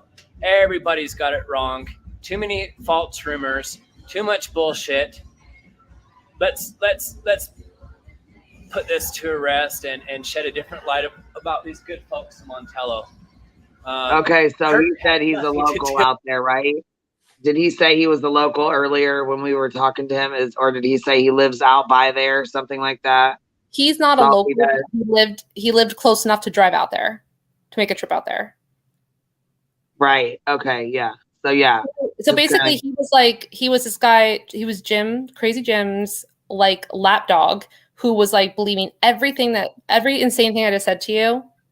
That's like he was 1000% believing it, and then he was going to go out there to like see it. He was going to do all the filming for Jim. Well, the thing is, he gets out there and he starts talking to these, that guy right there. That's the serial killer. And he was like, "These people." That's the bar owner. Yeah, he's okay. So they have a bar out there that they only open once a week. So the bar's only open once a week, but it's got like the pool table, it's got like the machines, it's got food and stuff like that. So there's only like what do you say, a town of 200 people. This is where they all go. They all go to the local bar and they all meet up and they all have dinner and they all have they bullshit, shoot the shit, have a few beers, whatever. Yeah. So Kurt is the bar owner, and that is who is in the baseball cap. That's who Salty is speaking with right now. Right, and that's the guy who's been at this point, they're all still suspects to like the cops and the FBI. Like they're all still suspects because no one, of course, Dylan hasn't been found, so everyone is still a suspect at this point. If they even think that this is, if they even think that there's foul play, like we don't even honestly, there's no actual information. They're not really saying anything. So at this point, I'm thinking like Chase, him, everybody, anybody that's out there, like anybody that's listed, anybody that's been around him, shit, all of them, everybody. I'm side-eyeing everybody right now. This guy here in the glasses went out there. Before he went out there, he was totally on this Jim bandwagon. As an adult man, he was doxing people's mods and making crazy videos, and he was going out there like fully drinking the Kool-Aid. He got out there and he came back to his senses and realized that none of that is true. And it's crazy. But the thing is, now that his dispatches are coming back, it is not going well for him. Like they are turning on him big time, but I'll keep playing it. Wow. But I will say this much, he did the right thing. Oh, sorry. I was going to say he did the right thing. He came on here and he actually apologized to Sleuth's mom. And he told her I did wrong and I'm sorry. He apologized to her mods and shit like that because doxing is serious and it can really, it can impact your life, hurt somebody. You know what I'm saying? Like it can really, fuck up somebody's life. It can really mess with somebody really bad. So, we see him in a dress, lips. Go ahead. I'm sorry. Dick. Come on, Jim Terry. This shit's got to end. Good people, good heart. Queen Bee's good people.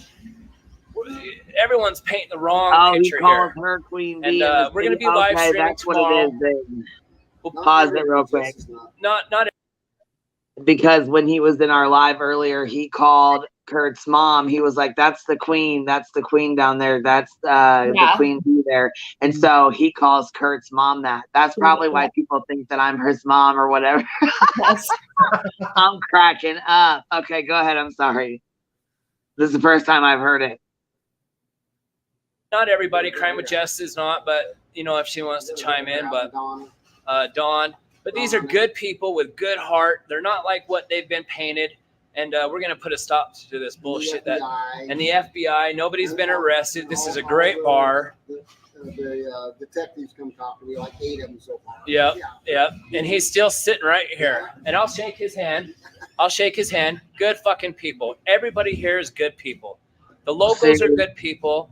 Jim. We've been punked. We've been told Made it wrong. sound like they were horrible. Jim Terry, if you're listening, man, fuck you, bro. From all these guys here, fuck you. You got to quit what you're doing. Yeah, dude. Yeah, Thanks, for real. Straight up. Man. You got to cut the shit, man. He's got to cut the shit. It's I've ridiculous. never seen a guy do like that. This guy was so gullible, like fully believed it, and then was able to. I don't know if it's because he went into the real world and not on YouTube. I don't know if that's what it is, but he was able to deprogram like immediately. But all these other people, like he's now going to get, like, I'm sure he is now, we will hear that he is a pedophile who has like multiple children like locked up in his basement. So let me ask you this. Okay, so he doesn't do contracts then, but does he have like a website where he advertises? No, he has no website. All he has is a cell phone number. Well, I was gonna say, wait, he says he's got an office and shit. Like he'll be like, "Oh yeah, I'm gonna do this in my office. I'm gonna take this to my office," but he doesn't have a fucking office. No, and I've heard that from 4 or 5 ladies now who have. No, he doesn't have an office. That's why he uses his dad's business in Florida's mailing address as the address for his Mississippi business. He has no website. There is no Google website. There's no Facebook thing. There's not a single thing where a review can be left. No Yelp, nothing. Which is this is all on purpose as far as I'm concerned. Yeah, and that's why he's like, you can Google me. You can Google me. He tells these mothers, you know, the mothers of these missing Google me. people, he'll say, you know, when they're at their most vulnerable moments, you know, and what when I'm you saying? Google him, when you Google him, you'll find once he gets hired as the private investigator by a family, almost most missing people have at least 1 or 2 local news stories written up about them, right? And they will talk to the private investigator, although the family will like clear them. So he comes across as like, yes, he's been hired. And then also there'll be a couple things come up where he goes, the private investigator explains how he was able to, you know, find with runaways and stuff, how they came back. And he gives like this little interview where he says what he did to figure it out. But and those are on like real news stories, but there's no case anywhere of a family member or law enforcement saying that he had anything to do with it. And now that I have seen so many examples where he straight lied about solving it, I'm pretty sure that he hasn't solved any because he couldn't solve any because he doesn't even do even the stuff that like maybe I could do if I tried to help and I would get lucky sometimes and I found a runaway, like he can't do it. So it's totally fake. And he has like, the name is just very similar to the name of another private another private agency down there in Mississippi. There's no way to find anything for his company on the internet. I see. And it's just a cell phone. Listen, what he did to what he's been and still continues to do to Dylan Rounds' parents is horrible. And this is okay, so he was served with a cease and desist, okay? So when he got served with that, he started, you know, talking, like he started coming on live streams with a mask, his hood up and a mask on and sunglasses, and he was calling himself Loose Skunt. Do you guys know what he looks like or no? Or yeah, he comes on here on his regular, he doesn't hide for it at all. Like he doesn't hide for nothing. No. Okay. Yeah, here he is right here, and he's got his phone number right next to him. Like he does not, like I said, he does not hide at all. That's for sure. Yep, his real name. No contract. Jerry the PI. There's his real face. Like, yeah, he does not. He has nothing. He's not hiding for at all. For you know what I mean. I see, but no contracts, no websites, nothing. Nothing.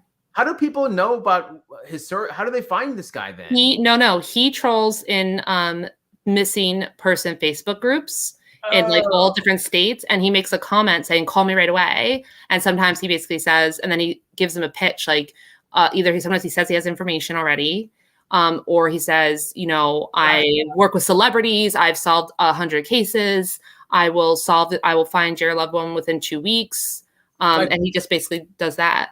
Like cold calls them. Like a verbal pitch on the phone, kind of. Yeah, he cold calls them. Yep, he finds them. He cold calls them. He also lies when he calls, and he says, "Oh, the media, my media contact who did like your local thing or Dateline or something, they reached out to me about your case because they thought maybe I would be a good, fit for you guys." So he also usually has something like that. Someone should actually I'm not sure if Mississippi is a one-party state or not. Someone should actually record, the verbal pitch that he does, because if you pay the money $2,000, $4,000, there's something called rendering of services. I mean, I'm sure legally he has to render proper services for what he's advertising for on the verbally, even though there's no contract. Still, I mean, I agree with you, but I think that he found a very vulnerable group, because if he doesn't render services and it goes south and your kid's still missing, like I highly doubt that you're going to go after a couple $1,000s, right? At that time, right? Because you have your kid, you found your loved one deceased or they're still missing, right? And then if it doesn't, it just like it kind of petered out, like with this other woman that we've had on our Queen's had on her show. We did an interview. The guy, he called home, he made contact, right? A lot of times it's like runaway cases and stuff that he likes to do because he knows that they're going to eventually just be found and come back. And then he kind of just walks off, right? He was making phone calls, you know what I mean? Like, what are they going to do? So I think that, and I mean, with this one family, like he went off on them when they said something about the money, but they were able to kind of like strong arm into giving it back. So he probably just decides what's worth it or what's not, And these are families across the country, right? Not necessarily across the country. Yeah. Okay, so to hire a lawyer out of state or whatever might be also kind of hard to. Yeah, he focuses on a few different states, but I mean, we're talking like a lot in Idaho, but Idaho, Colorado, California, Oklahoma. So he knows what he's doing. He knows, like, he has it down pat. Yeah. Wow. This is actually, this is a very interesting case. I know.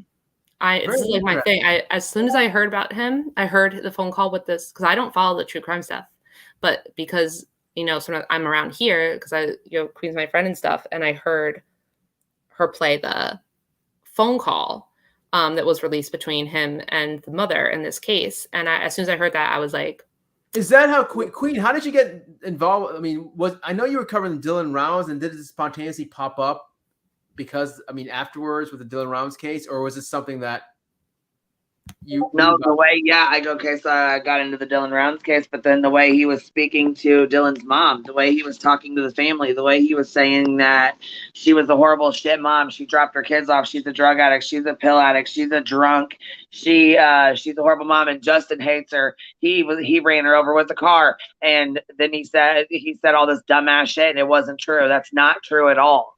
They both loved their son. They both love their children. That is not fucking true. That is the worst thing he could have possibly said to a mother who is searching high and low right now for their missing child. Who the fuck does he think he is? Yeah, this is like the lowest of the low. My goodness. So immediately my attention went from that to his ass. Yeah, because I think you're right, Psych Guy, and I think there's nothing that anybody's going to do about finding Dylan Rounds or making this guy suddenly have integrity and not being terrible.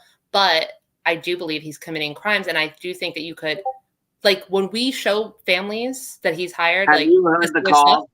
Psych Guy, have you heard the call yet? No, not at all. No. Oh my God, it's awful. You want to play it? Start it at 8-10 minutes if you can. If you want to play it, do you want to listen to it? Yeah, sure. Why not? This is very interesting. Oh, it's awful. This is the call that catapulted everything into what it is right now. So Dylan went missing. His parents, of course, were desperate. And the first thing that happened was Jim reached out to them and said, hey, I can help you guys. I can help you try to find Dylan right now. I got leads. I've been talking to people, and this is what I can do for you. I can help you out. This is all you got to do. You need to come up with this money. You send it to me. We'll take care of it. And he talks real fast like that. He's like a wolf in sheep's clothing. He's got a real, you know what I'm saying? He's got that real manipulative. He's got a slick ass tongue. He's a smooth fucking talker, man. But his the mom and dad said no. They wanted nothing to do with him. So what he does is he was Grandpa were already upset, and they can't be boots on the ground. So Grandma and Grandpa were like, you know what? To hell with this. We're gonna do it. We love our grandson. We can't be out there. We're gonna hire him because we want somebody out there. It doesn't matter. We just want him found. We just want our grandson found. Period. You know. Right. So they call their daughter, which is Justin's sister, and they were like, hey, can you send this money to this, you know, to this PI? Because I don't. Of course, they're older. They don't know what they're doing. They don't know how to do all that. And they didn't have a contract. They sent this money to him because he gave them, you know, pretty much a guarantee that he was going to help them find their son. He was going to find their son. Then next thing you know, he's real aggressive. He's got a real aggressive tone. He's a real fast talker. And he said some really vile, nasty things about them and their family. Well, they refused to work with him. They said, you know what?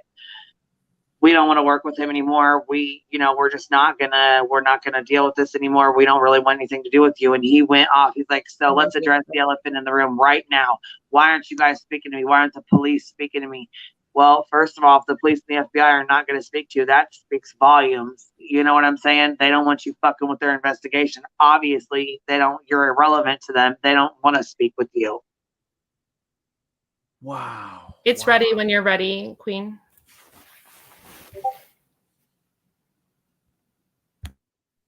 Okay, so hold on. Let me give you a little backstory to this. So, all right, at this point, they had recorded their calls because he told them to. He told them to record their calls, record the calls with him and anybody else. If they talk to the police, he wanted to be on the phone. You know what I'm saying? That this is just how he is. You know, that's his demeanor is Bulldog Jim Terry. That's his name. He just wants, you know, he's very aggressive. Like I said, he's just really aggressive with his approach. And thank you so much, Jeep Girl. That was really sweet of you. He's very, like I said, very aggressive, and he's very demeaning in his tone. So so when you hear the call, it's he says that the family hates Candace, that they hate her, that the grandparents and Justin and his parents and his sister, that they absolutely just hate Candace. That's not true. That is not true. And in this call, you will hear Candace, and I believe her husband. I believe she also said Justin was there, which is Dylan's mom and Dylan's dad, Dylan's grandpa, and Dylan's Aunt Katie. And so you're going to hear them on there. This is the whole family together that he claims they hate each other, and he's trying to build a divide between them. Mm-hmm. So he keeps saying that they don't like each other, that they hate Candace. That's not true. They do not hate Candace. That is not true. Mm-hmm. Also working closely with Candace, and she's going kind of a different direction, so I'm trying to respect that. But you were more than welcome to rewind it just a tad bit. And so she didn't know why nobody would talk to me or call me. You have to, I think it's like 17 minutes or 16 minutes in or something like that. It's where he comes in and she's like, okay, can we put him on the, you know, they put everybody on the call. But I know it's 2 calls spliced to 1. So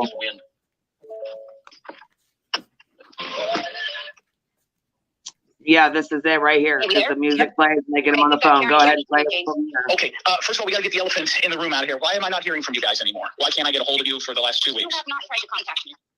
I've left voicemails with your sister. I've expressed to Justin. In fact, your mom called me 4 days ago and said she didn't know if anybody would talk to me or call me. So you guys have not reached out to me. You haven't reached out to me. You told us when you had information, you would call us. And okay, so how about everybody else on the phone? James, this is Katie. This is Katie. I'll just speak for myself. I've got to protect my own little family here. We've already been through massive trauma, me and my own little family. And I'm also working closely with Candace, and she's going kind of a different direction. So I'm trying to respect that.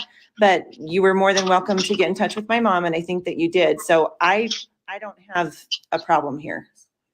Okay, so why didn't you return? I left messages for you, right? I mean, you obviously got those, and you're the one that hired me. Well, and I talked to my mom. They're the ones that hired you, and I talked to my mom, and she talked to you. So I figured that she was in contact with you. They talked to me one time because they hadn't heard from anybody. I mean, if you guys, if there's some sort of an issue here, please let me know what it is so I can work through it with you. Because I'm going to be very blunt and honest in this conversation. It might offend you guys, but you guys have been doing this your way, and you don't have squat. And I've got stuff here that I can't believe that you guys won't talk to me about. I've finally talked to the police, which have called you guys liars. I've talked to every police enforcement officer that's worked with you, with the exception of the sheriff of Elko County, which is scared to death of me. And this also involves other people. So I'm not sure where we're at with this. I hope we're all on the same team. For example, why would he call you a liar? Why did he call the family a liar?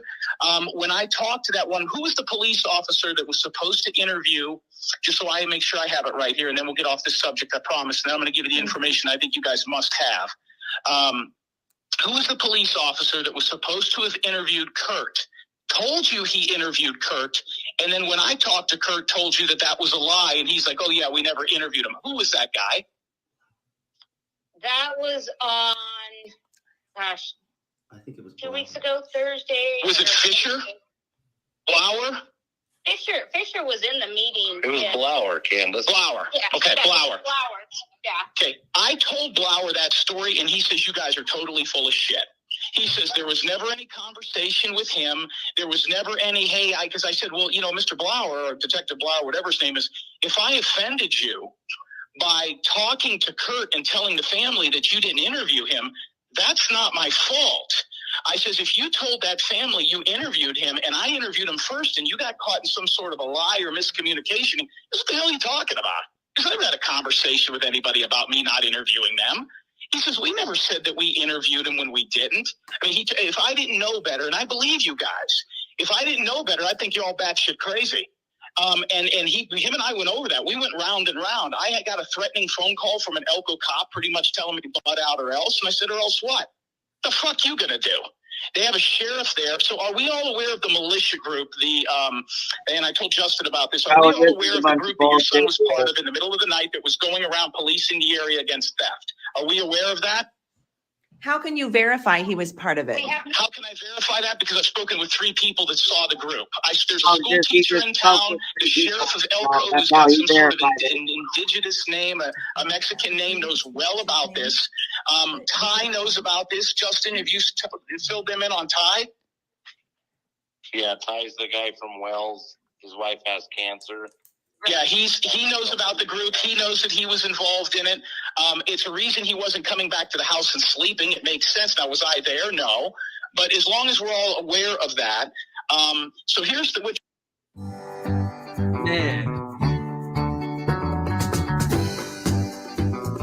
Just happened about 2 hours ago. A woman called me. I've got her name and everything.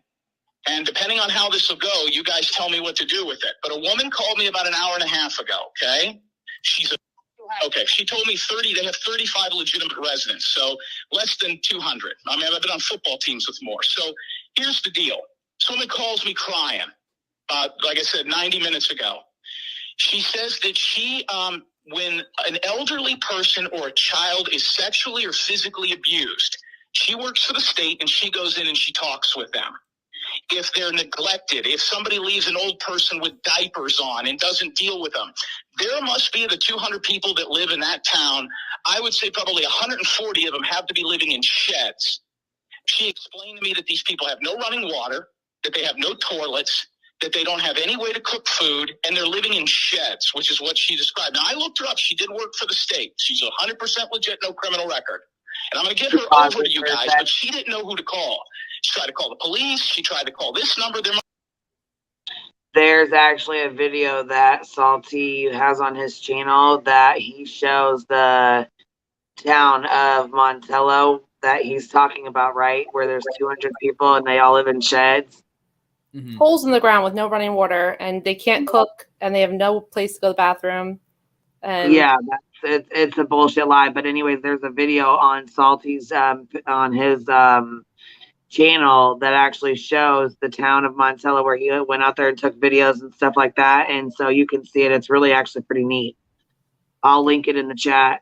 But go ahead. I'm sorry. No, and there's always these nameless people, these teachers or these nurses or these social workers that call him and give him like these crazy tips. And you'll say, this guy, this girl, that's it. It's ridiculous. There must be 15 numbers on the Facebook page until she finally reached me. And she says, I don't know what to do. I says, well, tell me your story. She says, today there was a guy who lives in that area. He lives in a shelter, in a shanty, in some sort of a shed. And he was so full of shit and piss in his own chair and his diapers that they called out her group. So they call out these victim rights advocates, and they come out there like they would for an abused housewife. They come out there with the police. This guy's in his 70s. He's total bed sores, I mean, as bad as you could possibly imagine. So she gets called out there with the nurses and everybody to go out there. When she goes out there, this guy is talking about Dylan Rounds. This guy, guess who his buddy is? Troy Wadsworth. So this girl doesn't follow the story, doesn't know Dylan Rounds, couldn't give a shit less what goes on in the media, and she's sitting here this morning listening to this elderly man in his own feces because he's a registered sex offender. She doesn't want to have to help him, but she has to because her job dictates, because he's an elderly person that's been neglected in this shed, which, by the way, he doesn't own. It's owned by somebody else. That this Hornbeck fella, she has to go out there and find out why he's being treated the way that he is. And all he wants to talk about is Dylan Rounds. And they did the same thing to Dylan Rounds that they did to those three women. And I says, man, you got to tell me who these three women are. So Troy Wadsworth in 2018 had a steady girlfriend for quite some period of time. I think he dated her for, several years. He had locked her in a shed. The shed was in the middle of nowhere. She wasn't allowed to leave. He also made her, now, when I got a phone call from Kurt's, I believe it was either his sister or his daughter, whoever the one is whose husband's badmouthing me on Facebook, which I still haven't seen. She told me, I says, well, isn't your uncle a registered sex offender? And she said, no, he's not. It was just some stuff where he was talking to some girls from out of state online. That's about 5% of the story.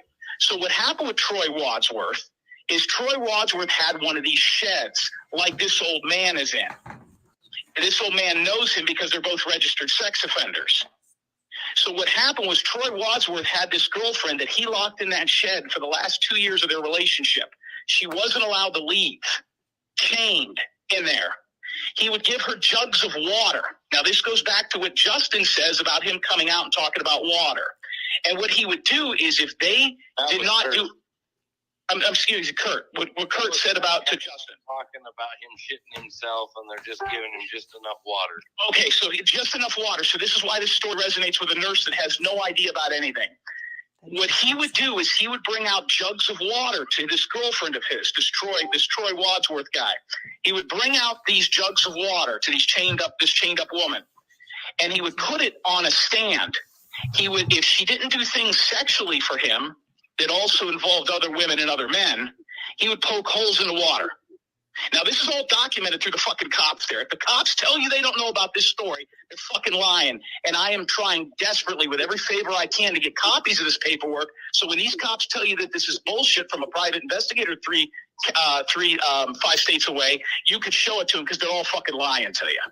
So he would poke holes in the water and let the water run and would leave her out there for increments of 3 to 5 days. Finally, he got sick of her and he says, I will let you go if you contact 2 other women or another woman or another guy and get them to come to the trailer.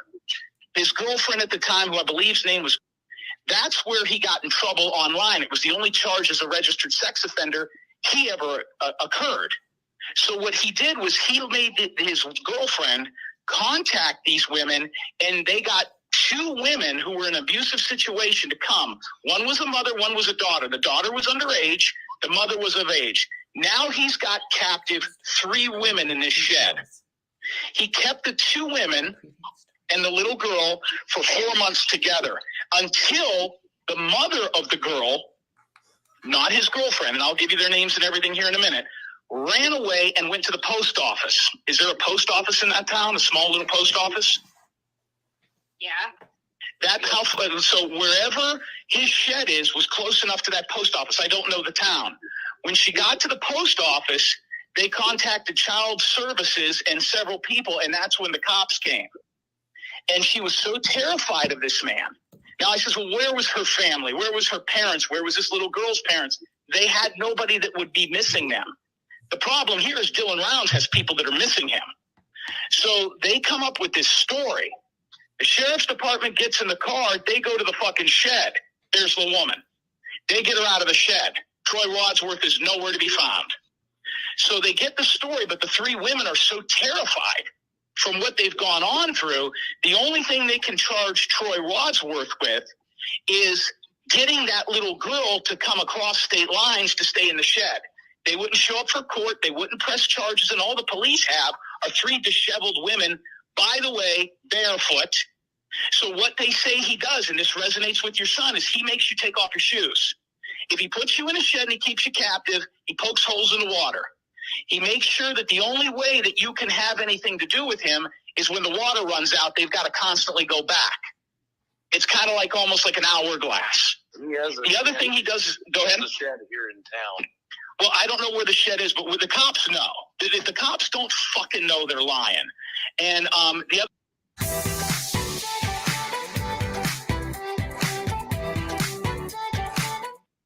I took the liberty of washing your sex toy. By the way, this is very small. It could totally get lost up there. The other thing, too, is that what he will do is he removes the shoes of his captors. And what they do when they remove the shoes of the captors is that way it's hard to escape. They used to do that in Vietnam, my father said. When they would capture soldiers, they would take their shoes because you don't have shoes, you can't walk through the jungle. Now, I don't know what it's like out there, and I got to imagine, but when that woman made it to the post office, her feet were so tore up, she had to go to the hospital. So she just grinned it and bared it and ran. So this is what he was busted for. Now, his brother was his helper. They don't believe this ever stopped. This has been going on.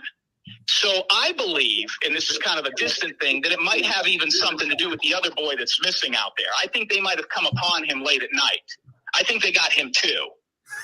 So this is one of two things. This is either has something to do with a discharged firearm, which would explain why they did the car, or maybe one of both. You know, maybe they had him out there for a while because nobody really knows when he went missing. So she's texting me right now all the information on these cases. Here's the problem. She will lose her nursing license. She violates every HIPAA law that's out there, but she is so distraught by this that she goes, I had to call somebody. She goes, I don't know what to do. I says, can you get me? I says, where are those three women at now? She goes, well, two of them changed their names and moved out of town. And the other one moved away from town, but is still somewhat in the area. She goes, they were so scared of these. We've already, you know what I mean? We played the most of it, but you can put the one with Montello on there so we can kind of get an idea of that. And then I'm about to head to bed.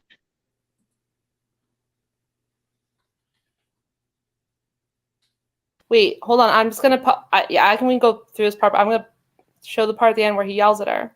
Oh, okay. Go ahead. I'm sorry. Because I'm sure that we got enough of the idea that this story goes. I mean, it's like he's trying to put them to, like, you know, right. Them. Let's see here, but the end is a little bit crazy.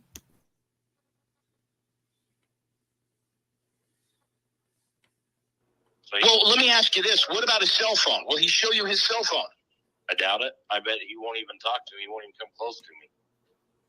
How about the sheriff's department there? Will they ask for his cell phone? They're not here. There's no local police in town? Oh. No, not at all. If the police contacted me right now, I could tell them that I have a tip that he was talking lewd to a minor 2 years ago. That's within the statute of limitations. We've got him 5 ways on Sunday. So why don't we have the police call you and you tell them you have a tip? I've got 10 tips. They won't get on the phone with me because somebody from the family told them not to deal with a private investigator anymore. Are you talking about Elko or Box Elder? All of them. All of them. I've spoken with all of them. In fact, the call that I got from the only one that ever called me was a sheriff's officer in Elko, and he was pissed. And his exact words were, "You're telling the family that these 2 missing boys are connected, Aiden and Dylan." And I says, "No, I didn't." I said there's similarities, not that they're connected. There's also a guy for the Department of Transportation who says that he saw that boy Aiden on the side of the road. As soon as I try, now his wife I've spoken to 15 times, but his shoes were off. See, there's something to do with it. There's too many similarities amongst these people that are missing. Hey, I'm going to stop you right there. Sure. If you actually followed that case of what was going on, they tracked him with his shoes off, with his shoes on. He kept taking them off, and then they would see where he sat down in the dirt, and he put them back on. There is no similarity with him taking off his shoes and putting them back on. He would come to a road, he would take them off and cross the road, and he would sit down and put them back on. There's no similarity. So you're the one that's been talking to his mom about me? No, I haven't talked to his mom anything about you. Have you spoken to his mom? Yeah, I spoke to her mom, but it had nothing to do with you. His mom is full of shit. First of all, she just got out of a mental facility the last 4 days. Just got off the phone with her. Hang on. We're going to go back to the subject. Either we have information, you get us these people's number, we reach out to them, or the conversation's over, because we can talk circles for hours. We've been doing that for 2 weeks. We need the information. You know, ma'am, the only one that's been talking in circles is you. You're the only one that's been talking in circles. You're right around to where you started. I'm telling you to go look at the cell phone and to look at that guy's arm, and you guys are doing podcasts. You said you had people's information. Give it I to looked at his arm and I told the sheriff to look at his arm. Did you take a picture of his arm, The Justin? day before No, I didn't. Why not? Because I was recording what he was saying to me, I think. Are these people scaring you guys? Are they that scary out there? Are you afraid to I mean, I don't think Justin is, but everybody else in that town seems to be terrified of these folks. Justin, did you see scratches when you looked at his arm? You can't just go pushing people Okay, around. there you go. That's your son's fucking fingernails. I mean, Jesus Christ, guys. I mean, where else did he get them from? Do not tell us that is our son's fingernails, because It's your son's fingernails, ma'am. You need to get your head out of your ass. I am done with this call. I am done. Good. Go back to your fucking podcasts then.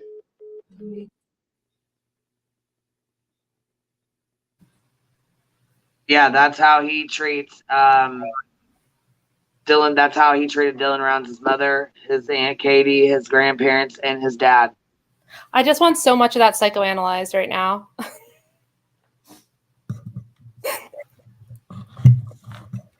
Wow. Oh man, this is terrible. Yeah. I mean, just classic, just manipulative, antisocial traits. I mean, what else can you call it? I mean, it's just obvious. Well, I mean, like you said, private investigator, more like private instigator. And he kept saying, those are your son's fingernails. Get your head out of your ass. She's like, no, I'm done with this conversation. You can't just walk. He's like, why didn't you take a picture? Why not? Why didn't you take their phone? Why not? First of all, you can't just walk up to people and be like, hold your arms out. I'm taking a picture. Are those my son's scratch? What the hell are you even talking about? You know, and he's screaming at them like they didn't do something right, and he's on his couch. He's supposed to be the one working for them. He's like, why didn't you go ask them to take their phones? Why didn't you do this? Are you guys scared of them? Well, first of all, they hired you to do that bullshit while they were trying to focus on looking for their son. it's almost like just basically a classic projection or displacement of his occupational inadequacies, because obviously he's not a PI. Mm-hmm. Just converted this form of intense anger onto these innocent bystanders, these folks that hired him, you know, just full of rage and just anger, the fact that he's so inadequate in what he claims to be a professional in, you know, Mm-hmm. is the way I kind of look at it. But no, there is definitely a high level of manipulation, though, for sure. He definitely knows what he's doing, and he's, like you said, It's good egg. It's getting late. Sorry, good egg. Yeah, and it's getting a little late. But yeah, no, I mean, what you said earlier, how he definitely has. Yeah, here, let me play this real fast. He says this is only like a minute or something. It really, I'm not. I mean, I'm probably talk over it anyways. But like I said, it's only a minute or so. But it's his response to Candace Cooley had sent him, and her family had sent him a cease and desist, right? Yeah, he decided to respond, and the way he responded was horrible. I don't know. Have you seen it at all, or? No, this is all new to me. Let me see if this one comes on. If this is the right one here. My statement is pretty simple. Be yourself, right? Fuck you. Fuck you. Fuck you. Hey, listen, hold on. I got it here, right here, just in case you didn't see that or that was too small. Let me say it a little louder in cursive. For all of you, those of you that are like 45 years and older, fuck you. Fuck you. You even made And he colors. keeps on and Here keeps on. it is in purple and red that I wrote myself on my drive-in. Fuck you. And let me tell you why it's fuck you. See, The this day is how that he a speaks law to them. firm with a P.O. box and a wife named Twinkie thinks they're going to threaten a guy who has seen more than Oh, you ever wow. have, who has been more successful than you've ever been. I don't need a P.O. box to be a private investigator.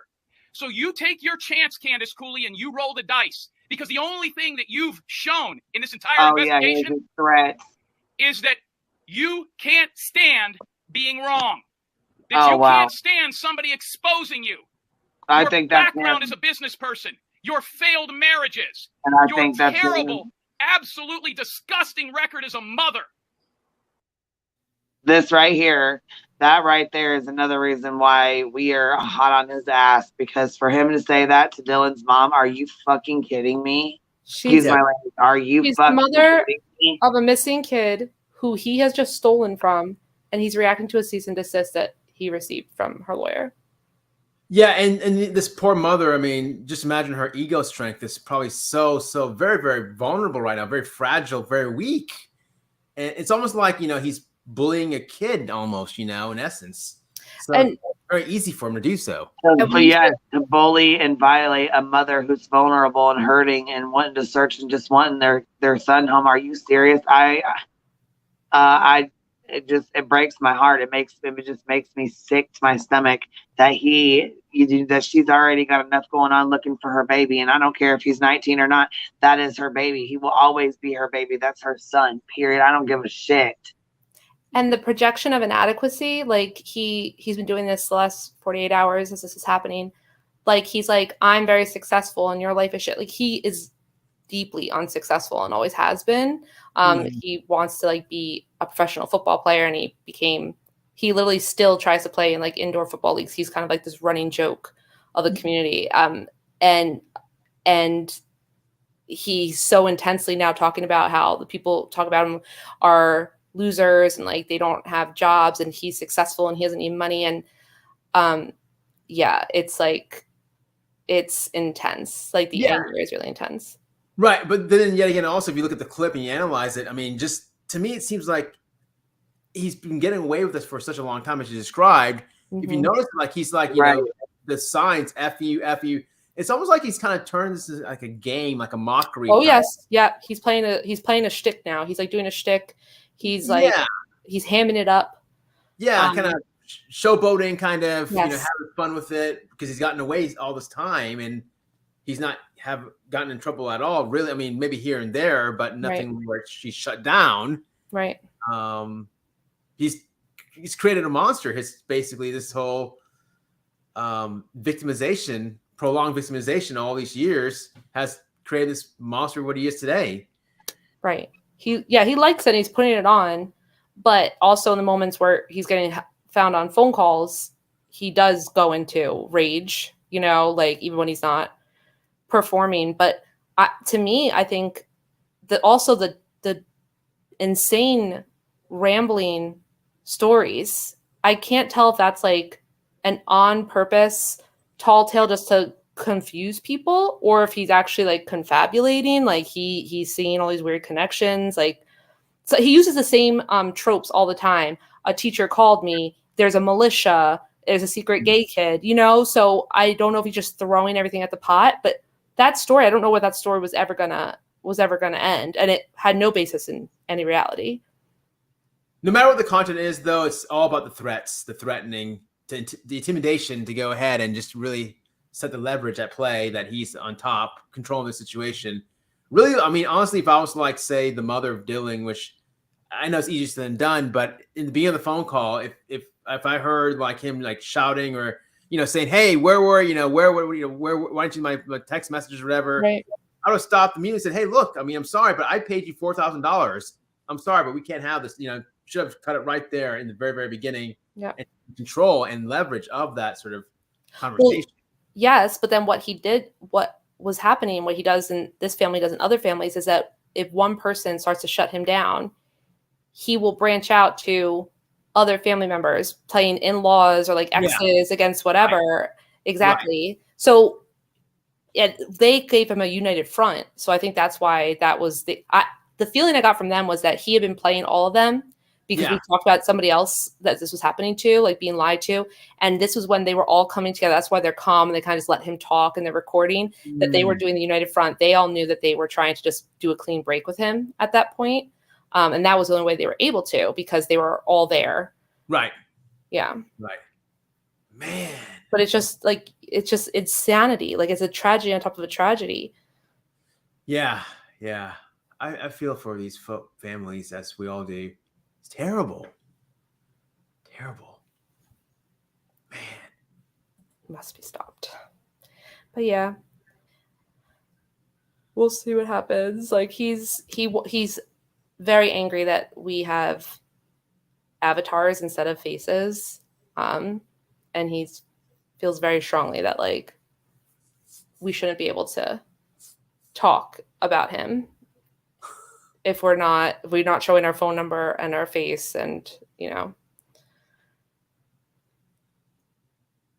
I'm surprised he wouldn't want to get any money from you guys, you know, or like, I mean, I'm in terms of like, I know he brings the avatars and so on. I'm surprised he's not even bringing money to this conversation, you know, like it seems like Olaf Stick is money driven also. Yeah, he's definitely money driven, but he's also very he wants to control and attention driven because he's spending a ton of time on YouTube and yes, he's getting a lot of super chats and stuff.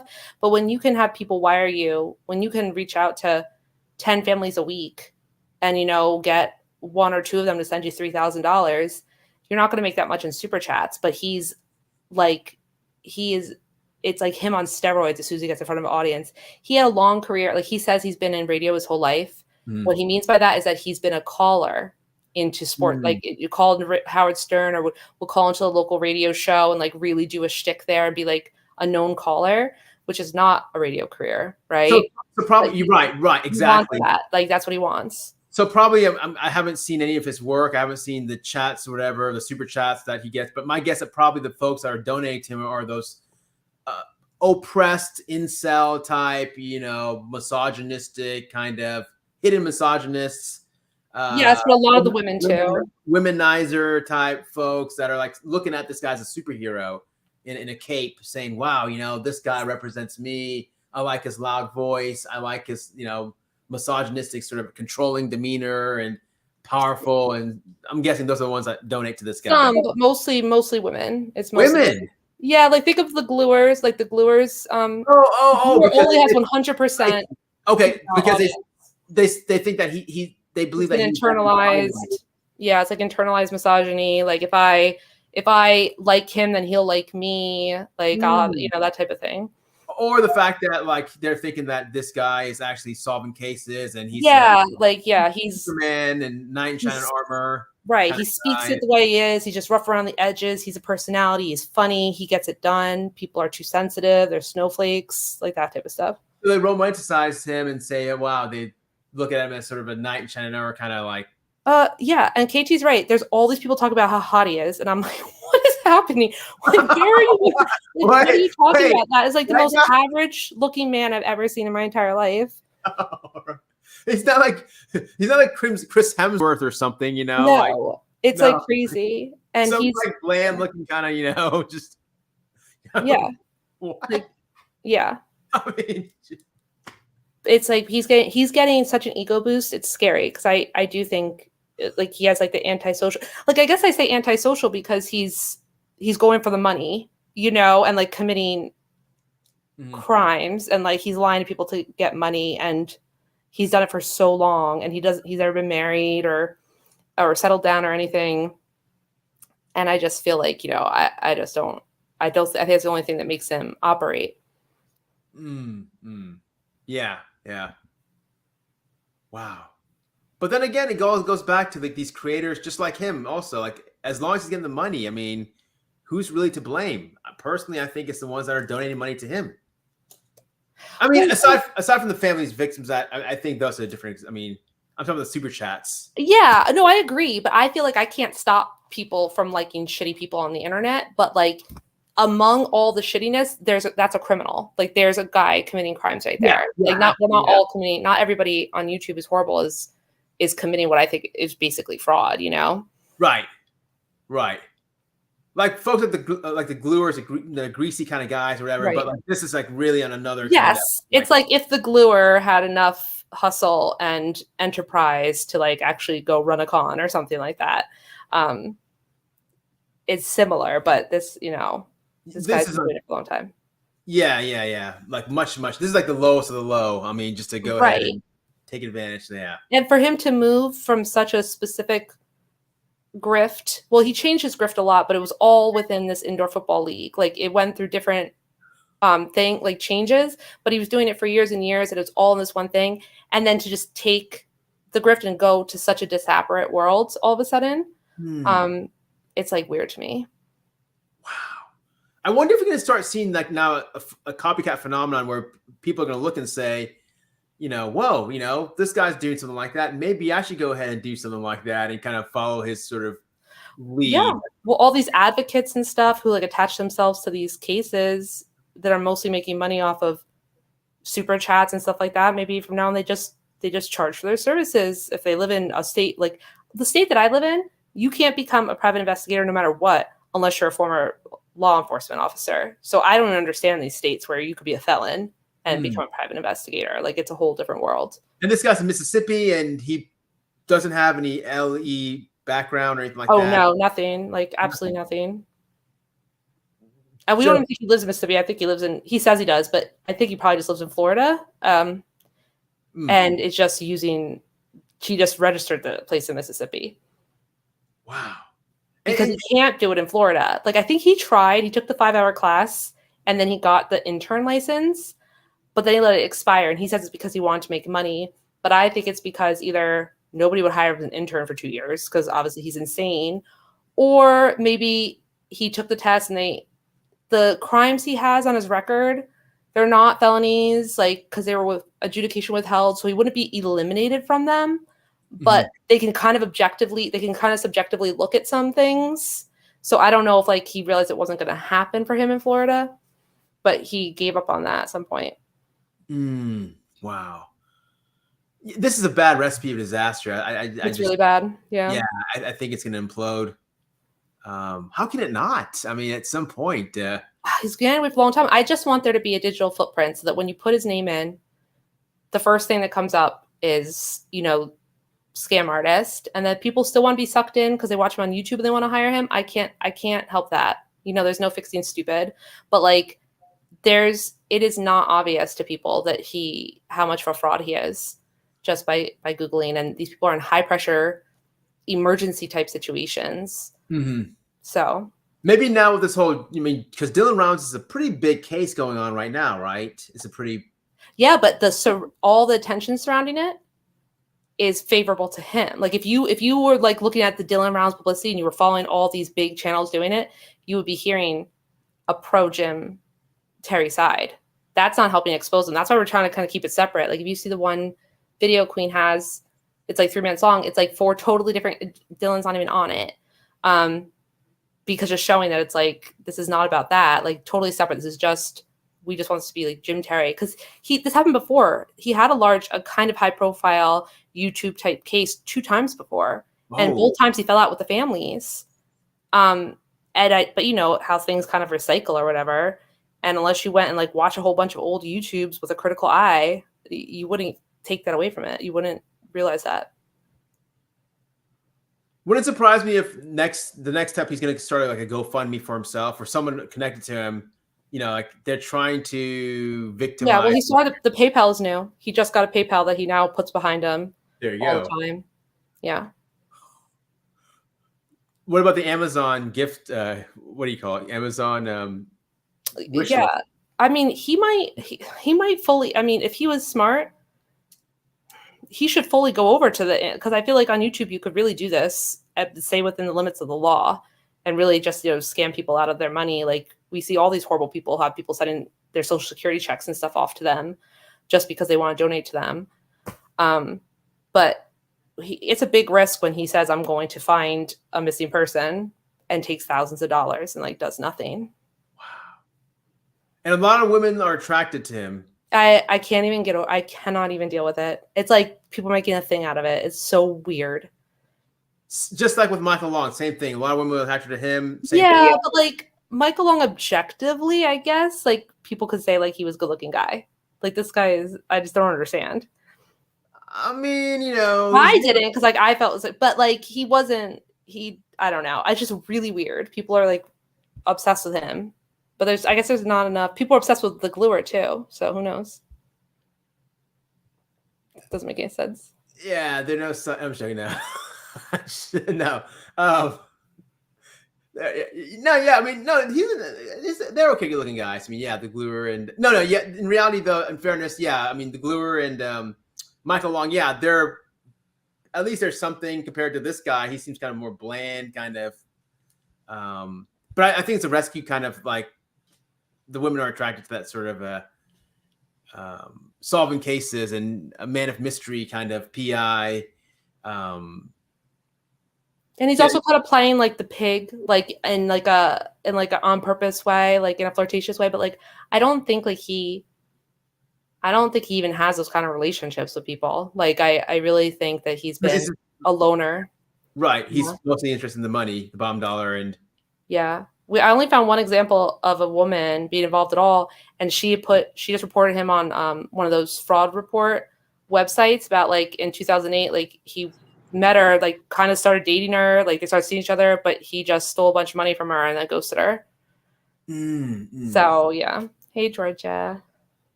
Hey.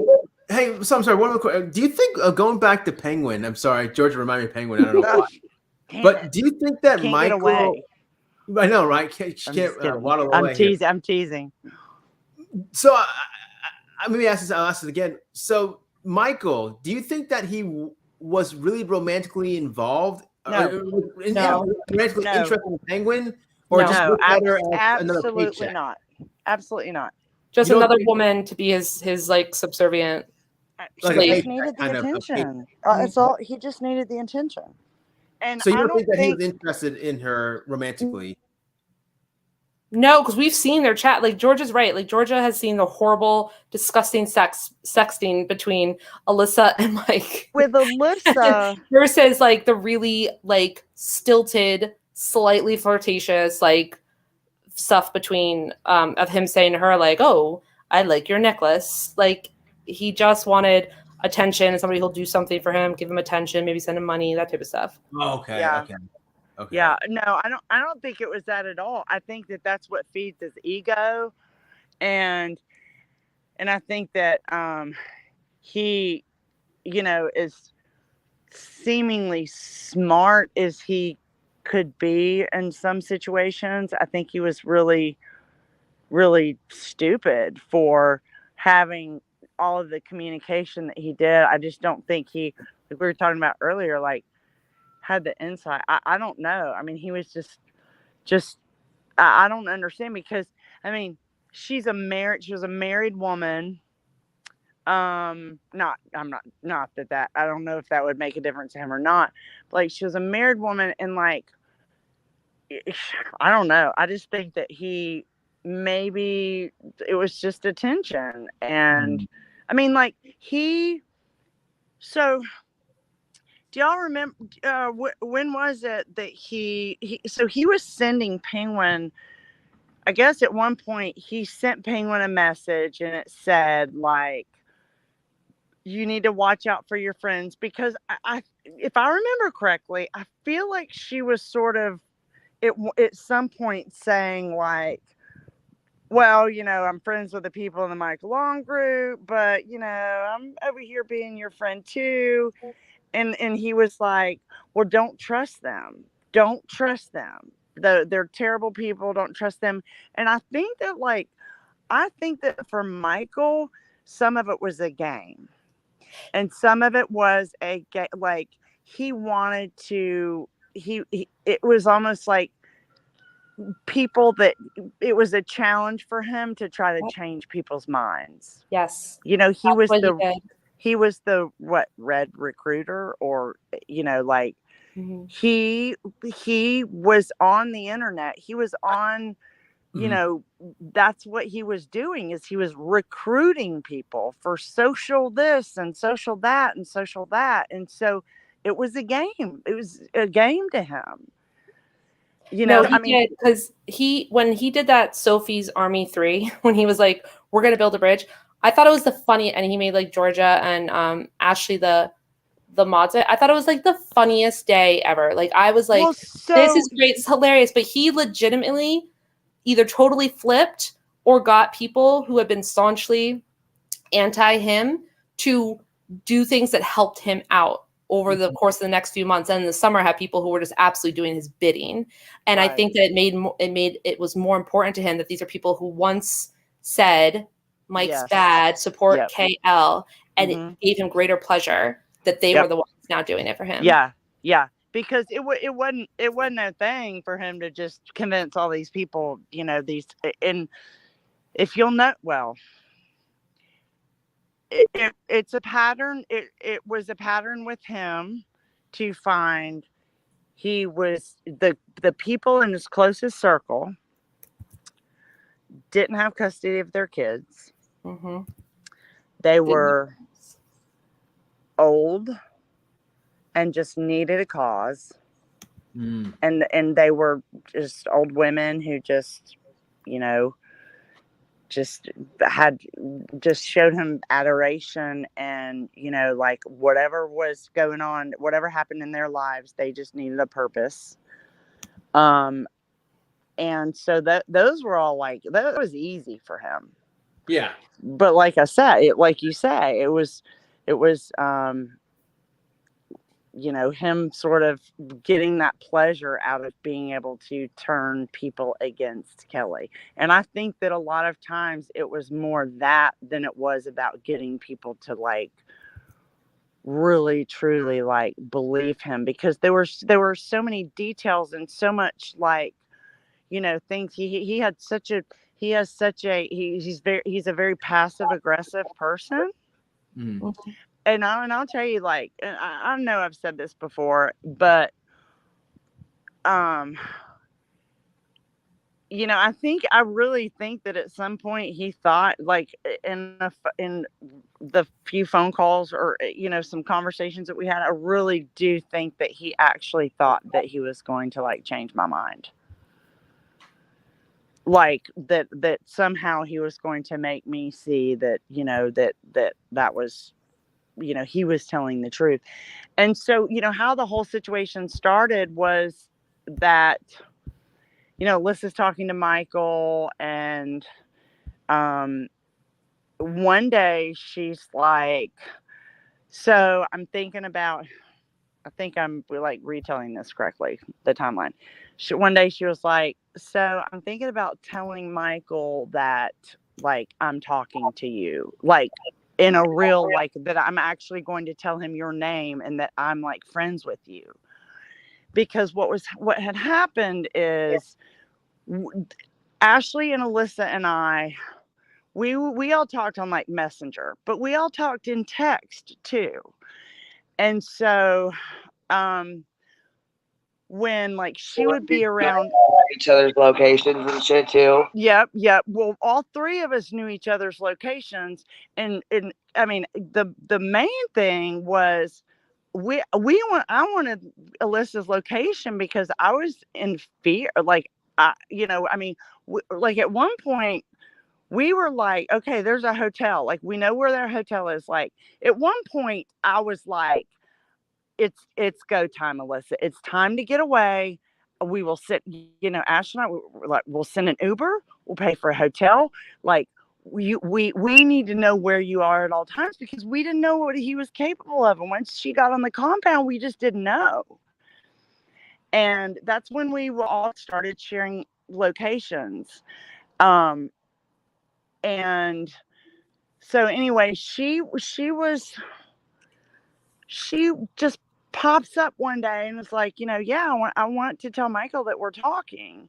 But anyway, back to what I was saying. So the three of us were in this messenger chat, but we were in a group text message. And the problem was that, like, so she changed our names in the group text.